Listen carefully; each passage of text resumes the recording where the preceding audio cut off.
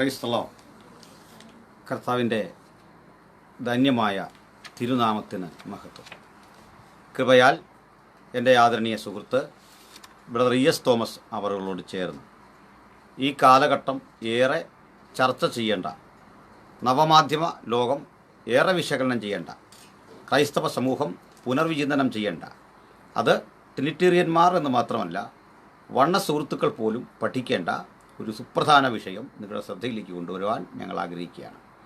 അത് ട്രിനിറ്റി വണ്ണ സംവാദങ്ങളുടെ പ്രധാനപ്പെട്ട ചർച്ചകളിൽ പലപ്പോഴും വണ്ണസ് പക്ഷത്ത് നിന്ന് ചർച്ച ചെയ്യുന്ന സുഹൃത്തുക്കൾ ദൈവാസ്തിത്വം സംബന്ധിച്ച് അവരുടെ വീക്ഷണഗതികൾ പറയേണ്ടതിന് പിതാവും പുത്രനും ആര് എന്ന് പറയേണ്ടി വരുമ്പോൾ പിതാവ് തന്നെയാണ് പുത്രൻ എന്ന് പറയേണ്ടതിന് ഉപയോഗിക്കുന്ന ഒരു വേദഭാഗമുണ്ട്. അത് പിതാവ് തന്നെയാണ് പുത്രൻ എന്ന് പറയാൻ ഏൽ എന്നത് പിതാവാം ദൈവവും എലോഹീം എന്നത് സന്ദർഭവശാൽ പുത്രനുമാകും. അത് ഏൽ തന്നെ എലോഹീമുകളുടെ ഇടയിൽ ഒരു എലോഹീമായി നിന്നുകൊണ്ട് തൻ്റെ യഥാർത്ഥ മുഖമായ ഏലിനോട് സംസാരിക്കും. അപ്പോൾ ആ ഏല് തന്നെയാണ് ഈ എലോഹീം എന്ന് പറയാൻ അടിസ്ഥാനപരമായി ഉപയോഗിക്കുന്ന ഒരു വാക്യത്തിൻ്റെ ആധാരം ഇളകിയിരിക്കുന്നു. വചനത്തിൻ്റെ അടിത്തറ ഇളകി എന്നല്ല, മറിച്ച് അവർ പറഞ്ഞുകൊണ്ടിരുന്ന ആ വാദത്തിന് കഴമ്പില്ല എന്ന് വന്നിരിക്കുന്നു. അത് ക്രൈസ്തവ ലോകം ഏറെ ചർച്ച ചെയ്യേണ്ട ഒന്നാണ്. ഇപ്പോൾ തന്നെ നവമാധ്യമ ലോകം അത് ഏറ്റെടുത്തിട്ടുണ്ട്. അതിൽ 82 സങ്കീർത്തനത്തിൽ കാണുന്ന ഒരു വചനമാണ് ഇവർ ആധാരമായി എടുത്തുകൊണ്ടിരുന്നത്. അത് നമുക്കെല്ലാം സുപരിചിതമാണ്. ദൈവം ദേവസഭയിൽ നിൽക്കുന്നു. അത് സംബന്ധിച്ചുള്ള വിവിധ പരിഭാഷകൾ നമ്മൾ പഠിക്കേണ്ടതിനും അവയിലൊക്കെ എന്താണ് വേദപുസ്തക പരിഭാഷകർ മുമ്പോട്ട് വച്ചിട്ടുള്ള ആശയം എന്നുകൂടി ചർച്ച ചെയ്യാനും ഈ അവസരം ഞങ്ങൾ ഉപയോഗിക്കുകയാണ്. ഒപ്പം ദൂതഗണങ്ങൾക്ക് മരണമുണ്ട് എന്ന ഒരു വാദം കൂടി അവർ നിരത്തി. അതിൻ്റെ കാരണം ഇത് അക്ഷരാർത്ഥത്തിൽ സ്വർഗീയ ദൂതന്മാർക്ക് ചേരില്ല എന്ന് തെളിയിക്കാൻ വേണ്ടി 2 മുതലുള്ള വാക്യങ്ങളെ ഇവരുടെ ചിന്തയ്ക്ക് വിപരീതമാണ്. അതിലേറ്റവും പ്രധാനമായിട്ടുള്ളത് 7-ാം വാക്യത്തിൽ കാണുന്ന 52-ാം സങ്കീർത്തനത്തിൻ്റെ 7-ാം വാക്യത്തിൽ കാണുന്ന അവർ മനുഷ്യരെ പോലെ മരിക്കും എന്ന വേദഭാഗം എങ്ങനെയാണ് ദൂതന് യോജിക്കുക എന്ന ചോദ്യത്തിന് ദൂതന്മാർ അമർത്യരല്ല, അതുകൊണ്ട് അവർക്ക് മരിക്കാം, ദൈവമൊഴികെ ആരും അമർത്യരല്ല എന്ന ഒരു ബാലിശവാദം ഉയർത്തിക്കൊണ്ടാണ് മുമ്പോട്ട് വരുന്നത്. ആ വാദത്തിൻ്റെ അടിസ്ഥാനം വാസ്തവത്തിൽ താൻ മാത്രം അമർത്യതയുള്ളവൻ എന്നൊരു വേദഭാഗത്തെ ആധാരമാക്കിക്കൊണ്ടാണ്. എന്നാൽ ദൈവം ദൂതഗണങ്ങൾക്കും ആരംഭമുണ്ട്, അവസാനമില്ല. മനുഷ്യനും അതുപോലെയാണ്, ആരംഭമുണ്ട്. ദൈവം മർത്യനും അമർത്യത നൽകുന്നുവെന്ന് 1 കൊരിന്ത്യർ 15:50 പറയുന്നു. ഇത് ഞങ്ങൾ മുമ്പോട്ട് വച്ചിരുന്നു. ഒടുവിൽ അത് വിജയിക്കുന്നില്ല എന്ന് കണ്ടപ്പോൾ ഈ പ്രിയപ്പെട്ട സുഹൃത്തുക്കൾ മരണത്തിന് ഒരു ചെറിയ മാറ്റം വരുത്തി. അക്ഷരാർത്ഥത്തിലെ മരണമല്ല തങ്ങൾ ഉദ്ദേശിച്ചത്, മറിച്ച് അവർ ഉദ്ദേശിക്കുന്നത് ഇറ്റേണൽ ഫയർ അല്ലെങ്കിൽ ലേക്ക് ഓഫ് ഫയർ. അങ്ങനെയാണെങ്കിൽ ദൂതഗണങ്ങൾ ആ ഇറ്റേണൽ ഫയറിലേക്ക് പോകാൻ കാത്തിരിക്കുന്ന ദൂതഗണങ്ങൾ ഇങ്ങനെ വന്ന് ന്യായവിധിക്ക് വിധേയരാകുമോ എന്ന ഞങ്ങളുടെ ചോദ്യത്തിനും മറുപടിയില്ല. ശാസ്ത്രത്തിൽ ഇത്തരം ഒരു അബദ്ധം ബഹുമാനപ്പെട്ട ഇ.എസ്. തോമസോ ഞാനോ അല്ലെങ്കിൽ ഏതെങ്കിലും പൊതു സമൂഹത്തിൽ നിൽക്കുന്ന ഒരാളാണ് പറഞ്ഞിരുന്നതെങ്കിൽ ഞങ്ങളുടെ സമൂഹം, ട്രിനിറ്റേറിയന്മാരുടെ സമൂഹം, ബ്രദറുകാരും പെന്തക്കോസ്തുകാരും ഒക്കെ അടങ്ങുന്ന ഒരു സമൂഹം ഇല്ലായ്മ ചെയ്യും. കാരണം അത്രമാത്രം ഗുരുതരമായൊരു പിശക് പറഞ്ഞു. ഞാൻ ഇവരുടെ പല പാസ്റ്റേഴ്സിനെയും അത് ചൂണ്ടിക്കാട്ടിയിട്ടും അബദ്ധം തിരുത്താൻ മനസ്സില്ലാതെ, അബദ്ധം തിരുത്തിയാൽ ആ ഡോക്ടറിന് തന്നെ തകരും. കാരണം അവരുടെ ആകപ്പാറയുള്ളൊരു പിടിവള്ളിയായിരുന്നു 82-ാം സങ്കീർത്തനം. ആ സങ്കീർത്തന ഭാഗം അവരെ പിന്തുണയ്ക്കുന്നില്ല എന്ന വസ്തുത ഒന്ന് സ്ഥിരീകരിക്കാനാണ് ഞങ്ങൾ മുമ്പോട്ട് വന്നിരിക്കുന്നത്. ഇന്നലെ സൂചിപ്പിച്ച പോലെ ഞങ്ങളിവിടെ ആരെങ്കിലും ഒരാളിൻ്റെ പേരിൽ ഒരു ആരോപണം ഉന്നയിക്കാൻ ഇഷ്ടപ്പെടുന്നില്ല. കാരണം ഇന്നലെ വരെ അതൊരാളുടെ ആരോപണമായിരുന്നെങ്കിൽ ഇതുവരെ അദ്ദേഹത്തെ തിരുത്താൻ ആരും വരാത്തത് കൊണ്ടും അദ്ദേഹത്തെ സപ്പോർട്ട് ചെയ്ത് അവരുടെ ഉത്തരവാദിത്തപ്പെട്ടവരുടെ കമൻറ്റുകൾ വരുന്നത് കൊണ്ടും ഇതൊരു പ്രസ്ഥാനത്തിൻ്റെ ഡോക്ടറാണ് എന്ന് മനസ്സിലാക്കിക്കൊണ്ട് തികച്ചും ആശയപരമായ ഒരു ആക്രമണത്തിലേക്ക്, ആശയപരമായ ഒരു യുദ്ധത്തിലേക്ക്, ആശയപരമായ മുഖപക്ഷമില്ലാത്ത ഒരു ഏറ്റുമുട്ടലിലേക്ക് പുതിയ ഒരു തലം, ഒരു കളം ഞങ്ങൾ രൂപപ്പെടുത്തുകയാണ്. അതിലേക്ക് എല്ലാ സോഷ്യൽ മീഡിയ സുഹൃത്തുക്കൾക്ക് സ്വാഗതം. ബഹുമാനപ്പെട്ട ഇ.എസ്. തോമസ് സാറ് നമ്മുടെ കൂടെയുണ്ട്. അദ്ദേഹത്തോട് ഞാൻ ചോദിച്ചുകൊണ്ട് തുടങ്ങിയാണ്. ഞങ്ങളൊരു പരസ്പര സൗഹൃദ സംഭാഷണമാണ്. ശ്രോതാക്കൾക്കും പങ്കെടുത്തുകൊണ്ട് നിങ്ങളുടെ അഭിപ്രായങ്ങൾ പ്രേക്ഷകർക്ക് പങ്കെടുത്തുകൊണ്ട് കമൻ്റായിട്ടിടാം. മാത്രമല്ല, ഏതെങ്കിലും വണ്ണ സുഹൃത്തുക്കൾക്ക് ജോയിൻ ചെയ്യാൻ മനസ്സുണ്ടെങ്കിൽ, വണ്ണ സുഹൃത്തുക്കൾ എന്നല്ല ആർക്കും ജോയിൻ ചെയ്യാൻ മനസ്സുണ്ടെങ്കിൽ അതിനുള്ള ഒരു അവസരം കൂടി ക്രമീകരിക്കാം, ബുദ്ധിമുട്ടില്ല. ഏതായാലും ഞാൻ ചോദിച്ചു തുടങ്ങുന്നത്, സാർ ഈ ദൂതൻ എന്ന് കേട്ടാൽ ആദ്യം മനസ്സിലാക്കേണ്ടത് അവ എത്ര തരമുണ്ട്, എന്താണ് ദൂതൻ, അതേപ്പറ്റി ഒരു നിർവചനവും ദൂതനെക്കുറിച്ചൊരു വിശദീകരണവും സാർ തന്നാൽ കൊള്ളാം. ഈ ദൂതന്മാർ എന്ന വിശുദ്ധ വേദപുസ്തകത്തിൽ വിവക്ഷിക്കപ്പെടുന്ന പദത്തിന് പ്രഥമമായി, അതായത് പ്രാരംഭമായി തന്നെയുള്ള മീനിങ് സ്വർഗത്തിൽ ദൈവസിംഹാസനത്തോടും ദൈവ ശുശ്രൂഷയോടും ബന്ധപ്പെട്ട് ദൈവമഹത്വത്തിനായി സേവകന്മാരായി നിയോഗിക്കപ്പെട്ട് സൃഷ്ടിക്കപ്പെട്ട ഒരു ആത്മസംഘമാണ്. അതായത് സ്പിരിറ്റ് ബോഡി സെലസ്റ്റിയൽ ബീങ്സാണ് ഈ ദൂതന്മാർ എന്ന് പറയുന്നത്. അവർക്ക് വാസ്തവത്തിൽ നാം ചിന്തിക്കുന്ന പോലെ മനുഷ്യ ശരീരമോ അല്ലെങ്കിൽ മാനുഷികമായ പ്രകൃതമോ ഒന്നും അല്ല അവരുടെ പ്രകൃതം. എന്നാൽ വിശുദ്ധ വേദപുസ്തകത്തിൽ അവരുടെ അപ്പിയറൻസിലെല്ലാം ദൂതന്മാർ മനുഷ്യരൂപത്തിലാണ് വെളിപ്പെട്ട് വന്നിട്ടുള്ളത്. എന്നാൽ വളരെ വ്യക്തതയോടെ മനസ്സിലാക്കേണ്ട കാര്യം, ഈ ദൂതന്മാർ ആത്മശരീരികളാണ്. അവർക്ക് സ്ഥൂല ശരീരമില്ല, സൂക്ഷ്മ ശരീരം മാത്രമേ ഉള്ളൂ. അത് സ്ഥിരീകരിക്കാനാണ് നമ്മുടെ കർത്താവായ യേശു പുനരുത്ഥാനത്തെ സംബന്ധിച്ച് ചോദ്യം ചോദിച്ച സാധൂക്യർ പുനരുത്ഥാനം ഡിനൈ ചെയ്യുന്ന ആളുകളാണല്ലോ.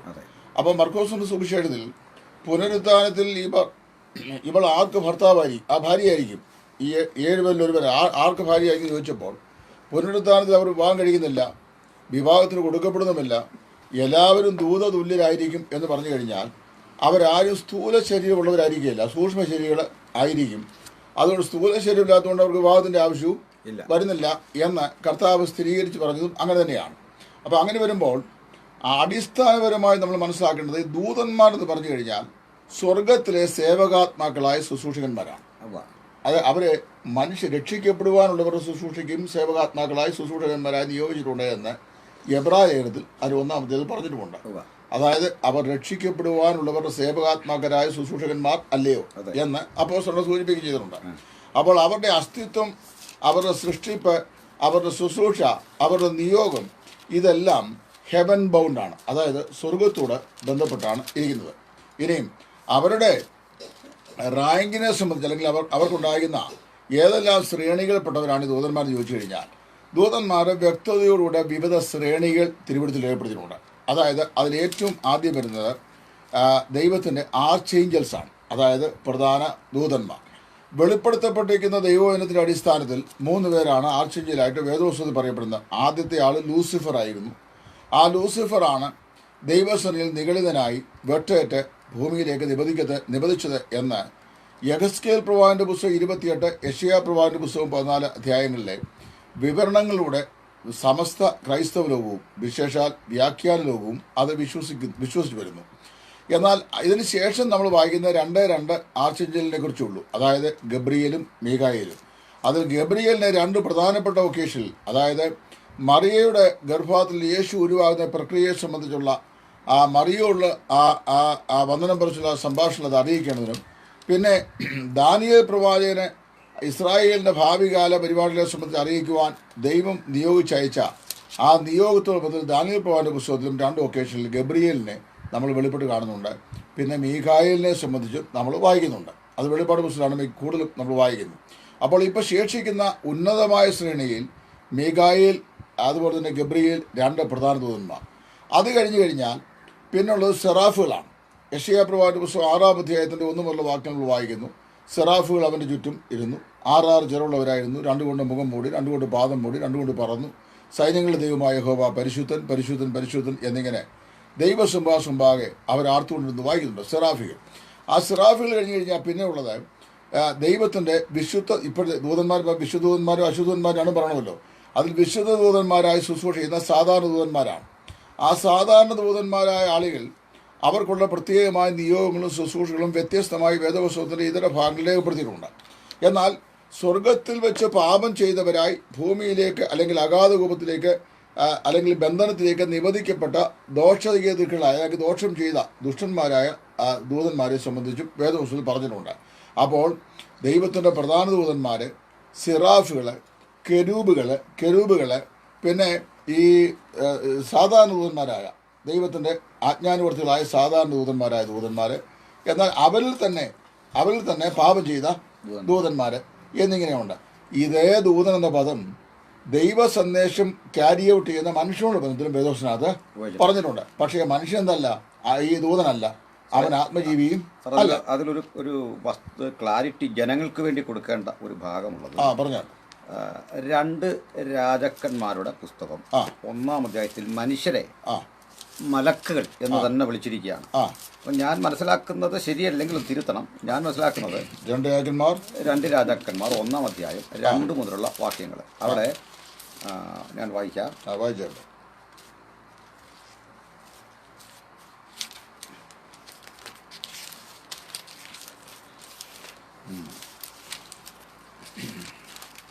അവിടെ കാണുന്നേ, കർത്താവിന് തോന്നുന്നു വായിച്ചാണ്. അഗസ്യാവ് ശമരയിലെ തൻ്റെ മാളികയുടെ കിളിവാൽ കൂടി വീണു ദീനം പിടിച്ചു. അവൻ ദൂതന്മാരെ അയച്ചു, ഈ ദീനം മാറി എനിക്ക് സൗഖ്യം വരുമോ എന്ന് എക്രോനിലെ ദേവനായ ബാൽ സെബൂബിനോട് ചോദിപ്പിനെന്ന് കൽപ്പിച്ചു. എന്നാൽ യഹോവയുടെ ദൂതൻ തിശ്ബ്യനായ ഏലിയാവിനോട്. അവിടെ ഈ 2 ദൂതൻ ഉപയോഗിച്ചിരിക്കുന്ന മലാക്കാണ്. ശ്രദ്ധിക്കാം. അതായത് ആദ്യ വാക്കിൽ പറയപ്പെടുന്ന ദൂതൻ എന്ന് പറയുന്നത് രാജാവിന്റെ സന്ദേശവാഹകനായിരിക്കുന്ന ആള്. അതെ, അറിയോ?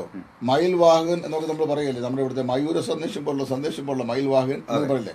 അത് നമ്മുടെ ഇവിടുത്തെ പഴയ ബ്രിട്ടീഷുകാരുടെ പോസ്റ്റൽ ഇൻഫോർമേഷൻ കൊണ്ടുവരുന്ന അഞ്ചൽക്കാരെയും ഉപയോഗിച്ച പേരെന്താണ്? ദൂതൻ എന്നാണ്. അപ്പൊ അങ്ങനെയുള്ള ദൂതൻ, അതായത് ഈ സെയിം വാക്ക് നമ്മൾ ഈ നെഹമ്യാവിന്റെ പുസ്തകത്തിൽ വായിക്കുന്നുണ്ട്. എസ്തറിന്റെ പുസ്തകത്തിൽ വായിക്കുമ്പോൾ അവിടെ ഈ ദൂതൻ എന്ന വാക്കിൽ ഉപയോഗിച്ചിരിക്കുന്നത്, അവിടെ ഉപയോഗിക്കുന്ന വേറൊരു പദപ്രയോഗമുണ്ട്. ഈ പിന്നെ തുരകങ്ങളുടെ മേൽ അത് തന്നെയാ തുരകം അഞ്ചൽക്കാർ തന്നെയാ. അത് തന്നെയാണ് ദൂതൻ. തുരകം കുതിരയാണ്. അപ്പൊ കുതിരപ്പുറത്ത് ഓടുന്നവർ എന്നുള്ള അർത്ഥമാണ്. അറിയാം. അപ്പൊ ഈ തുരകങ്ങളുടെ മേൽ യാതൊരു പറഞ്ഞാൽ ഈ കുതിരപ്പുറത്ത് ഓടുന്ന ഓട്ടക്കാർ അവർ അഞ്ചൽക്കാരാണ്. അവർ തന്നെയാണ് ദൂതന്മാർ. അല്ലെങ്കിൽ രാജാക്കന്മാരുടെ, ചക്രവർത്തിമാരുടെ, നാടുവാഴികളുടെ അല്ലെങ്കിൽ ദേശപ്രമാണികളുടെ ആജ്ഞാനുവർത്തികളായി അവരുടെ സന്ദേശങ്ങളെ ലക്ഷ്യസ്ഥാനത്തേക്ക് എത്തിക്കാൻ വേണ്ടി അയക്കപ്പെടുന്ന സന്ദേശവാഹകന്മാരാണ് ആര്? ഈ മനുഷ്യരിലെ ദൂതന്മാർ. അപ്പൊ രാജാക്കന്മാരുടെ 2-ാം പുസ്തകം 1-ാം അധ്യായത്തിൽ 2-ാം ഭാഗത്തിൽ പറയപ്പെടുന്ന ദൂതൻ എന്ന് പറയുന്നത് രാജാവിന്റെ സന്ദേശവാഹകനായ ദൂതനാണ്. എന്നാൽ അടുത്ത വാക്കിൽ പറയുന്ന ദൂതൻ ആരാണ്? അത് ദൈവത്തിന്റെ ദൂതനാണ്. അത് യഹോവയുടെ ദൂതൻ, the Angel of the Lord. ഇത് അവിടെ ദൂതന്മാർ തന്നെ വളരെ സ്പഷ്ടമായി നമുക്ക് മനസ്സിലാക്കാൻ കഴിയുന്ന 2 വ്യത്യസ്തത പറഞ്ഞിട്ടുണ്ട്. ഒന്ന്, ഇംഗ്ലീഷിൽ അത് കുറെ കൂടി വ്യക്തമാണ്, മലയാളത്തിലും വ്യക്തമാണ്. ദൈവത്തിന്റെ ദൂതനെന്നും ദൈവത്തിന്റെ ഒരു ദൂതനെന്നും പ്രത്യേകം എടുത്ത് പറഞ്ഞിട്ടുണ്ട്. അതിൽ ദൈവത്തിന്റെ ദൂതൻ എന്ന് പറയുമ്പോൾ the Angel of the Lord, the Angel of the Lord എന്ന് പറയുന്നത് യഹോവയുടെ ദൂതൻ തന്നെയാണ്. എന്നാൽ യഹോവയുടെ ഒരു ദൂതൻ എന്ന് പറയുന്നത്, അപ്പൊ 2-ാം ഭാഗത്തിൽ ദൈവത്തിന്റെ യഹോവയുടെ ഒരു ദൂതനാണ്. അപ്പൊ ഒരു ദൂതൻ എന്ന് പറയുമ്പോൾ it's an ordinary Angel deployed with a special commission. അതായത് ഒരു പ്രത്യേകമായ ദൗത്യ നിർവഹണത്തിന് വേണ്ടി നിയോഗിതനാകുന്ന ദൈവത്തിന്റെ ഒരു ദൂതനാണ്. ഇങ്ങനെയുള്ള വ്യത്യസ്തങ്ങളാണ് പറയുന്നത്. അപ്പൊ പറഞ്ഞു വന്നൊരു സാരം, സ്വർഗത്തിലെ ആത്മജീവികളായി സൃഷ്ടിക്കപ്പെട്ടിരിക്കുന്ന ഈ ആത്മസ്വരൂപികളായിരിക്കുന്ന ദൂതവൃന്ദവും അതേ പേര് തന്നെ മനുഷ്യരായ ആളുകൾക്കും വേദോസിനകത്ത് ദൂതന്മാർ എന്ന് ഉപയോഗിച്ചിട്ടുണ്ട്. അങ്ങനെ വരുമ്പോൾ ഇത് നമ്മൾ തിരിച്ചറിഞ്ഞ, അതായത് ഈ context determines the meaning of A term. അത് നമ്മൾ മനസ്സിലാക്കണം. ഇവിടെ സംഭവിക്കുന്ന ഏറ്റവും വലിയ പ്രശ്നം എന്താണെന്ന് ചോദിച്ചു കഴിഞ്ഞാൽ, ഇപ്പൊ ഈ വാളെടുത്തവനെല്ലാം വിളിച്ചപ്പാടൻ എന്നൊരു ചൊല്ലുണ്ടല്ലോ. കാര്യം ശൗല് ഗിബെയിൽ ചെന്ന് കഴിഞ്ഞപ്പോൾ പ്രവചിച്ചപ്പോൾ ആൾക്കാരെന്താ പറഞ്ഞേ? ശൗലും ഉണ്ടോ? ഡയറക്ടറി ശൗലിന്റെ പേര് അത് തന്നെ ശൗലും ഉണ്ടോ പ്രവാചകടത്തിൽ എന്ന് ചോദിച്ചോളൂ. അത് തന്നെ ശരി, ഡയറക്ടറി ശൗലിന്റെ പേര് വെക്കണമെന്ന് ചോദിച്ചാൽ എന്ന് പറഞ്ഞ പോലെ ഇപ്പൊ നമ്മൾ ആരെയും കുറ്റം വിധിക്കുകയോ നമ്മൾ അവരെക്കാൾ കൂടിയ പണ്ഡിതന്മാരാണെന്ന് നമ്മൾ സ്വയം പറയുകയോ, നമ്മൾ വെറും സാധാരണ സ്റ്റുഡൻസ് ആണ്. ഞാൻ എന്റെ അവസാനം വരെയും പറയുന്ന വാക്ക് I am a Bible student. നിങ്ങളൊക്കെ കേട്ടുള്ള I am still a Bible student പറയും. അപ്പൊ ഞാൻ പറഞ്ഞു വന്ന വിഷയം, അപ്പൊ ഒരുവിധം വേദപുസ്തകം പഠിക്കുന്നവരൊക്കെ അവരെ കുറിച്ച് പറയുന്ന ബൈബിൾ വിദ്യാർത്ഥികളാണ്. അല്ല, മറ്റുള്ളവരൊക്കെ അവരെക്കുറിച്ച് തന്നെ പണ്ഡിതന്മാരെന്ന് പറയും. ഇവിടെ സംഭവിച്ചതായി ഞാൻ മനസ്സിലാക്കുന്ന ഏറ്റവും വലിയ അപകടം, വേദപുസ്തകത്തിന്റെ കോണ്ടെക്സ്റ്റ് കൊണ്ട് ഒരു പ്രത്യേക പദത്തെ നമ്മൾ അത് അനലൈസ് ചെയ്യുന്നതിന് പകരം ഓരോരുത്തർ അവരോട് ബുദ്ധിയിൽ തോന്നുന്ന കാര്യങ്ങളെല്ലാം ശരിയാണെന്ന് പറഞ്ഞ് സ്ഥാപിക്കാൻ ശ്രമിക്കുന്നു. അത് സ്ഥാപിക്കാനായിട്ട് ഒരബദ്ധം പറഞ്ഞിട്ട് അതിനകത്ത് കരകയറാൻ വരുമ്പോൾ മറ്റൊരബദ്ധം പറയുന്നു. അതിനെക്കുറിച്ച് കഴിയുമ്പോൾ 3ാമത് വേറൊരബദ്ധം പറയുന്നു. ചുരുക്കം പറഞ്ഞു കഴിഞ്ഞാൽ അബദ്ധങ്ങളുടെ ഒരു പരമ്പര തന്നെയാണ് ഈ സൃഷ്ടിക്കപ്പെടുന്നത്. ഇത് വരുമ്പോൾ സാധാരണക്കാരായ കേൾവിക്കാർ ആകെപ്പാടെ കൺഫൗണ്ട് ആകുന്നു. ഇതെന്താണ് എന്ന് മനസ്സിലാക്കാൻ കഴിയാത്തൊരു ദിവസത്തിലേക്ക് വരുന്നു. വാസ്തവത്തിൽ ഈ വണ്ണസ്സുകാരെ പോലുള്ള ആൾക്കാർക്ക് ഏറ്റവും വലിയ അരിശം നമ്മളെപ്പോലെയുള്ള സഹോദരന്മാർ തോന്നാൻ ഒരു പ്രധാനപ്പെട്ട കാരണം ഞാൻ ചോദിച്ചു കഴിഞ്ഞാൽ, അവരുടെ വേ ഓഫ് തിങ്കിങ്ങും അവരുടെ പ്രസന്റേഷനും എൻ്റെ അല്ലെങ്കിൽ നമ്മുടെ വേ ഓഫ് തിങ്കിങ്ങും പ്രസന്റേഷനും വ്യത്യസ്തമാണ്. നമ്മളെന്ത് ചെയ്യുന്നു? നമ്മൾ ടെക്സ്റ്റ് ഓറിയന്റഡ് ആയിട്ട് ഈ വിഷയം പറയാൻ ആഗ്രഹിക്കുന്നു. അവരെന്ത് ചെയ്യുന്നു? പ്രജുഡീസസ് കൊണ്ട് ആ വിഷയം സ്ഥാപിക്കാൻ ശ്രമിക്കുന്നു. പ്രജുഡീസസ് കൊണ്ടൊരു ഉപദേശത്തെ സ്ഥാപിക്കാൻ സാധിക്കുകയില്ല. എന്ന് മാത്രമല്ല, ഞാൻ ഇന്ന് വരെയുള്ള എൻ്റെ അന്വേഷണത്തിൽ ഇപ്പം ഞാൻ ഈ വിഷയത്തിൽ ഏറ്റവും കൂടുതൽ വീഡിയോ പ്രസൻറ്റ് ചെയ്ത് പാസ്റ്റർ അനിൽ കൊടുത്തോട്ടമാണ്. അതായത് 20-30 വീഡിയോ കൊടുത്തോണ്ട്. കാര്യം എനിക്ക് അത്രയും സമയം അതിനകത്ത് കിട്ടിയിട്ടില്ല. അത് തന്നെയല്ല, അദ്ദേഹം പറയുന്നതുകൊണ്ട് അദ്ദേഹം പറയുന്നത് ആപ്റ്റായ കാര്യങ്ങളായതുകൊണ്ട് പിന്നെ അതിൻ്റെ മുകളിൽ കയറി എന്ന് പറയേണ്ട ആവശ്യമില്ല. ഞാൻ തന്നെ മനസ്സുകൊണ്ട് മാറി നിൽക്കുക. എന്നാൽ ട്രിനിറ്റിയെ സംബന്ധിച്ച് 6 പ്രാവശ്യം ഞാൻ ആ വീഡിയോ പറഞ്ഞിട്ടുമുണ്ട്, അത് കിടപ്പുണ്ട്. ഇപ്പം ഞാൻ പറഞ്ഞു, ഒരാൾ ഞാൻ പറയുന്ന കാര്യങ്ങൾ ഞാൻ പറയുന്ന പോലെ എന്നേക്കാൾ മെച്ചമായോ മറ്റൊരാൾ പറയുന്നെങ്കിൽ അതിനെ ഉൾക്കൊള്ളാനും അതിൻ്റെ മീതെ കയറി എനിക്ക് ഷൈൻ ചെയ്യാൻ ആവശ്യമുണ്ടെന്ന് കാണിക്കാൻ ആവശ്യമില്ലാത്തൊരു മനോഭാവം എനിക്കുള്ളത് കൊണ്ട് ഞാൻ അതിന് അപ്രൂവൽ കൊടുക്കുക ചെയ്യുന്നത്. അപ്പോൾ അദ്ദേഹം പറഞ്ഞിട്ടുണ്ട്. അപ്പോൾ ഞാൻ പറഞ്ഞു വന്ന വിഷയം ഞാൻ ചോദിച്ചു കഴിഞ്ഞാൽ, ഈ നമ്മുടെ വേദപുസ്തകത്തിൻ്റെ ശരിയായ ഒരു പഥ്യോപദേശം പഠിച്ച് അത് മറ്റുള്ളവർ ഗ്രഹിക്കുക എന്നുള്ളതാണ് നമ്മുടെ പ്രസൻറ്റേഷൻ്റെ ആത്യന്തികമായ ഉദ്ദേശമെങ്കിൽ അദ്ദേഹം പറഞ്ഞ കാര്യങ്ങൾ 100% ശരിയാണ്. കാര്യം ടെക്സ്റ്റ് ഓറിയൻറ്റഡ് ആയിട്ടുള്ള എക്സ്പോസിഷനാണ്. നമുക്ക് ടെക്സ്റ്റൽ എക്സ്പോസിഷനാണ് എപ്പോഴും വേദപുസ്തകത്തിൻ്റെ പഠനം ആവശ്യമായിരിക്കുന്നത്. അങ്ങനെ വരുമ്പോൾ ഈ വേദപുസ്തകത്തിൽ പറയപ്പെടുന്ന ദൂതൻ എന്ന് പറയുന്ന ആ വ്യക്തി അത് ആരാണെന്ന് വേദപുസ്തകം കൊണ്ട് തന്നെ നമ്മൾ ആദ്യം മനസ്സിലാക്കുക. അപ്പോൾ ദൈവത്തിൻ്റെ സൃഷ്ടിയായിരുന്ന സ്വർഗത്തിലെ സേവകാത്മക ശുശ്രൂഷകന്മാരുടെ വിവിധ സംഘങ്ങളിൽപ്പെട്ട ദൂതന്മാർ, ആത്മജീവികൾ. 2, ഭൂമിയിലെ രാജാക്കന്മാർ, അധിപതിമാർ, ചക്രവർത്തിമാർ, നാടുവാഴിമാർ, ഇങ്ങനെയുള്ള ആളുകളുടെ സന്ദേശങ്ങളെ വഹിച്ചുകൊണ്ട് പോകുന്ന മനുഷ്യരായ ദൂതന്മാർ. ഇനിയും പൗലോസ് അപ്പോസ്തലന്റെ ഭാഷയെ പറഞ്ഞു കഴിഞ്ഞാൽ വേദപുസ്തകത്തിൻ്റെ ഈ പൗലോസോ അപ്പോസ്തലന്മാരോ ഒക്കെയുള്ള ഗ്രന്ഥങ്ങളെ വഹിച്ചുകൊണ്ട് അയൽ സഭകളിലേക്ക് പോകുന്ന ആൾക്കാരെയും അതുപോലെ തന്നെ സഭകൾ നിയോഗിച്ചയച്ചുള്ള ശുശ്രൂഷകന്മാരെയും ദൂതന്മാരെന്ന് പറഞ്ഞിട്ടുണ്ട്. അതുകൊണ്ട് ഇവിടെ ശുശ്രൂഷകന്മാരായി നിയോഗിക്കപ്പെട്ട സിൽവാനോസോ, തിമോത്തിയോസോ, ശീലാസോ അവരെ ദൂതന്മാർ എന്ന് പറഞ്ഞിട്ടുണ്ട്. ദൂതന്മാർ സമം സ്വർഗത്തിലെ ദൂതന്മാർ, ഈ ദൂതന്മാർ സമം ആ ദൂതന്മാർ, ആ ദൂതന്മാർ സമം ഈ ദൂതന്മാർ എന്ന് പറയുന്നത് മൗഢ്യമായിട്ട് വ്യാഖ്യാനം എനിക്ക് പറയാൻ സാധിക്കുകയുള്ളൂ. ഞാൻ അതിനെ ആ നിലയിൽ മനസ്സിലാക്കുന്നില്ല. ഇതിനെ വാസ്തവത്തിൽ പ്രയോറി ആർഗ്യുമെൻ്റ് എന്നാണ് ദൈവശാസ്ത്ര വിഹക വീക്ഷണത്തിൽ മനസ്സിലാക്കുന്നത്. അതായത് ഉദാഹരണം പറഞ്ഞു കഴിഞ്ഞാൽ, ഇപ്പം റോക്ക് ഈസ് ഹാർഡ്, പാറ കടുപ്പമുള്ള സാധനമാണ്. അപ്പം ഞാൻ പറയുന്നു പാസ്റ്റർ അനിൽ കൊടുത്തോട്ടത്തിൻ്റെ തലയോട്ടി എന്നുള്ളതാണ് ഹാർഡാണ്. അപ്പോൾ കൊടുത്തോട്ടം സ്കൾ ഈസ് റോക്ക് എന്ന് പറഞ്ഞാൽ പാറ കട്ടിയുള്ളതാണ്, തലയോട്ടി കടുപ്പുള്ളതാണ്. തലയോട്ടി സമം പാറ, പാറ സമം തലയോട്ടി. ഈ ആർഗ്യുമെൻ്റാണ് ഇവിടെ പറയപ്പെടുന്ന ആ ദൂതനും ഈ ദൂതനും തമ്മിലുള്ള കൂട്ടിക്കൊടുക്കൽ എന്ന് പറയുന്നത്. അതുകൊണ്ട് ഈ വേദപുസ്തകം പറയപ്പെടുന്ന സിസ്റ്റമാറ്റിക് ആയിട്ടുള്ള ദൂതന്മാരുടെ ക്രമത്തെ സംബന്ധിച്ച് ശരിയായ ഒരു പഠനം ഉണ്ടായിക്കഴിഞ്ഞാൽ 82-ാം സങ്കീർത്തനത്തിൻ്റെ അബദ്ധജടിലമാകുന്ന വ്യാഖ്യാനം ഉണ്ടാകുകയെന്നാണ് ഒരു വേദവിദ്യാർത്ഥിയായിരുന്നു ഞാൻ മനസ്സിലാക്കുന്നത്. അതെ, തീർച്ചയായിട്ടും. അതെ, പറഞ്ഞോ. ഞാൻ മനസ്സിലാക്കുന്നു സാറ് പറഞ്ഞ കാര്യങ്ങളുടെ അടിസ്ഥാനത്തിൽ തന്നെ നിന്നുകൊണ്ട് പറഞ്ഞാൽ, ദൂതഗണങ്ങൾ സാറ് പറഞ്ഞു, ഒന്നും മനുഷ്യരെ അങ്ങനെ വിളിച്ചിട്ടുണ്ട്, മലക്കുകൾ. അതെ, അറബിക്കിലും അക്കാഡിയനിലും ഉഗാർട്ടിക്കിലും ഹീബ്രുവിലും അല്ല, ഇത് ഒരു പദമാണ്. ചെറിയ വ്യത്യാസം. സിറിയയിലും സുറിയാനി ഭാഷയിൽ മാലാഖയെന്ന് ഉപയോഗിക്കുന്നു. അതെ അതെ. അപ്പോൾ ഈ ഇതിൽ മനുഷ്യനെ വിളിക്കാനും അന്ന് ഈ പദമേ ഉള്ളൂ. ഇന്ന് നമുക്കങ്ങനെ വിളിക്കാം, തെറ്റൊന്നുമില്ല. പക്ഷേ ജനറലൈസ് ചെയ്ത് പറയുമ്പോൾ ദൂതൻ എന്ന ഒരു ഗണത്തിൽ മനുഷ്യൻ വരും, ദൈവത്തിൻ്റെ ദൂതന്മാരായ ഏഞ്ചൽ ബീങ്സ് അല്ലെങ്കിൽ സ്പിരിറ്റ് ബീങ്സ് വരും, പിന്നെ പൈശാചികമായ അല്ലെങ്കിൽ ഫോളൻ ഏഞ്ചൽസ് വരും. അവരെക്കുറിച്ച് അല്പം കൂടെ കഴിഞ്ഞ് സാറ് പറയുന്നുണ്ട്. അപ്പോൾ ഇത് പൊതുവിലെടുക്കേണ്ട ഒരർത്ഥമാണെങ്കിലും ഈ എലോഹീം എന്ന് കാണുന്ന ഇടത്തെല്ലാം അത് ദൂതനാണ് എന്ന് ധരിക്കരുത്. ഇങ്ങനെയാണ് ഏൽ എന്ന പദത്തിനും ഇവരുണ്ടാക്കിയിട്ടുള്ള വലിയ ഒരു വ്യാഖ്യാന പിശക്. ഏൽ എന്നത് സർവശക്തനായ ദൈവത്തിൻ്റെ പേരാണെന്ന് ഇവർ ധരിച്ചു. അത് തെറ്റാണ്. ഞങ്ങളത് ആവർത്തിക്കുന്നു. ഏല് ആദ്യ ഉപയോഗം, ചരിത്രത്തിലെ ആദ്യ ഉപയോഗം ഏൽ സംബന്ധിച്ച് കനാന്യരുടെ ഇടയിലെ ഒരു ദേവൻ്റെ പേര് തന്നെയാണ്. അപ്പോൾ ഇതിന് ഞങ്ങൾ തെളിവുകളൊക്കെ നിരത്തിയിരുന്നു. ഇത് എൻ്റെ പുതിയ അറിവൊന്നുമല്ല, നിലവിലുള്ളതാണ്. ബൈബിൾ ഗവേഷകരൊക്കെ കൃത്യതയോടെ പറഞ്ഞിട്ടുണ്ട്. ആ കനാന്യ ദേവനെ അല്ല ബൈബിളിൽ പറയുന്ന യഹോവയാകുന്ന ദൈവം. അത് സത്യമാണ്. ഞങ്ങളാരും അങ്ങനെ പറഞ്ഞിട്ടില്ല, അങ്ങനെ പറയാനും സാധിക്കില്ല. പക്ഷെ ഒരു കമ്മ്യൂണിക്കേഷന് വേണ്ടി യഹോവയെ പരിചയപ്പെടുത്തുമ്പോൾ നിങ്ങൾ വിശ്വസിച്ച ഏലല്ല വാസ്തവത്തിലെ ഏൽ, യഹോവയായ ഞാനാണ് ശരിക്കുള്ള ഏൽ, സുപ്രീം ഗോഡാണ് ഞാൻ, എൻ്റെ മീത് ഒരുവനുമില്ല, എനിക്ക് തുല്യനും ആരുമില്ല. ഇത് കൃത്യതയോടെ വിശദീകരിച്ചു ബൈബിൾ. അപ്പോൾ ഇപ്പോൾ നമ്മൾ വന്നതിൻ്റെ ഒരു പ്രധാന ഉദ്ദേശ്യം, ദൈവത്തിൻ്റെ ദൂത് നൽകുന്ന മനുഷ്യരെ അത് അവിടെ എടുത്തു പറയേണ്ട കാര്യമാണ്. ഞാൻ ഒരു സഹോദരൻ്റെ ചോദ്യം, അബ്രഹാമിൻ്റെ 2 ദൂതന്മാർ അങ്ങോട്ട് വരുന്നുള്ളത് നമ്മൾ പലപ്പോഴും പറയാറുള്ളതാണ്. ഈ ദൈവത്തിൻ്റെ ആലോചന കിട്ടിയ ആളുകളെ ദൈവത്തിൻ്റെ ദൂതന്മാരെന്ന് പറയാം. ഞാനും നിങ്ങളും ഒക്കെ ദൈവമക്കളെല്ലാം ദൈവദൂതന്മാർ കൂടിയാണ്. നമ്മൾ ക്യാരി ചെയ്യുന്നത് നമ്മുടെ ദൈവത്തിൻ്റെ സന്ദേശമാണ്, സന്ദേശവാഹകരാണ്. ഞാനതുകൊണ്ട് ചിലപ്പോൾ നമ്മുടെ ആ ഒരു കാര്യം പറയാൻ വേണ്ടി ഒരു മാനുഷിക ഉദാഹരണം പറയാറുണ്ട്. പോസ്റ്റ്മാൻ ലോകത്തിലെ ഏറ്റവും കരുത്തനായ ഒരു ഗവൺമെൻറ് എംപ്ലോയി പോസ്റ്റ്മാനാണ്. കാരണം സാറിന് അറിയാൻ തോന്നി, പോസ്റ്റ്മാനെ വഴി തടഞ്ഞാൽ സീരിയസ് ആയിട്ടുള്ള ആക്ഷൻ വരും. അത് ബ്രിട്ടീഷ് ഉണ്ടാക്കി വെച്ചത് ലോയ. പോസ്റ്റ്മാനെ വഴി തടഞ്ഞു കഴിഞ്ഞാൽ അവൻ്റെ കാര്യം പോക്കാണ്. അവന് നോൺ വെയിലബിൾ ആയിട്ടുള്ള ഒഫൻസാണ് ചെയ്തിരിക്കുന്നത്, ജാമ്യമില്ല. അവൻ ഏത് തീവ്രവാദി പാർട്ടിയുടെ ഉടമയാണെങ്കിലും പോസ്റ്റ്മാനെ വഴി തടഞ്ഞാൽ കളി മാറും. കാരണം അതിൽ സമൻസ് ഉണ്ട്, അയാളുടെ ബാഗിൽ, അതിൽ PSC അപ്പോയിൻമെൻ്റ് ഉണ്ട്, അതിൽ പണമുണ്ട്, വിവാഹ ക്ഷണക്കത്തുണ്ട്, അവൻ്റെ ചെറിയ മുഷിഞ്ഞ ബായിൽ. അപ്പോൾ നമ്മുടെ വില ഇതാണ്, നമ്മുടെ കയ്യിൽ അതിലും മൂല്യവത്തായൊരു സന്ദേശമുള്ളത് കൊണ്ടാണ് നമുക്ക് സന്ദേശവാഹകന്മാരായ ദൂതന്മാരെ പ്രൊട്ടക്ഷൻ കൂടി തന്നിരിക്കുന്നത്. ദൂതിൻ്റെ വില കൊണ്ടാണ്. നമ്മെ പ്രൊട്ടക്റ്റ് ചെയ്യണം, ദൂത് കൊണ്ടെത്തിക്കണം. ദൈവം ദൂതന്മാരെ സുവിശേഷം അറിയിക്കാൻ ഏൽപ്പിച്ചില്ല, നമ്മളെയാണ് ഏൽപ്പിച്ചത്. അതവിടെ നിൽക്കട്ടെ.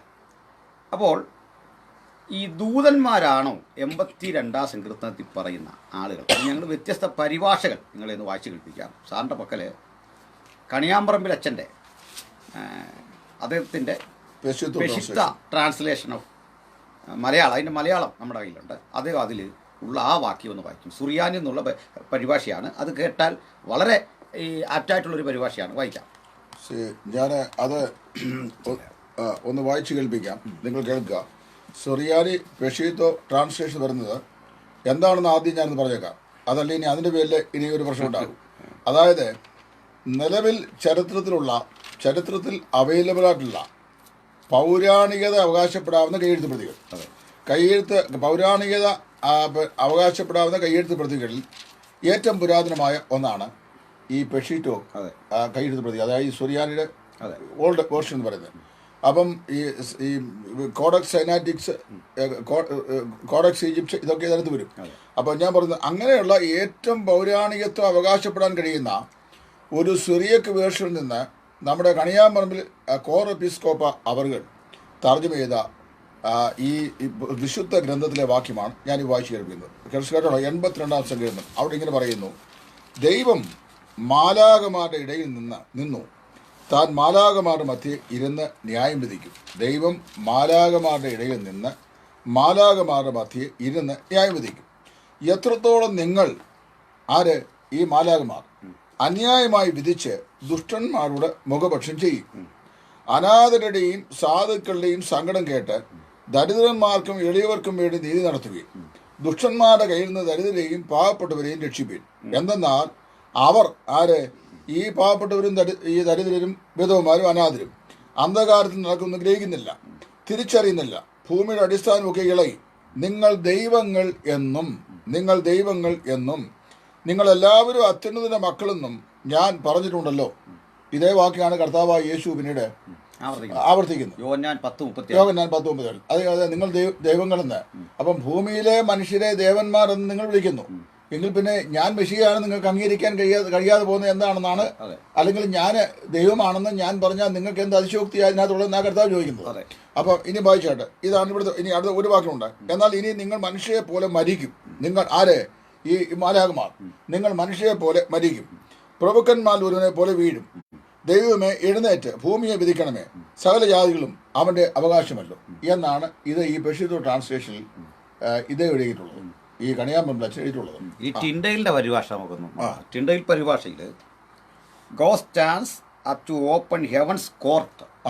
Then he pronounces judgment on the judges.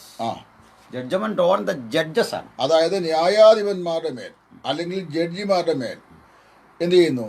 ദൈവം തന്റെ വിധിയെ പ്രസ്താവിക്കുന്നു. അതെ. അപ്പൊ ഇത് ടിൻഡയിലാണെന്ന് നോക്കണം. അതെ, വില്യം ടിൻഡൈൽ. അതെ. ശരിയാ. ഇപ്പൊ മറുപടി വില കിട്ടുന്നുണ്ട്. There is a slight problem that is incurred on the lightning, and within short time that will be rectified. Please stay on the line. നേരത്തെ ഇട്ടു ചെയ്യണമായിരുന്നു. Thank you. വായിച്ചോട്ടെ. അപ്പോൾ അത് ഈ വാക്യം മതിയല്ലോ. God stands upon the open heaven's court. He pronounces judgment on the judge. ഞാൻ അതിന്റെ മലയാളം തർജ്ജമ വളരെ വാച്യാർത്ഥമായി തന്നെ പറയുകയാണ്, ശ്രദ്ധിക്കണം. God stands on the open court എന്ന് പറഞ്ഞാൽ തുറന്ന കോടതിയിൽ ദൈവം നിൽക്കുന്നു. എന്നിട്ട് എന്ത് ചെയ്യുന്നു? അവൻ ജഡ്ജിമാരെ ന്യായം വിധിക്കുന്നു. അപ്പൊ ജഡ്ജിമാരെ ന്യായം വിധിക്കുന്ന സൂപ്പർ ജഡ്ജിയാണ് ആര്? സ്വർഗത്തിന്റെ തുറന്ന കോടതിയിൽ നിൽക്കുന്ന എന്ന ആ വാക്യം പറയും. Practice of the judge. അപ്പൊ പറയുമ്പോൾ ജഡ്ജിമാരുടെ മേൽ ന്യായം വിധിക്കാൻ അധികാരമുള്ള ഒരു സൂപ്പർ ജഡ്ജി ഉണ്ടെന്നും ആ സൂപ്പർ ജഡ്ജിയുടെ കീഴിലാണ് ഈ ന്യായാധിപന്മാർ പ്രവർത്തിക്കേണ്ടതെന്നാണ് അവിടെ ആശാ പറയുന്നത്, അല്ലേ? ഉന്നതന് മീതെ ഒരു ഉന്നതൻ. ആ പദപ്രയോഗം ഞാൻ പറയും, ദാനിയേൽ പ്രവാചകന്റെ പുസ്തകത്തിൽ അത് പറയുന്നത്. ഉന്നത മീതെ വേറൊരുവനും അവന് മീതെ അത്യുന്നതനും ജാഗരിക്കുന്നു എന്ന് ഭൂമിയിലെ സകല രാജാക്കന്മാരും അറിയണത്. അപ്പോൾ ഞാൻ പറഞ്ഞു, സമ്രാട്ടുകൾ, രാജാക്കന്മാർ, നാടുവാഴികൾ, ഇങ്ങനെയുള്ള എല്ലാ അധികാരികളെയും അതുപോലെ അധികാരസ്ഥന്മാരായ പുരുഷന്മാരെയും തൽസ്ഥാനത്ത് നിയോഗിച്ചിരിക്കുന്നത് സൂപ്പർ ജഡ്ജാണ്. ആ സൂപ്പർ ജഡ്ജ് വിശുദ്ധ വേദോത്സവ പ്രകാരം ദൈവവിശ്വാസികളായ എല്ലാ ആളുകളും, അത് ഈ ക്രിസ്തീയ ആളുകൾ മാത്രമല്ല, ലോകത്തുള്ള എല്ലാ മതവിശ്വാസത്തിൽപ്പെട്ട ആളുകളും ഈ പറയപ്പെട്ട സകല സംവിധാനങ്ങൾക്ക് മേലെ ഒരു സൂപ്പർ ജഡ്ജ് ഉണ്ടെന്ന് വിശ്വസിക്കുന്ന ആൾക്കാരാണ്. അപ്പൊ അങ്ങനെ ഒരു സൂപ്പർ ജഡ്ജ് ആരാണ്? ദൈവമാണ്. അപ്പോൾ ദൈവത്തിന്റെ ശുശ്രൂഷകന്മാരായി നിൽക്കുന്ന ദൂതന്മാരാണ് ഈ ഭൂമിയിൽ നിൽക്കുന്ന രാജാക്കന്മാരും നാടുവാഴികളും ചക്രവർത്തിമാരും ഈവൻ നമ്മുടെ കോടതികളുള്ള രാജാക്കന്മാരും ഈവൻ പോലീസ് ഉദ്യോഗസ്ഥന്മാർ പോലും. ഇതിനകത്ത് ഒരു കാര്യം ഓർത്തോണ്ട് പറയാം, ഇവർ ചെന്ന് പെട്ടുപോകുന്ന വേറെ വലിയ പ്രശ്നം ഇതിനകത്തുനിന്ന് വരിക, നേരിട്ട് ബന്ധമില്ല. ഈ ന്യായവിധി ദൈവം പുത്രന് കൊടുത്തിരിക്കുക. അതെ, അവസാനം. അതെ. അപ്പൊ ഈ കൊടുത്ത പിതാവും വാങ്ങിയ പുത്രനും ഒരാളാവോ? ഒരിക്കലും ആകത്തില്ലല്ലോ. കാര്യം യോഹന്നാന്റെ സുവിശേഷം 8-ാം അധ്യായത്തിൽ നമ്മുടെ കർത്താവ് യേശു ക്രിസ്തു പറയുന്ന ഒറ്റ വാചകമുണ്ടെങ്കിൽ ഈ വണ്ണസിന്റെ ആലോചന എന്നേക്കുമായി തകർന്ന് തരിപ്പണമായി പോകും. അത് വളരെ വ്യക്തമായി കർത്താവ് പറഞ്ഞു. അതായത് ഞാൻ വിധിച്ചാലും ഞാൻ ഏകനല്ല, പിതാവ് എന്നോട് കൂടെ ഉണ്ട്. ആ എന്നോട് കൂടെ എന്ന് പറയുന്നതിന് ഉപയോഗിച്ചിരിക്കുന്ന ഗ്രീക്ക് പദം എന്ന് പറയുന്നത് വളരെ സ്പഷ്ടമാണ്. അത് another person who is getting along with എന്നതിന്റെ അർത്ഥം. അതായത് മറ്റൊരാൾ നമ്മോട് കൂടെ വരിക. അതാണ് ഇപ്പൊ കർത്താവായ യേശു യോഹന്നാൻ 14-ലും 16-ലും ആവർത്തിച്ച് പരിശുദ്ധാത്മാവിന്റെ ആഗമനത്തെക്കുറിച്ച് പറയുന്ന ഭാഗങ്ങളുണ്ട്. നമ്മൾ ഏറ്റവും കൂടുതൽ ഇപ്പൊ ഈ നമ്മുടെ ഈ വണ്ണസുകാർ ഉൾപ്പെടെയുള്ള പെന്തക്കോസ്റ്റൽസ് പോലും വിശ്വസിക്കുന്നവരാണല്ലോ വേർപാടുകാരനായത് ഞാൻ പറയുന്നതിനേക്കാൾ കൂടുതൽ പരിശുദ്ധാത്മാവിന്റെ ആളത്തെക്കുറിച്ച് അവിടെ പറയുന്നത് and I will go I will ask the father and he shall send you another comforter. ആ അനദർ കംഫോർട്ടർ എന്ന് ഉപയോഗിച്ച വാക്കിന്റെ പാരാക്ലീറ്റോസ് എന്ന് പറയുന്ന ഗ്രീക്ക് വാക്ക് ഉപയോഗിക്കുന്നത്. അതെല്ലാവർക്കും അറിയാം, ഭാഷയ്ക്ക് അറിയാം. പാരാക്ലീറ്റോസ് എന്ന വാക്കിന്റെ അർത്ഥം എന്നാ? ആശ്വാസപ്രദൻ. അതിന്റെ ശരിയായ മീനിങ് എന്നറിയാവോ? One who is called along side of. അതേ വാക്കാണ് ആദാമിന് തക്ക തുണയായ ഒരു ഭാര്യയെ, ആ തക്ക തുണ എന്ന വാക്കിന് ഉപയോഗിക്കുന്ന വാക്ക് തന്നെയാണ്. എന്നറിയാവോ? One who is walking along side, കൂടെ നടക്കുന്നവൻ. യോഹന്നാൻ 8-ൽ കർത്താവ് പറഞ്ഞ വാക്ക് തന്നെയാണ്, ഞാൻ വിധിച്ചാലും എൻ്റെ വിധി തെറ്റായി വരില്ല. കാരണം ഞാനും എൻ്റെ പിതാവ് എന്നോട് കൂടെ ഉണ്ട്. ഇനിയും കർത്താവ് പറയാണ്, രണ്ടു മനുഷ്യരുടെ സാക്ഷിമൊഴികളാൽ ഏത് കാര്യവും സത്യമെന്ന് നിങ്ങൾ ഉറപ്പിക്കുന്നുവല്ലോ. അത് ന്യായപ്രമാണത്തിന്റെ വ്യവസ്ഥയാണ്. അതായത് 2-3 സാക്ഷികളാൽ ഒരു വിഷയം സ്ഥിരീകരിക്കപ്പെടാനുള്ളത്. അപ്പൊ 2 മനുഷ്യരുടെ സാക്ഷ്യങ്ങൾ കൊണ്ട് ഏത് കാര്യവും ശരിയെന്ന് നിങ്ങൾ ഉറപ്പിക്കുന്നു. അങ്ങനെയാണ് കർത്താവോട് എംഫസൈസ് ചെയ്യുന്നത്. ഞാൻ തന്നെയല്ലേ ഈ പറയുന്നത്, ഞാനും പിതാവുണ്ട്. സോ 2 പേഴ്സൺസ് ആവുക. അപ്പൊ 2 മനുഷ്യരുടെ സാക്ഷ്യത്താൽ ഏത് കാര്യവും നിങ്ങൾ ഉറപ്പിക്കുന്ന പക്ഷം ഞാൻ പറയുന്ന കാര്യം ഉറപ്പിക്കപ്പെടാൻ ഏറെ തെളിവുണ്ട്. കാര്യം ഞാനും എൻ്റെ പിതാവും ഒന്നിച്ചത്രേ എന്നായി പറയുന്നതിനർത്ഥം. പിന്നെ ഇവിടെ അങ്ങനെ ഈ ഏലോഹിയും ഒന്നാകുന്നത്. അതിലെ അടുത്തൊരു കാര്യം കൂടെ, ഈ ദൈവമക്കള് ഓർത്തിക്കേണ്ട കാര്യം, ഈ റെഫറൻസ് നിങ്ങളുടെ ഹൃദയത്തിൽ ഉണ്ടാകണം. അത് ഓർക്കാൻ എളുപ്പ വഴിയുണ്ട്. ഒരു വാക്യം 8-16, യോഹന്നാൻ 8-16, 16-32. അത് നമുക്ക് ഓർക്കാൻ കൃത്യമായിട്ട് തയ്യാറാക്കി. ഇരട്ടിപ്പ് വരുന്നു. 8-16-32. അപ്പോ ഇനി അങ്ങനെ അല്ലാതെ തന്നെ വേദോത്സവം പഠിക്കാൻ ആഗ്രഹിക്കുന്നവർക്ക് ഈ ഇരട്ടിപ്പിന്റെ ഒന്നും വേണ്ട. കാര്യം അത് വായിച്ചു കഴിഞ്ഞാൽ അങ്ങനെ തന്നെ ഓർക്കണം. അതെ. എനിവേ, അപ്പൊ ഞാൻ എൻ്റെ ഹീബ്രു ട്രാൻസ്ലേഷൻ ഇവിടെ ഒന്ന് വായിക്കുകയാണ്. ഹീബ്രു ട്രാൻസ്ലേഷൻ ഇത്രേ ഉള്ളൂ. എലോഹീം നിസാബ് ബയാഡത്ത് എൽ. അപ്പോൾ എലോഹീം നിസാബ് ചെയ്യുന്നു എന്ന് പറഞ്ഞാൽ നമുക്ക് ചെയ്യാൻ പറ്റാത്തതും ദൈവം നിലനിന്നുകൊണ്ട് ആത്യന്തിക വിധികർത്താവായി നിന്നുകൊണ്ട് തൻ്റെ സഭയിൽ ഏലിൻ്റെ ഗാദറിംഗ് പ്ലേസിൽ. അപ്പോൾ അതിന് ടിൻഡയിൽ കൊടുത്ത പരിഭാഷ, ഈ ടിൻഡയിൽ ആരാണെന്ന് ഓർക്കണം. അതെ, ഈ ടിൻഡയിലിന്റെ പരിഭാഷ വായിച്ചു എന്ന് കരുതി ചിലപ്പോൾ ചിലർ സുവിധരാകും. കാരണം ചിലർക്ക് ടിൻഡയിലിനെ അറിയത്തില്ല. അതാണ് കാരണം. പ്രാണൻ കളഞ്ഞ് ഈ ദൈവവചന പഠനത്തിന് വേണ്ടിയിട്ട്, അതെ, അത്ര വലിയൊരു മനുഷ്യനാണ്. അപ്പോൾ അദ്ദേഹം ചെയ്ത ഈ പ്രവൃത്തി നോക്കുക. അദ്ദേഹത്തിന്റെ ട്രാൻസ്ലേഷനിൽ അത്യുന്നതൻ സ്വർഗീയ കോടതിയിൽ നിൽക്കുന്നു, തുറന്നു. എന്നിട്ട് അവൻ ജഡ്ജികളെ ന്യായം വിധിച്ചു. ഇതാണ് പറയുന്നത്. അപ്പോൾ ഇവരുടെ രണ്ട് തരം വ്യാഖ്യാനങ്ങളുണ്ട്. ഒരു വ്യാഖ്യാനം അവർ ബുദ്ധിപൂർവ്വം തള്ളി. ആദ്യത്തെ വ്യാഖ്യാനം തള്ളി എന്ന് പറഞ്ഞത് നമ്മൾ ടെസ്റ്റ് ചെയ്തു എന്നാണ് പറഞ്ഞത്. അത് വീഡിയോ കിടപ്പുണ്ട്. അതിപ്പോൾ ആ വീഡിയോ കാണിക്കുന്നില്ല. കാരണം നമ്മൾ ഇന്നലെ പറഞ്ഞിരുന്നു അത്തരം ഒരു രീതിയിലേക്ക് പോകുന്നില്ല. മറിച്ച് ദൂതന് മരണമുണ്ട് എന്ന് സ്ഥാപിക്കാൻ അദ്ദേഹം കൊണ്ടത് താൻ മാത്രം അമർത്യതയുള്ളവൻ. അതെ, താൻ മാത്രം അമർത്യതയുള്ളവനും അടുത്തുകൂടാതെ വെളിച്ചത്തിൽ വസിക്കുന്നവനും എന്നാണ്. അപ്പോൾ ഇതിൽ മനസ്സിലാക്കേണ്ടത് ഈ ദൈവത്തിന്റെ അമർത്യത എന്ന് പറയുന്നത് മനുഷ്യന്റെ അമർത്യത പോലെയല്ല. ഇവിടെ രണ്ട് കാര്യങ്ങൾ ഞാൻ ഈ നമ്മളെ ട്രിനിറ്റിയിലൊന്നും പോകുന്നില്ല, എന്നാലും ഞാൻ സൂചിപ്പിക്കേണ്ടിയിരിക്കുന്നത് കാര്യം കോണ്ടെക്സ്റ്റ് എങ്ങനെ ആയതുകൊണ്ട്. നമ്മൾ ഈ ആവർത്തനം 6:4 ഇസ്രായേലെ കേൾക്കുക യഹോവയായി ഞാൻ ഏക കർത്താവ്, ഞാനല്ലാതെ മറ്റൊരുത്തനും ഇല്ല എന്ന് പറയുമ്പോൾ ഏത് കോണ്ടെക്സ്റ്റിലാണ് ദൈവം ഇസ്രായേലിനോട് പറഞ്ഞതെന്നുള്ള വിഷയം നമ്മൾ മനസ്സിലാക്കണം. അതെന്നാ ചോദിച്ചാൽ 36 നാട്ടുരാജാക്കന്മാരെയും ആ നാട്ടുരാജാക്കന്മാർ ഭരണം നടത്തുന്ന നാനാജാതി മതസ്ഥരായിരിക്കുന്ന ആളുകളുടെ ദേവീ ദേവന്മാരുടെ അരാജകത്വത്തിന്റെ മധ്യത്തിലൂടെയാണ് ഇസ്രായേൽ പ്രയാണിച്ചുകൊണ്ടിരിക്കുന്നത്. അങ്ങനെ വരുമ്പോൾ യോശുവ തന്റെ പുസ്തകത്തിൽ 24-ാം അധ്യായം വരുമ്പോൾ നിങ്ങൾ പുറകോട്ട് തിരിഞ്ഞു നോക്കി നിങ്ങളെ മരുഭൂമിയിൽ വെച്ച് കണ്ടതായ ദേവന്മാരെയോ ദേവിമാരെയോ ജാതികളുടെ വിഗ്രഹങ്ങളെയോ ഏത് നിങ്ങൾ ആരാധിക്കണം, ഏത് തിരഞ്ഞെടുക്കണം നിങ്ങൾ തീരുമാനിച്ചുകൊള്ളു. ഞാനും എൻ്റെ കുടുംബവും ഞങ്ങൾ യഹോവയെ സേവിക്കും. അപ്പോൾ അവിടെ ജാതികളുടെ അസംഖ്യമായിരിക്കുന്ന ദേവീ ദേവന്മാർ അവർ ഒരുത്തരും പോലും അന്യോന്യം പരസ്പര പൊരുത്തമുള്ളവരല്ല. അതാണ് അവിടുത്തെ പ്രധാന വിഷയം. അതായത് ഒരു ദേവൻ പറയുന്ന ഒരു പ്രസ്താവനയും മറ്റേ ദേവൻ പറയുന്ന പ്രസ്താവനയും പരസ്പരം പൊരുത്തമില്ല. അവർ നമ്മൾ കോപ്പറേറ്റീവ് അല്ല വരുമ്പോൾ അവർ തമ്മിലൊന്നുമില്ല, യൂണിറ്റി ഇല്ല, ഐക്യതയില്ല. അങ്ങനെ വരുമ്പോൾ ഈ ബഹുദൈവ വിശ്വാസം കൊടിമ്പുരി കൊണ്ട് വാഴുന്ന ആ ദേശത്തെ ജനതയുടെ നടുവിൽ നിന്നുകൊണ്ട് അവയെ കണ്ടും കേട്ടും വന്ന ഇസ്രായേൽ ജാതിയോട് മോശ മുഖാന്തരം യഹോവ പറയുകയാണ്, യഹോവയാകുന്ന ഞാൻ ഏകൻ എന്ന് പറഞ്ഞാൽ ഞാനാണ് യൂണിറ്റിയുള്ള ദൈവം, ഞാനാണ് മഹാദൈവം. അപ്പം ഞാൻ യൂണിറ്റിയുള്ള ദൈവം, ഞാൻ മഹാദൈവം, ഞാനല്ലാതെ വേറെ ഒരു ദൈവമല്ല എന്ന് പറയുമ്പോൾ ദൈവത്തിൻ്റെ ഏകത്വം, അതായത് പ്രത്യേകിച്ച് ദ യൂണിറ്റി ഓഫ് ഗോഡാണ് അവിടെ എംഫസിസ് ചെയ്യുന്നത്. അപ്പോൾ യൂണിറ്റി ഓഫ് ഗോഡ് എംഫസിസ് ചെയ്യുമ്പോൾ പറയാണ് ഇസ്രായേലെ കേൾക്കുക യഹോവയാകുന്ന ഞാൻ ഏകൻ.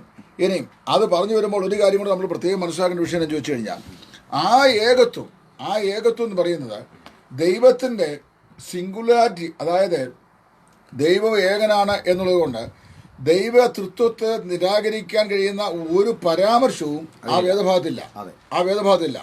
അത് മനസ്സിലാക്കിക്കൊണ്ട് വേണം ഈ വേദഭാഗം നമ്മൾ വായിക്കുകയും പഠിക്കുകയും ഇതിനെ വിശകലനം ചെയ്യുകയും ചെയ്യാം. എങ്കിൽ മാത്രമേ നമുക്ക് കോണ്ടെക്സ്റ്റ് കൊണ്ട് പശ്ചാത്തലം കൊണ്ട് നമുക്ക് അതിൻ്റെ അർത്ഥം എന്താണെന്ന് ശരിയായി മനസ്സിലാക്കാനായിട്ട് സാധിക്കുകയുള്ളൂ. ഇനി മറ്റൊരു വിഷയം ഞാൻ പറയാം. ഇവിടുത്തെ തകരാനെന്നറിയാവോ, ഇത് ഞാൻ മുമ്പൊരിക്കലും നമ്മൾ സംസാരിച്ച് പറഞ്ഞുള്ളതാണ്. ഇപ്പം ഞാനോ പാസ് അനിൽ കൊടുത്തോട്ടോ ഒന്നും നമ്മുടെ അസാമാന്യമായിരിക്കുന്ന പഠിപ്പിൻ്റെയോ വിദ്യാഭ്യാസത്തിൻ്റെയോ കഴിവുകൊണ്ടൊന്നും സൂസിഡാരൊക്കെ തോന്നിയിട്ടുള്ള ആളുകളല്ല. മനസ്സിലായി? ദൈവം നമ്മളെ വിളിച്ച് ചെയ്യുന്നതിലാക്കി. പിന്നെ ജന്മസിദ്ധമായി വായിക്കാനും പഠിക്കാനും കാര്യങ്ങളെ വിലയിരുത്താനും അനലൈസ് ചെയ്യാനും. ഇപ്പം ഞാൻ പറയുന്നു, ഞാൻ എൻ്റെ വ്യക്തിപരമായ പഠന ശൃംഖലയിൽ ഞാൻ തിരുത്തിയിട്ടുള്ള പല കാര്യങ്ങളുണ്ട്. മനസ്സിലായോ? ഇപ്പം തിരുത്തിയിട്ടുള്ള പല കാര്യങ്ങളുണ്ട്, മനസ്സിലാക്കിയുള്ള പല കാര്യങ്ങളുണ്ട്. തിരുത്തലിന് ബോധ്യമായി വരുന്ന കാര്യങ്ങളെ തിരുത്താൻ എപ്പോഴും മനസ്സുള്ള മനുഷ്യൻ ഞാൻ.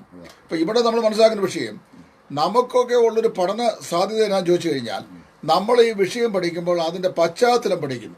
ഏത് പശ്ചാത്തലം ആരെന്ത് പറയുന്നു എന്നുള്ളത് മനസ്സിലാക്കുന്നു. അപ്പോൾ ഇവിടെ ഈ 82-ാം സങ്കീർത്തനത്തിൽ അവിടെ പറയുന്ന വിഷയം ഒന്നാമത് ആസാബിന്റെ സങ്കീർത്തനമാണ്. ഈ സങ്കീർത്തന ഭാഗത്ത് ഏറ്റവും കൂടുതൽ പബ്ലിക് ഗ്രീവൻസസ് നോട്ട് ചെയ്തിട്ടുള്ള ഒരാളാണ് ഈ ആസാബ്. ആസാബിന്റെ സങ്കീർത്തനം എടുത്ത് വായിച്ചു നോക്കി. ഇസ്രായേലിനെ ഉപദ്രവിച്ച ആളുകൾ, അവരനുഭവിച്ച സങ്കടങ്ങൾ, അവരോട് പ്രതികാരം ചെയ്യേണ്ട ആവശ്യങ്ങൾ, അവരെ ഉപദ്രവിച്ച നാട്ടുരാജകന്മാർ, ഇവരെ കുറിച്ചൊക്കെയാണ് പറയുന്നത്. അങ്ങനെ പറയുമ്പോൾ ഈ 82-ാം സങ്കീർത്തനം അത് തന്നെയാണ് പറയുന്നത്. അവരെ ഉപദ്രവിച്ച ആളുകൾ, അവർ അനാഥരെ പീഡിപ്പിച്ചവർ, അവരുടെ വിധവന്മാരെ ദുഃഖിപ്പിച്ചവർ, അവരെ ദരിദ്രരെ ഉപദ്രവിച്ച ആൾക്കാർ, ഇങ്ങനെയുള്ള ആളുകളോട് ഈ ന്യായാധിപന്മാരാകുന്ന അല്ലെങ്കിൽ ഈ ദേശാധിപരാകുന്ന ആളുകളോട് എപ്പോൾ ദൈവം ന്യായം വിധിക്കും എന്നാ ചോദിക്കുന്നത്. അപ്പോൾ ദൈവത്തിൻ്റെ തുറന്ന കോടതിയിൽ നിന്നുകൊണ്ട് ഭൂമിയിലെ സകല രാജാക്കന്മാരെയും പ്രഭുക്കന്മാരെയും ന്യായം വിധിക്കും. അതിൻ്റെ വ്യക്തമായ തെളിവാണ് ദാനിയേൽ പ്രവാചകന്റെ പുസ്തകത്തിൽ നെബൂഖദ്നേസർ രാജാവ് സ്വയം അഹങ്കരിച്ചുകൊണ്ട് ഞാൻ എൻ്റെ സകലവിധമായ ധനമാഹാത്മ്യം കൊണ്ടും എൻ്റെ പ്രതാപത്തിനായി ഉണ്ടാക്കിയ മഹതിയാം ബാബിലോൺ അല്ലയോ ഇത് എന്ന് പറഞ്ഞു കഴിഞ്ഞപ്പോൾ അടുത്ത വാക്കിലിരിക്കുന്നത് അത്യുന്നതനും തനിക്ക് ബോധിച്ചവനെ സിംഹാസനം ഇരുത്തുന്നുവെന്നും തനിക്ക് ഇഷ്ടമില്ലാത്തവനെ ആ സ്ഥാനത്ത് നീക്കളയുന്നെന്നും ഭൂമിയിലെ രാജാക്കന്മാരെല്ലാവരും അറിയേണ്ടതിന് അവൻ നെബൂഖദ്നേസർ രാജാവിനെ എന്ത് ചെയ്തു? കാട്ടിലേക്ക് അയച്ച് കാളയെ പോലെ 7 സംവത്സരം പുല്ല് തിരുമാറാക്കി എന്നറിയുന്നത്. അപ്പൊ ഭൂമിയിലെ രാജാക്കന്മാരായ ന്യായാധിപന്മാരെ അല്ലെങ്കിൽ ദൂതന്മാരെ സ്വർഗത്തിലെ നിയമദൂതൻ, അതായത് സർവശക്തനായ ദൈവം ഇതെന്താണ് ഈ പറയുമ്പോൾ നിങ്ങൾക്ക് തോന്നിയ പോലെ ചെയ്യാനല്ല ഇത്. നിങ്ങളെ ആക്കി വെച്ചിരിക്കുന്നത് വലിയൊരു ഉത്തരവാദിത്തത്തിന്റെ പേരിലാണ് എന്ന് മനസ്സിലാക്കാൻ വേണ്ടി കൊടുത്തൊരു സാധന പാഠമായത്. അത് മനസ്സിലാക്കണം. ഇത് മനസ്സിലാക്കാതെ ഏതെങ്കിലും ഒരു മുറി വാക്ക് ഇത് പറയുമ്പോൾ ഞാൻ പറയാൻ വന്ന വിഷയം മുമ്പ് ഞാൻ പറഞ്ഞ പണ്ടൊരു പോലീസുകാരൻ, പണ്ടത്തെ കാലത്താണ്, പണ്ട് ഈ നിക്കറും തൊപ്പിയും വെക്കുന്ന കാലത്ത്, ഈ നിക്കറും തൊപ്പിയും വെക്കുന്ന കാലത്ത് ഇതൊക്കെ പറയുമ്പോൾ എന്നോട് ആൾക്കാർക്ക് വിരോധം ഉണ്ടാകും.